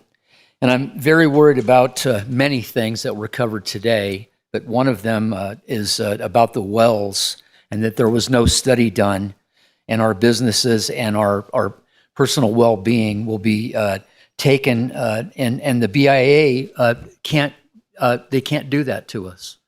The other thing that I am grossly opposed to is the truck traffic being permitted on Johnson Lane. And if you were a Johnson Lane resident, or if you ever really witnessed what could happen with that, it would be catastrophic. The other thing is that the agreement that may be agreed upon, I believe could be considered criminal. That this board could throw that garbage on the Johnson Lane residents. Thank you. Thank you, sir. My name is Greg Hall, Johnson Lane resident, like we all are. Specifically, Tony Court. I'm arguably the closest house to the mine. I've been to meetings for 3+ years, coming on 4 years now. I'm not for the mine. I'm not for any of this. You know, the EA has been flawed. As this gentleman just said, this agreement's flawed. There's no hurry after all this time for you guys to hurry up to make this happen. The only positive is for Knox to gain money. I feel so blessed where I live. I think all of us feel extremely blessed where we live, including you guys. All of our hard work to live in a community like this, we all rallied. I helped personally get them $700 petitions in a day and a half. Imagine if we had a week, we'd probably all have 6,000 people, the whole community, asking you guys to do the right thing. So what do you guys want your legacies to be when your guys is done, your political career? You know, I don't know how long that's going to last, but when you look back and your families and your friends and your community look back at you, how do you want to be remembered? You had a chance to do something good, something great for the community. Do you want to look back and live with regret? You have a chance to protect your community.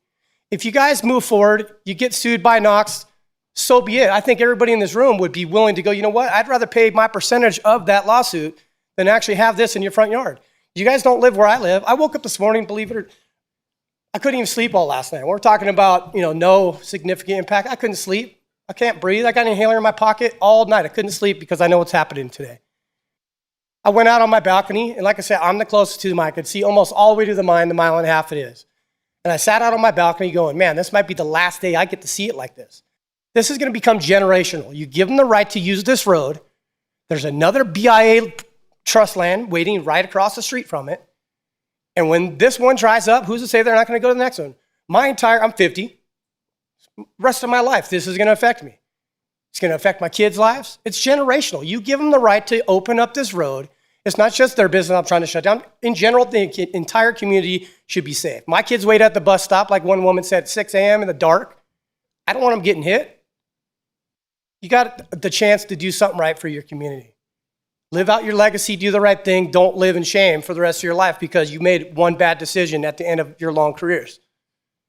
I just ask you to do the right thing. Thank you, sir.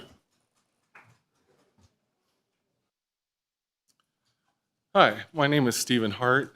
I wasn't planning on speaking today, but I was listening to what was said earlier, and it really bothered me and a lot of issues. I disagree with the project, obviously, because it will impact my life and my wife's life and my family's life. My main concern that I wanted to talk today was about the agreement/contract that's been written up. I've been in law enforcement for most of my life, as a police officer for 28 years, working various details.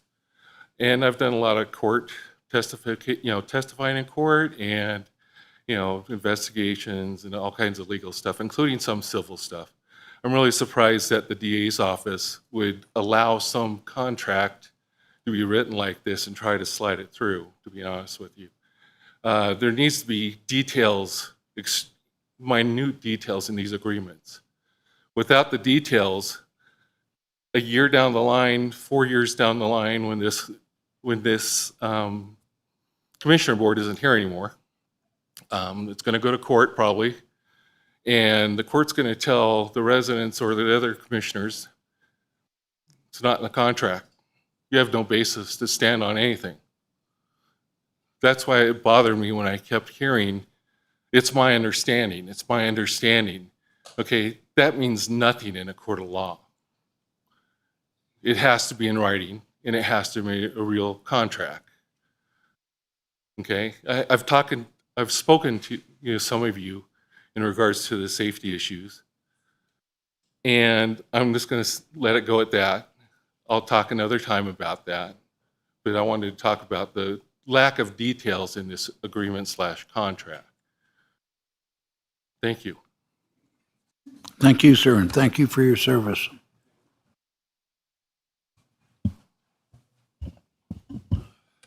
Jim Jackson. Well, you've heard a lot of people speak today. I started out this morning saying, please listen to them. They are your constituents. They are the people that you are up there to serve. Don't ignore what they're saying. It is with great calamity if you do. I've talked to several people out here. One of the things that I've come to the conclusion on is you were all worried what happens if Knox violates any of these agreements. Well, the whole thing goes away. Well, guess what?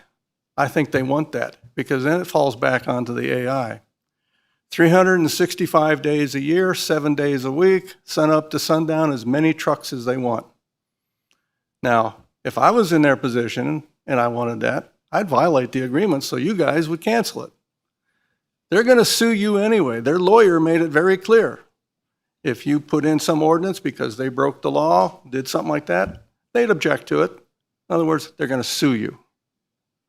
I spoke to one of the owners of Knox, and I just asked him, I said, do you realize what you're going to be doing to this community with all those trucks going through it? It was a fair question. You're going to be a good neighbor or not? And he said, the sky is not falling. It's not that big of a deal. So deal with it. Well, that told me right there, he doesn't care what happens to us. He just wants the money off of his mind. Well, we have said from the get-go, yeah, we'd like to see the whole thing stopped, but we know we cannot stop the mine itself because that's on BIA. And that was intentional that he had it out there because he knew we could do nothing about it. All we want is a route that does not go through residential areas. One person said, keep it simple, stupid. Well, I'm not saying you're stupid, but don't let it go through residential areas. It's ridiculous. People are going to be hurt. We've had 2 accidents up there now at Johnson and Fremont. One was a gravel truck, couldn't make the corner and took out a telephone pole. That could have started a big fire up there. It didn't, but it could have. This one just the other day, 2 cars at the middle of the intersection. I don't know if anybody was injured, but by the look of the cars, somebody had to be because they looked like they were demolished. And that was 2 cars. Now, a car and a truck doesn't stand a chance. Anyway, I think this should be postponed until more consideration and more thought can be put into it. Like so many people have said, this is full of holes, and you have no specifics. And their lawyer will use that against you. And you should recognize that now and do something about it before it's too late. Thank you. Thank you, sir. Is there any further public comment? Seeing none, I will bring it back to the board.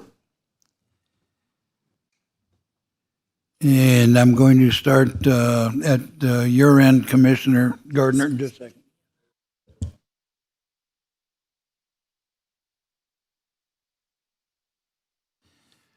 Okay, I've been reminded that we agreed to let Knox come up and answer any questions. Do you have anything that you want to say, sir? Not at this time, okay. And I will give it back to our county manager. Is there anything that you need to add? Thank you, Mr. Chairman, members of the commission. Jennifer Davidson, County Manager. No, staff have nothing further at this time unless the board wishes to ask us additional questions. Thank you. So I will start at the other end. Commissioner Tarkanian.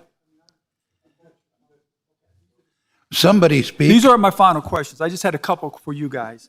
One of the speakers today, and in several of the emails I've gotten from residents, talk about the Land Use Policy 2.4, where it says Douglas County shall protect the residential neighborhoods from encroachment of incomplete activity or land uses which may have a negative impact on the residential living environment.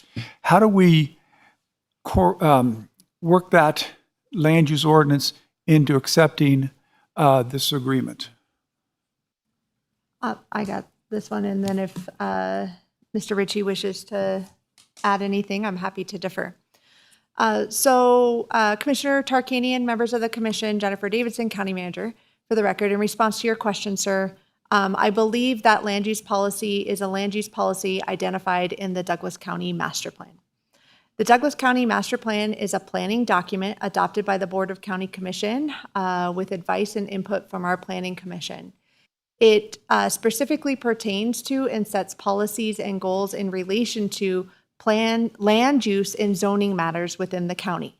This mine is not operating within Douglas County. It is not subject to the authority or discretion of the board with regard to land use or zoning. That's exactly what I wanted you to get on the record, because I think some of the residents think that we are the ones that are saying, okay, this is okay, if we had to prove it as a land use issue, but we don't have that authority. So that's where this ordinance doesn't really come into effect. That is correct, sir. If I can now offer some additional clarity, it would be similar to if Carson City, as a separate entity, took action to approve a project in the within the Carson City boundary. We have no ability to dictate to them what they do in matters in relation to their boundaries. Okay, again, some of the questions I ask is because I get asked these questions in emails, and I think you guys are entitled to get an answer from our staff on that. Another one we talked about earlier was, I just noticed because I saw Stacy shaking her head over there.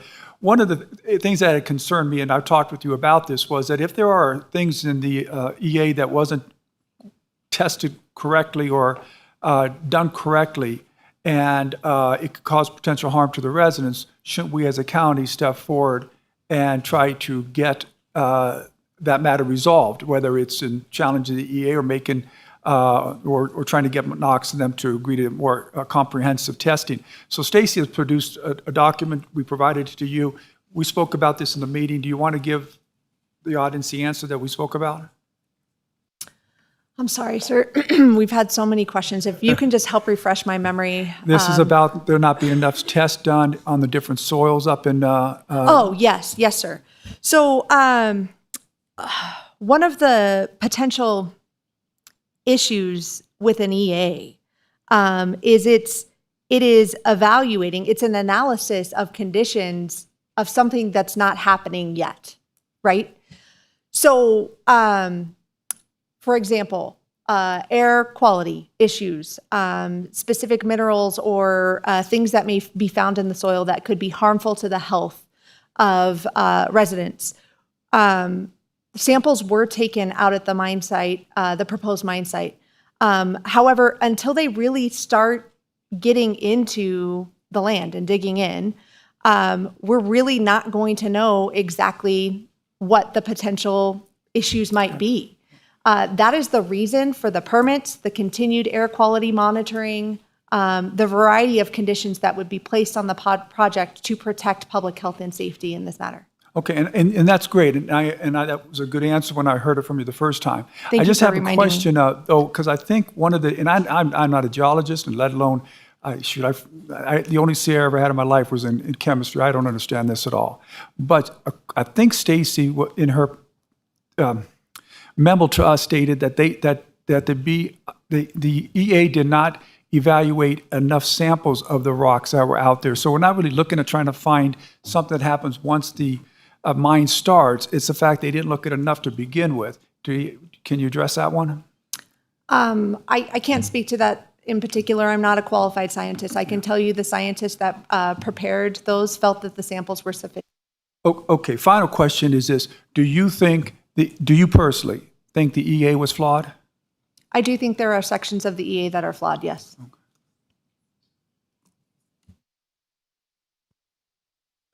Thank you. And Commissioner Gardner. I had two questions before, and then before I make a statement, but I'll wait to make the statement. First of all, it was mentioned by a member of the public, so this wasn't addressed, and so I wanted to make sure it gets addressed. It was mentioned by a member of the public that perhaps we should institute toll roads on the Johnson Lane area to regulate traffic. Okay. Mr. Ritchie, would you like to speak to that, or do you want me to tell you what I know about toll roads in Nevada?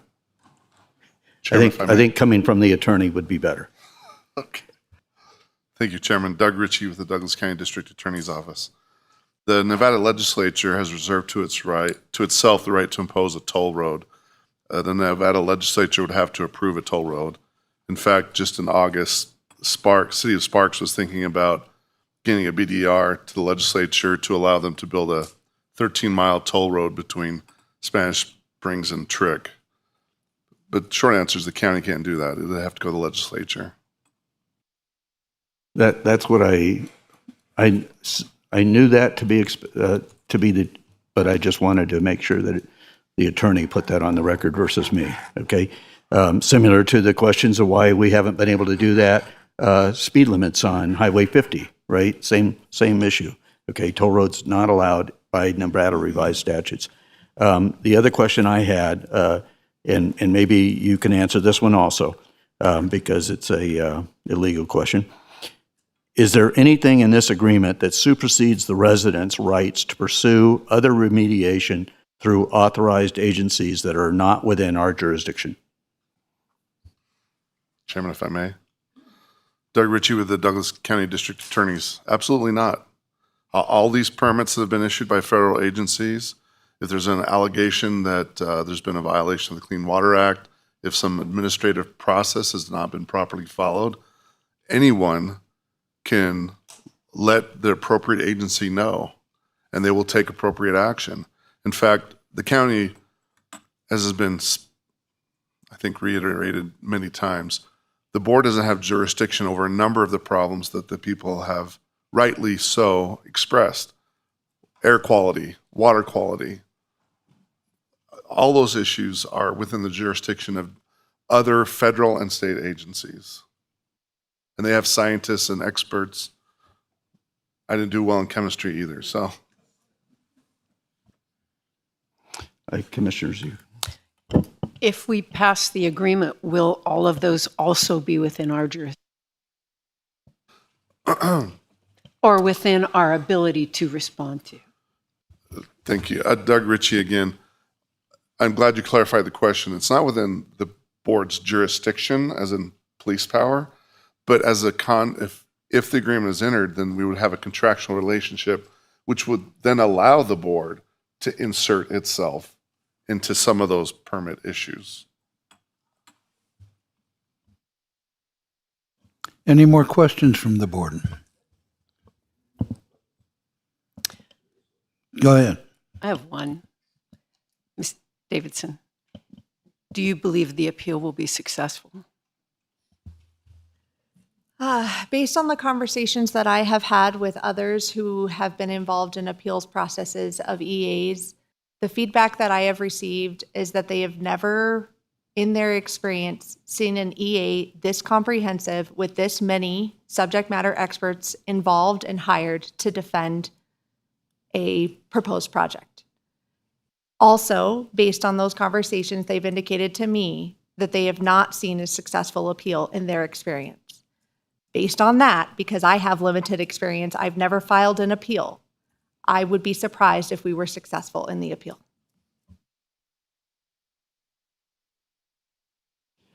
Okay, so I'll go back again. I thought the other commissioners may have other questions. When I look in the record, and I've been watching this subject matter for the better part of all 4 years that it's been actually in existence.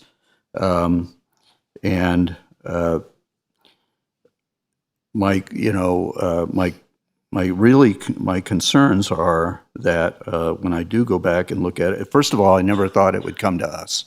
I never thought it would get here. Okay, honestly, I was hoping that it would not. On September the 5th of this year, our commissioners, as a group, placed the responsibility upon Commissioner Hales and myself to sit down with the affected parties and try to work out an agreement. And so, in hindsight, I don't know that I would have accepted that role, because it's been a troubling role. It's been a role that has not been fun, trying to address the concerns of the residents and also understand the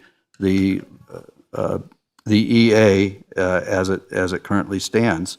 So we have been placed in a no-win situation, and I don't want to speak for Commissioner Hales, but I know she can speak for herself. So, but we were not charged with coming up with a solution by our fellow commissioners to deny the project, as many of you here in these chambers would have preferred.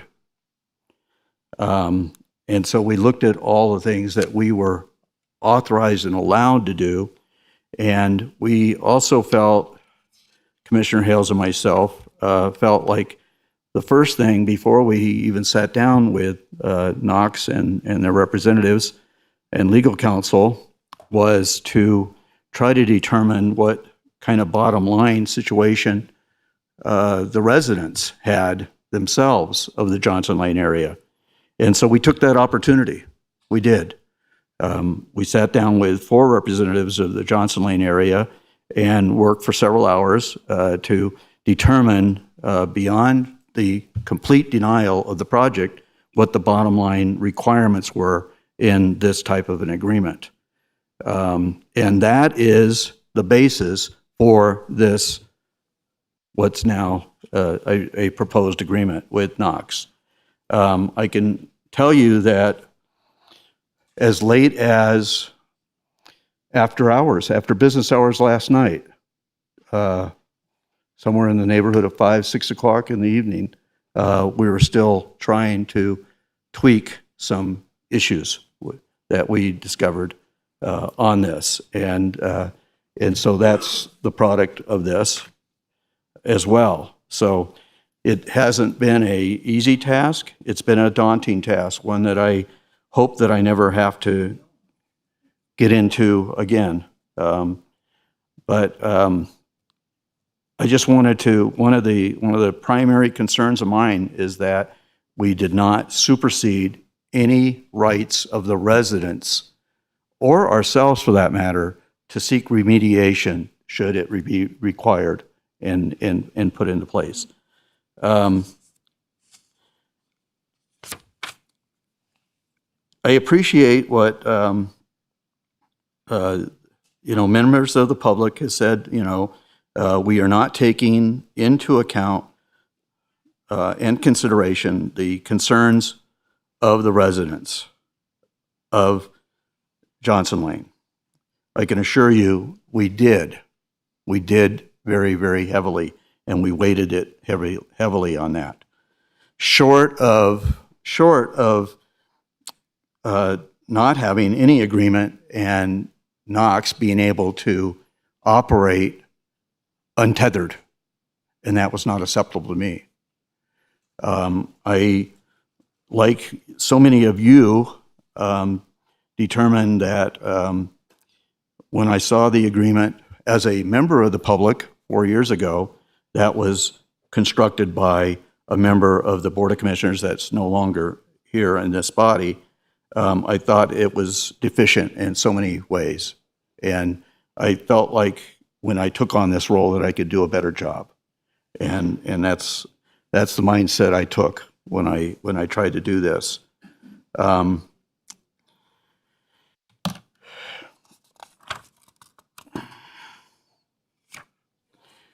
like I said, when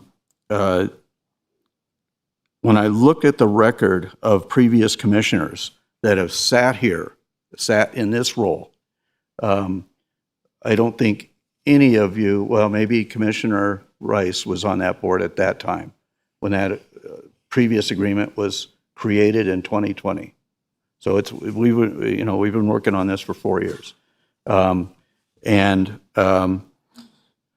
Not by Commissioner Rice, surprisingly, but other commissioners, they have stated on the record, and I would implore and ask you as members of the public to go back and take a look at those statements, because quite frankly, they do not reflect a good position of the county to have any success in prevailing in a lawsuit, and would result, in my fear, of similar what's happened in Clark County in the taking of property in the Badlands golf course that Commissioner Tarkanian pointed out to earlier, to the tune of, I understand, it's upwards of $48 million. Okay, and now you're telling me it's even more. Okay, right? $750 million. $750 million. While I appreciate the public saying we'll help participate in that, I don't know that you have the financial resources, and I know that the county doesn't. So trying to mitigate as much of the concerns of the residents as I possibly can has been placed into this. But I also have to recognize that besides the 6,000 residents that are in the Johnson Lane area, we also have a fiduciary responsibility for the additional 44,000 residents in this county. And I just can't, in good conscience, take on the concerns that I have in considering the ability of our residents and our county to prevail in court over this issue. I'm trying to be very, very careful because, you know that it's been said that what you say can and will be used against you in a court of law. And I'm afraid that the previous commissioners did not ascribe to that comment. I hope that we do not wind up in court. It's my ultimate hope, obviously, that we don't have any catastrophic accidents in that area. But I also have to understand the rights and privileges of property ownership. And so, am I completely happy with this agreement? No. I don't think there's a single resident in this county that's ever going to be happy with any type of an agreement that doesn't completely deny the ability of Knox to operate. And I do not think, they have been good business partners in our community for a long time, and they don't want any problems. They don't want any situations that would cause your health or your safety to be compromised as well. I have worked with them, and I believe that to be the case. But so I just, once again, if we don't approve this, they operate untethered, and we enter into a financial liability for our county that I can't fathom. So, anyways, I'm sorry. Yes, I'm done. Okay, so I'm going to speak. I don't want to take up a long time. I've asked for a lot of questions. I just want to get a lot of stuff on the record, if I could, please. First of all, we talked about it. There are legal basis for both sides. And when we had our last hearing, I voted against the ordinance that the county had brought before us because I didn't think that that could withstand legal scrutiny. I thought it singled out a very small group of areas. It was really trying to pull a fast one to get something done to protect everybody in the Johnson Lane area to the detriment of Knox. And I felt we were going to lose a lawsuit. I'm not going to vote on an ordinance that I don't think we can win in court. But I am not scared of having somebody sue us if we have a reasonable basis for the ordinance and that we can win in court. Now, we've had, since I've been on the board, we've had at least 2 lawsuits filed against us, both in the VHR issue. Both of them were thrown out because we had a reasonable basis for the regulations and we could stand by them. So getting to the point, the one that we had before, no good, in my opinion, and I wasn't going to vote for it. So I had suggested, I said, hey, let's get Knox and the commissioners together. We both know that we're not going to get everything we want, but we got to give up a heck of a lot of stuff to get to a good conclusion. I was originally asked to be with that group. I would like to have done that because I would have been more forceful in some ways, but that didn't turn out that way. But there's 2 things that first of all, there's a lot of good things that this agreement has in it. I'm not going to say our Commissioner Hales and Garter didn't get some good things in there. There's some good things in it. There's 2 things that I would never have accepted in an agreement. The first is I don't believe Johnson Lane and those residential neighborhoods should be exposed to heavy-duty large trucks. I just don't believe that there should be 1, 2, and 3 trailers carrying tons of material through there. And we could win a lawsuit by stopping that if we wanted to. All we have to do is ban all of them, not just Knox. In fact, right now, it's my understanding only NDOT has a few of them that go through there. I don't think heavy-duty big trucks like that belong in residential neighborhoods. They're banned in streets near us, near me, Riverview. They're banned in other areas. And one of the speakers made a great point because I always try to base my decisions upon, well, if I lived in that area, what would I want? Now, I got to understand, if I lived in that area, Knox has, assuming they can't use an alternative route, I thought that my suggestion of an alternative route was feasible. I'm being told that it's not. Assuming there's no alternative routes, you're going to have some type of trucks coming down Johnson Lane. But we can, and we can legally withstand limiting what type of trucks those are. And this one does not do that. Basically, the agreement, there's everything in the agreement we can do ourselves. We don't need Knox to agree except the money.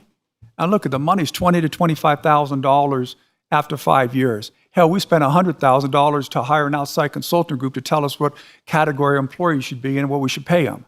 So I don't think that's going to be the swaying factor. Although I do understand we're short of money on roads. I got a great idea that I'm going to present to you, Ms. Davison, afterwards that I think can solve our road problems. But the money and the blasting, and that's what he's given up, that we couldn't stop ourselves.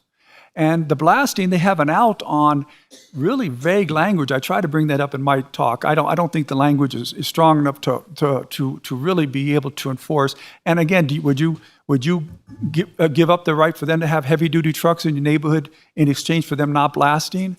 If I lived there, I wouldn't. I don't want the heavy duty trucks coming through my neighborhood. So I wouldn't have gone through it with the unless they reduce the size of the trucks. But the biggest problem in this agreement, and the reason why I would much rather have no agreement at all than this agreement, is a provision where it says that the county cannot restrict the use of Johnson Lane or limit or delay. There's a bunch of language it has dealing with Knox's trucks. Now, it was worse before. Yesterday or Tuesday, we had our 2-on-1 meeting, and I said to our assistant district attorney, I said, this is crazy. How can a county commission say, hey, we're going to agree that no other county commission in the future can pass an ordinance to protect their citizens if it's going to affect Knox at all? Well, to Commissioner Hales' credit, she went back and she got it changed, and it's a little bit better now.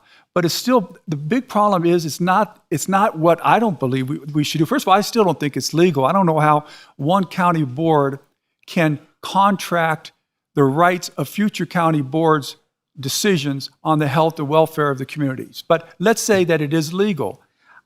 I'm going to give you a couple examples of what could happen and if we did this. First of all, in the same agreement in B1 and B2, Knox states that they can alter and change the mine.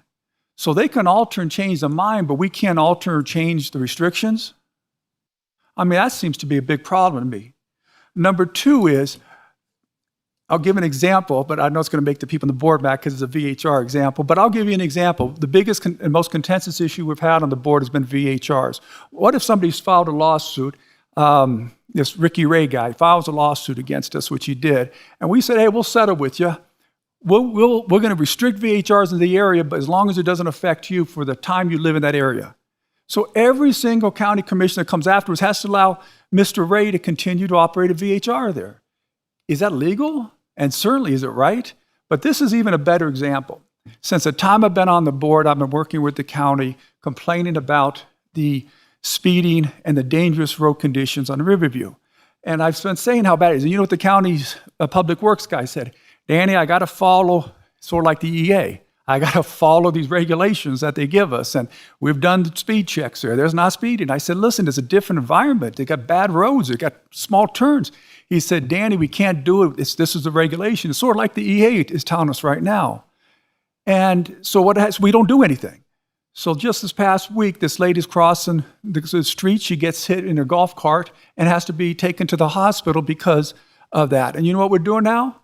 We're going to do some preventive measures to make sure that doesn't happen again. Well, what if Knox's truck hits a little kid on the bus stop and we want to change the regulations and make it more difficult for that to happen, if not impossible for that to happen again? We can't do that with this agreement. And for that purpose alone, I would not vote for this agreement under any circumstances. Look, I appreciate all that, but I've always been fighting with the board. Please, they got the tough decisions and they're trying hard and I'm trying hard. I'm just going to give you my opinion. That's all I want is I think we can, first of all, I don't agree that the EA was not flawed. I sat there and listened to that meeting and many of you were there. I mean, it's the things that they said in that meeting to say that these are the experts, that there was no substantial damage, problems. I don't buy it at all. And then when I met with the county staff, I asked them a couple of things. I said, like, one is, how did they determine the impact of the roads with trucks east of Vicky Lane if there are no trucks east of Vicky Lane? And they said, well, they used the ones east of Vicky Lane. I said, well, east of Vicky Lane's a truck route. They have all kinds of trucks in there, and there aren't the homes in there. That's not apples to apples. And I said, did they count trucks or did they count just automobiles when they were counting the number of cars going through there? Because there's a difference between trucks and automobiles. And their analysis said they counted automobiles. They didn't differentiate between trucks and automobiles. Well, not only that, there's a difference between a UPS automobile and a three-trailer truck carrying tons of equipment. That's a flaw in my opinion. Stacy, and I forget your last name, Stacy Clark came and gave us some good stuff. And I don't know if it's accurate or not. It's beyond my pay grade. But if the EA didn't test all the rocks they should have tested to see if there's some problem in there, don't we as a county have an obligation to assure that's happened? And all we can do is go through the appeal. We very well may lose the appeal. I don't know. But I mean, if I hope these other commissioners feel the same way, if we don't believe if we believe the EA was flawed, how could we take away the appeal? How do we say we're not going to appeal it if we actually think that was flawed? I think it was flawed.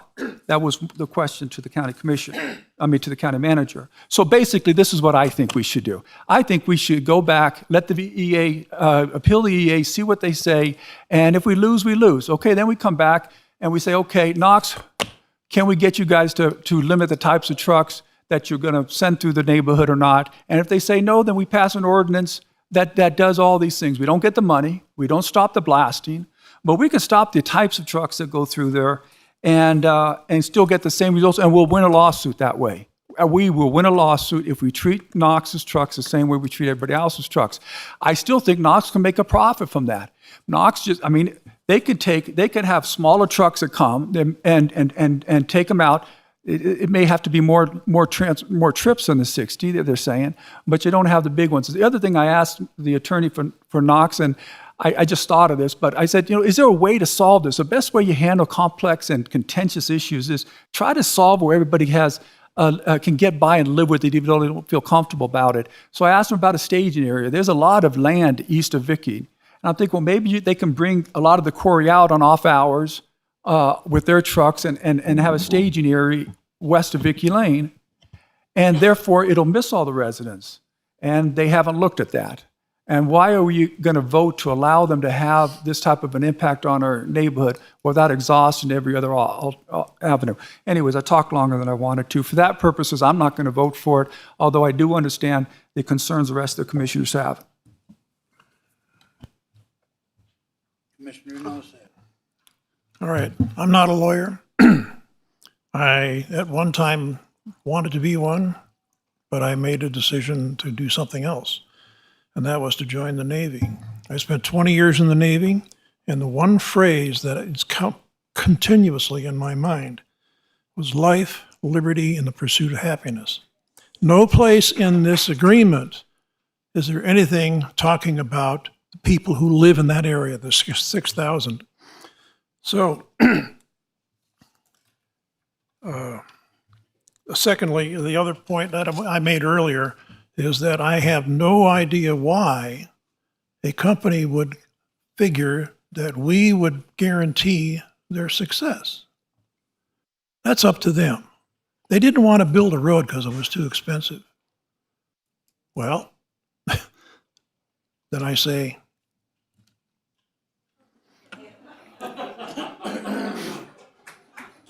I didn't say anything. But I'm basically the center of what I have to say is I'm more concerned for the health and welfare of the populace than I am for the success of a business.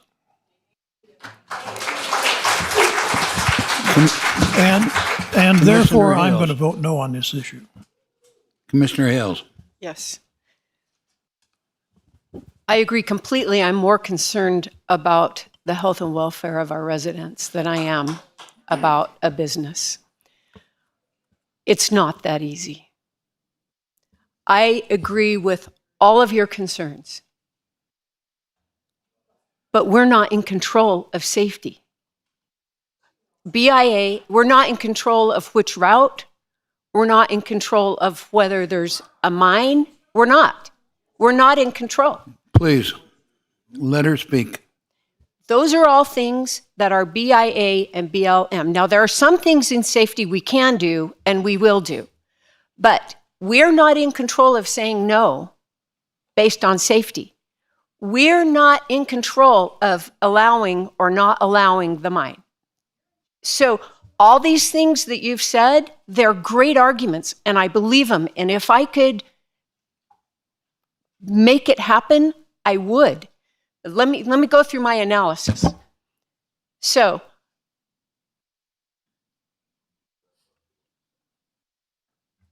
there's two things that we have done that could be an alternative to this agreement. One is the ordinance. The other is the appeal. I'm going to start with the appeal. Do y'all understand that the appeal is in the hands of BIA and BLM? These are the two entities we have been aggressively acting against for 4 years and telling them there is significant impact. And I do believe there is significant impact. But for 4 years, they have not wavered in their support of this mine. As I was thinking about this, it occurred to me the definition of insanity. Doing the same thing and expecting a different result. This appeal is the same thing we have done 3 times. They created 3 different EAs, and we said, not okay, not enough, not okay, not enough. And they came back with the same result. And you've heard our county commissioner talk to other people who have had a lot of experience with appeals to BIA and BLM, and they have never seen an appeal upheld. Chip Lewis, the head of BIA, said, this is the most extensive EA he has ever seen, and the reason it's that way is because the county forced it on your behalf. He's also said he's never seen so much money spent on an EA. And the reason that's done is because the county forced it on your behalf. But BIA and BLM never wavered in their support, and I do not have a reasonable hope that they will waver now. If we put all our eggs in the basket of the appeal is almost surely not going to be successful. And what happens then? If you think Knox is going to give any concessions whatsoever at that point, you're wrong. Because they will have no motivation and we will have no control. I've listened to you for many hours. It's my turn to speak. It's my turn to speak. So, Please hold your comments until she's done.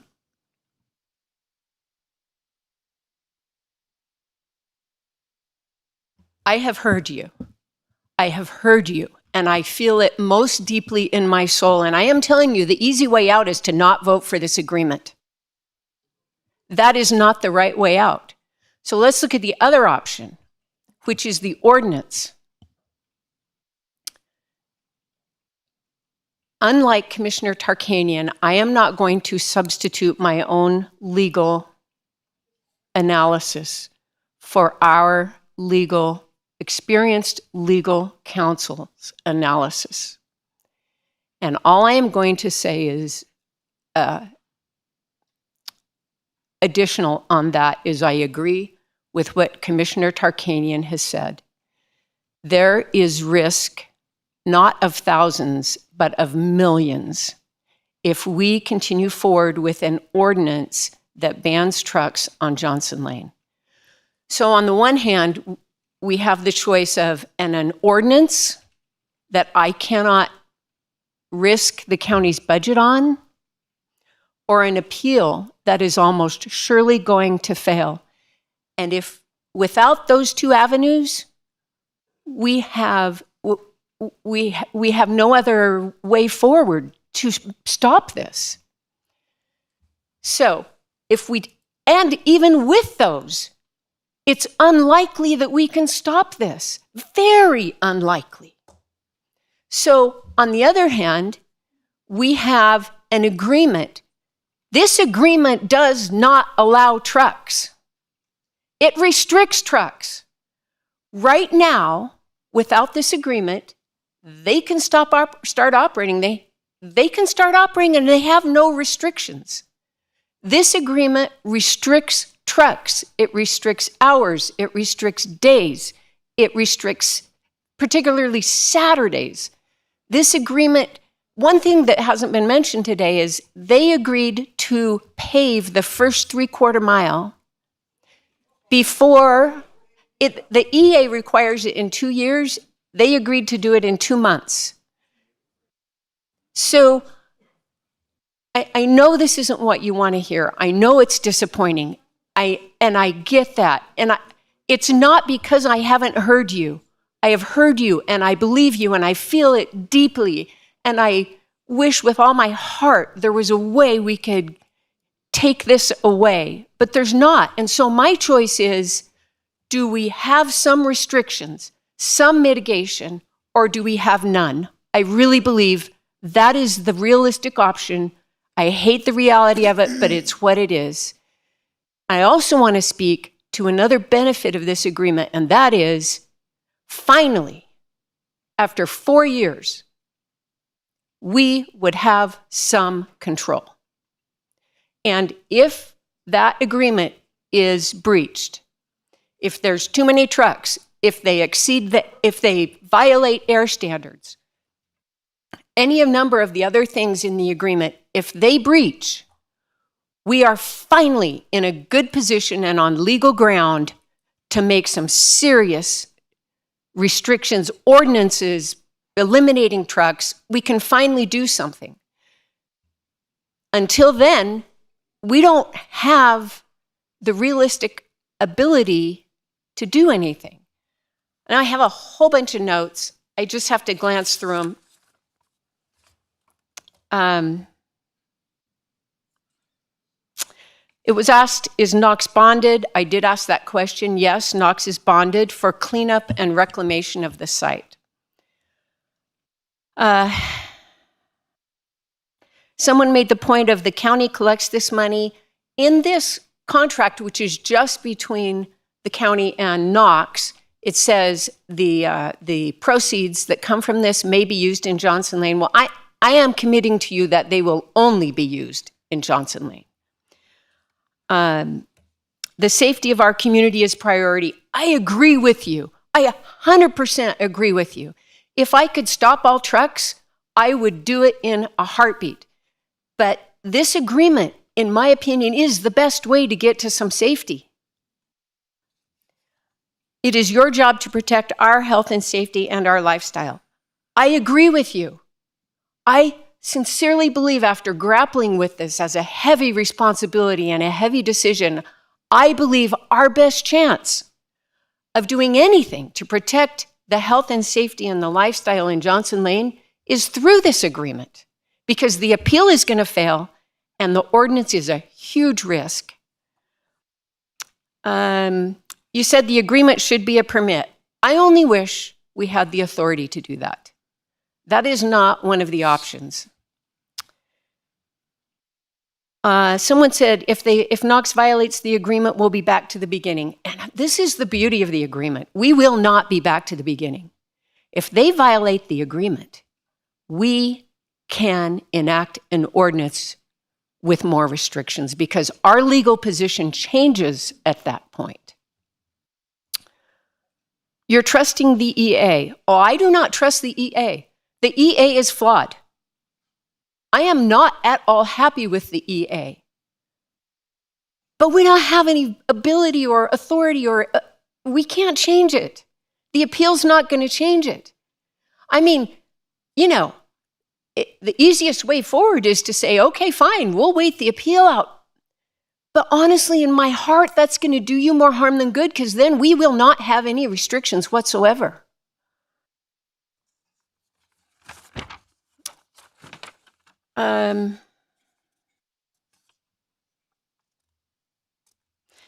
Mike Jarrett brought up another place would be better. I totally agree. But we are burdened with the actions of previous boards who eliminated mines from almost everywhere. And this started happening before any more comprehensive look could be taken at that. And so, unfortunately, we are where we are on that. The better angels, and we are answering to God. I am telling you with all sincerity of my soul, I hear that. And I'm taking this responsibility seriously, and it is because I am answering in that way that I must support the agreement. I love the tech idea. Where's the guy who did that? The tech idea to count trucks, that is a really great idea. You know, I think we can figure out how to, you know, yeah. I guess I want to, there's a few other things. I'm almost done. I apologize for going so long. This is emotional, and I understand the emotion. And there have been some very emotional things said to us. One person said to me, if there is an accident, there will be blood on your hands. And, you know, we are not allowing or permitting trucks. We're not. Right now, unlimited trucks are permitted. We are restricting trucks. Without this agreement, there will be more trucks, not less trucks. Someone also said commissioners are on the take from Knox. That's just not true. Frankly, no amount of money would entice me to go through this kind of agony. The other thing that has been said is you will never survive another election. And if you want to think about getting reelected, then you better vote no on this agreement. My response to that is that I do not base my votes on whether they will get me reelected. I don't care that much about being reelected. I base my votes on what I think is the right thing to do for my constituents. And I know you don't agree with me, but I have searched long and hard and worked long and hard on this, and I cannot come to any other conclusion. I would much rather take action that I believe is in the best interest of Johnson Lane than look like I'm doing what you want when I don't, in my heart, feel like it's in your best good. Thank you. My turn? Damn.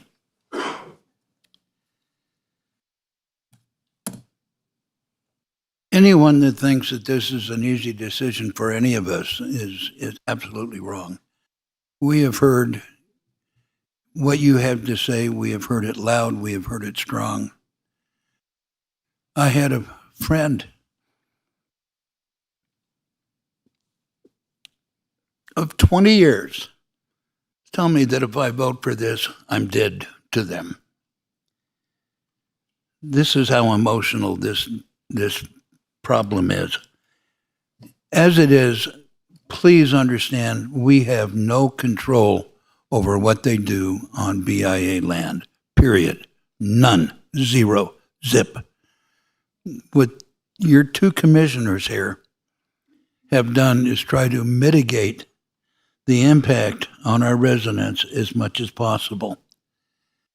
This is not simple. This is not an easy fix.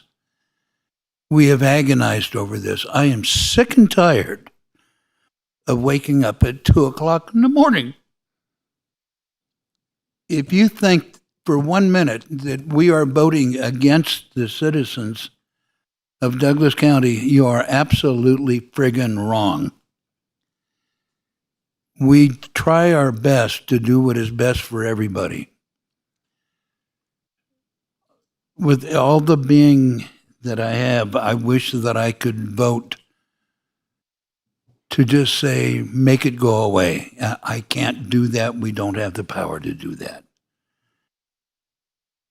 And with that, I'm going to bring it back to the board. I'm ready for a motion. I just want to say one thing real quick before the motion. I've been real good not to attack my fellow commissioners or staff. I hope everybody would agree with that. But Commissioner Hales, your statement that I am inputting my legal decision over what's been told to me by county staff is not true. Everything I've stated in this meeting about our positions has been discussions I've had with the Assistant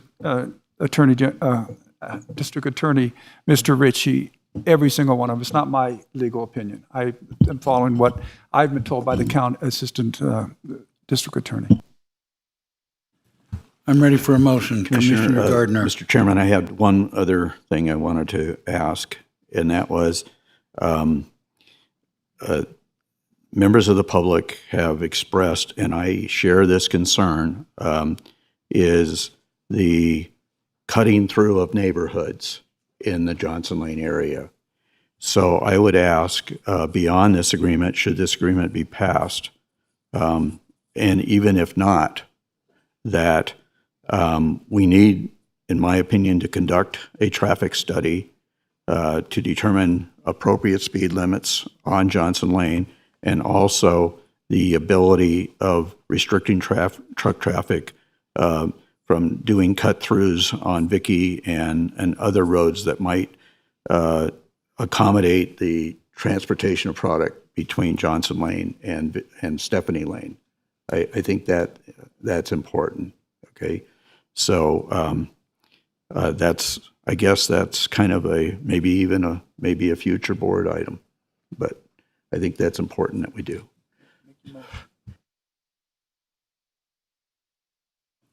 Oh, I agree. I think there's a number of follow-up things that we can do, and I agree.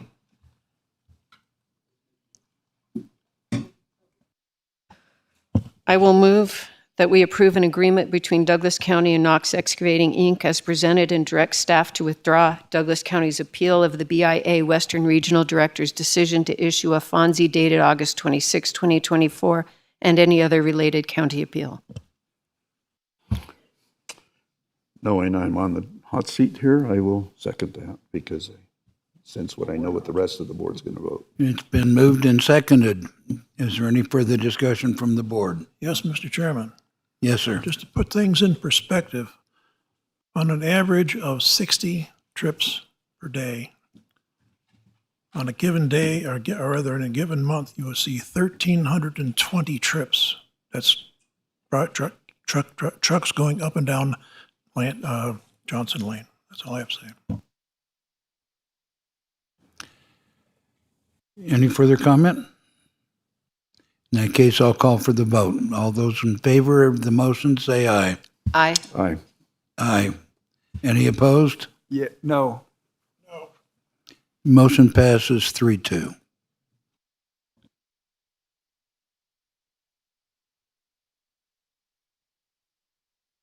That brings us to item number 6 on the agenda for presentation only. Mr. Chairman, Sir, I have an important doctor's appointment in Las Vegas tomorrow morning. I'm driving. This is just closing up and public comment. Would it be okay if you excuse me so I can get on the road? go ahead. All right, item number 6, announcements, reports, updates, and county commission members, including updates on the various boards and other commissions that they may be a member of or a liaison to, or any other meetings, functions that they have attended, and any request by a commissioner for discussion of a future agenda item. Commissioner Gardner. So I was pleased to attend the Nevada Association of Counties conference last week on Tuesday, Wednesday, and Thursday to represent the county in that regard. And it was a very good conference. In addition to that, of course, we had our Chamber of Commerce board meeting yesterday morning, and I attended that. I look forward to the opening of the pickleball complex. I believe that's on that's the morning of our next meeting on October 17th, I believe. Anyways, and that's all I have to report tonight. Thank you. Commissioner Nosad. I will simply say I attended a TTD meeting, and we were discussing the JPA with South Lake Tahoe in El Dorado County, and it looks like they are going to be going forward with it, but I have nothing else to report on that. And with that, I will close item number 6, and we'll move to closing public comment. Jim Jackson. Well, I am extremely disappointed in you. Commissioner Gardner, you did a good job of washing your hands of this whole deal. Commissioner Hales, it proved that you are not on our side. I applaud Commissioner Tarkanian, Commissioner Nosad, but at least having the backbone to stand up to this. You realize, of course, that if Knox violates any of this, yeah, you can pass an ordinance. They will sue you because they're going to go back to the original AI. They said so in the meeting. They will have unlimited use of everything. So the thing that you're trying to avoid the most, they're going to get. And if I'd be surprised if they don't get a violation right away so that they can fall into that. They now have you in a corner. You talk about consciences. I don't think you have one. Otherwise, you wouldn't have voted this way. You would have at least postponed it and gone back and look at some of the things that were in it. They have a bond, yeah, to clean up the mine spot, but not for any damage they do to the city. Not one. And they don't care. They really don't. In my conversation with him, it was as obvious as can be. He doesn't care. The negotiations that you two did were utter failures. If I ever have to be in the negotiations, I want you two to be on the other side. They saw you coming and they took you to the cleaners. You have no teeth in this. None whatsoever. You have upset an entire community. And the community's not going to sit by. You say, you're not worried about your next election? If I were you, I would be. Same with you, Mr. Gardner. I've always been on your side. I've always trusted you and I've had faith in you. You threw that away today. You absolutely threw it away. And as far as Commissioner Rice, if I understand right, you're not running again. Is that correct? Okay, so what do you have to lose? Nothing. Commissioner Norris said he's not running again either, but he at least had the backbone to stand up for us. Commissioner Tarkanian, I don't know where he ran off to, but at least he voted on our side. So I don't want to hear from you ever again that you're working your heart out for us and that you really feel empathy for us and all that, because you don't. You can say that. It's all nice and good, but you don't. And these people that were here today, all of them, the hundreds of them that were here, the 750 that signed the petition, you threw them all away, every one of them. And you didn't get anything for it. You didn't get Knox to really concede anything. You say, we don't have the trucks? Yeah, we still have a lot of trucks running up and down there. You limited them? Big deal. You didn't limit it enough. We're extremely disappointed. I can't tell you how much we're disappointed. It really hurts. And you talk about not sleeping at night. I haven't been able to sleep past 1 o'clock in the morning for the past 2 weeks. Every night, when the minute I start to doze off, I think about this and what you were going to do, and you did it. My name is Vicki Jackson. Thank you for allowing me to speak. The one thing I don't understand, and I heard it several times today, the EA is flawed. Why are we going through with this on that point alone? Why did we never get our own experts to counteract what they did in their discussions? I don't understand that, and it's probably too late now. But again, disappointed. That should have been done a long time ago. Thank you.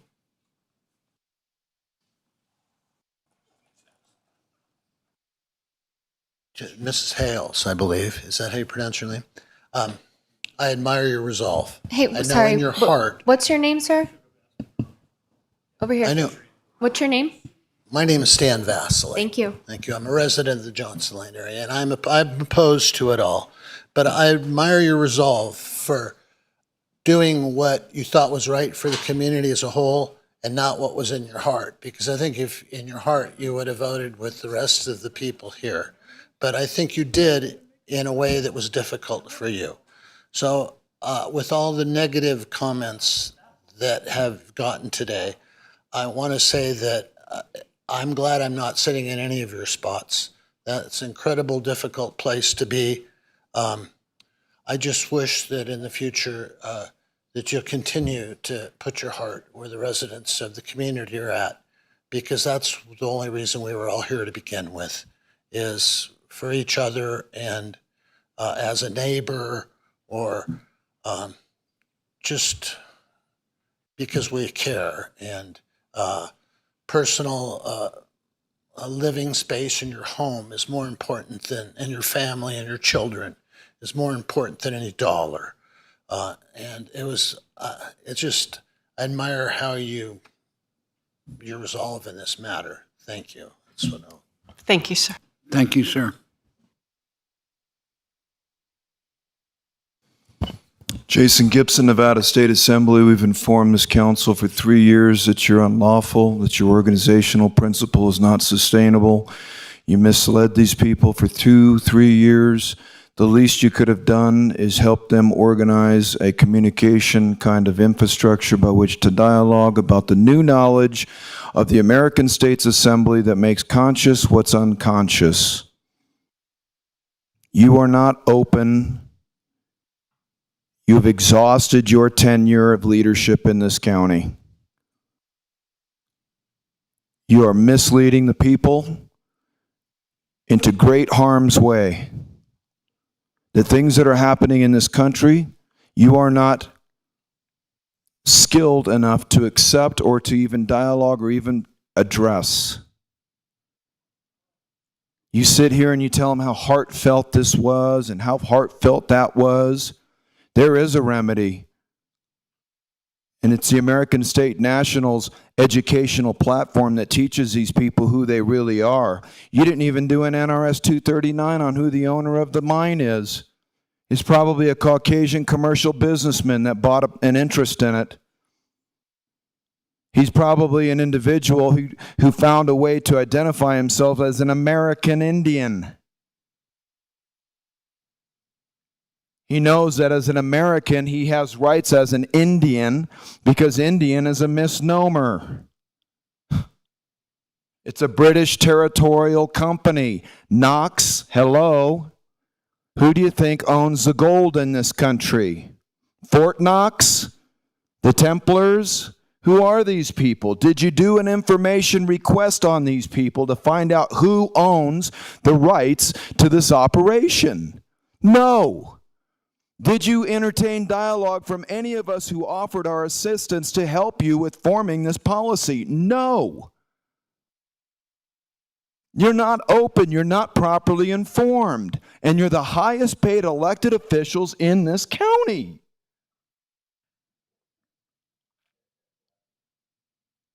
It's not funny, Mark. Commissioner California, it's not funny. I'm telling you right now that the people running this county, who run that JLEC, who have a vested interest in that mine, are using the proceeds of that mine to build that 57-acre Cop City. That's why you want that mine, because you want that new JLEC facility. You want Cop City. That's why you're doing it. Now, when it comes to my incarceration and you trying to take me off the ballot, I've written the Nevada State Ethics Commission, the Nevada Judicial Ethics Commission, the Nevada State Bar, Governor Lombardo. The FBI is coming in. The Homeland Defense Security, Homeland Defense is going to come in here. We are going to audit you folks. And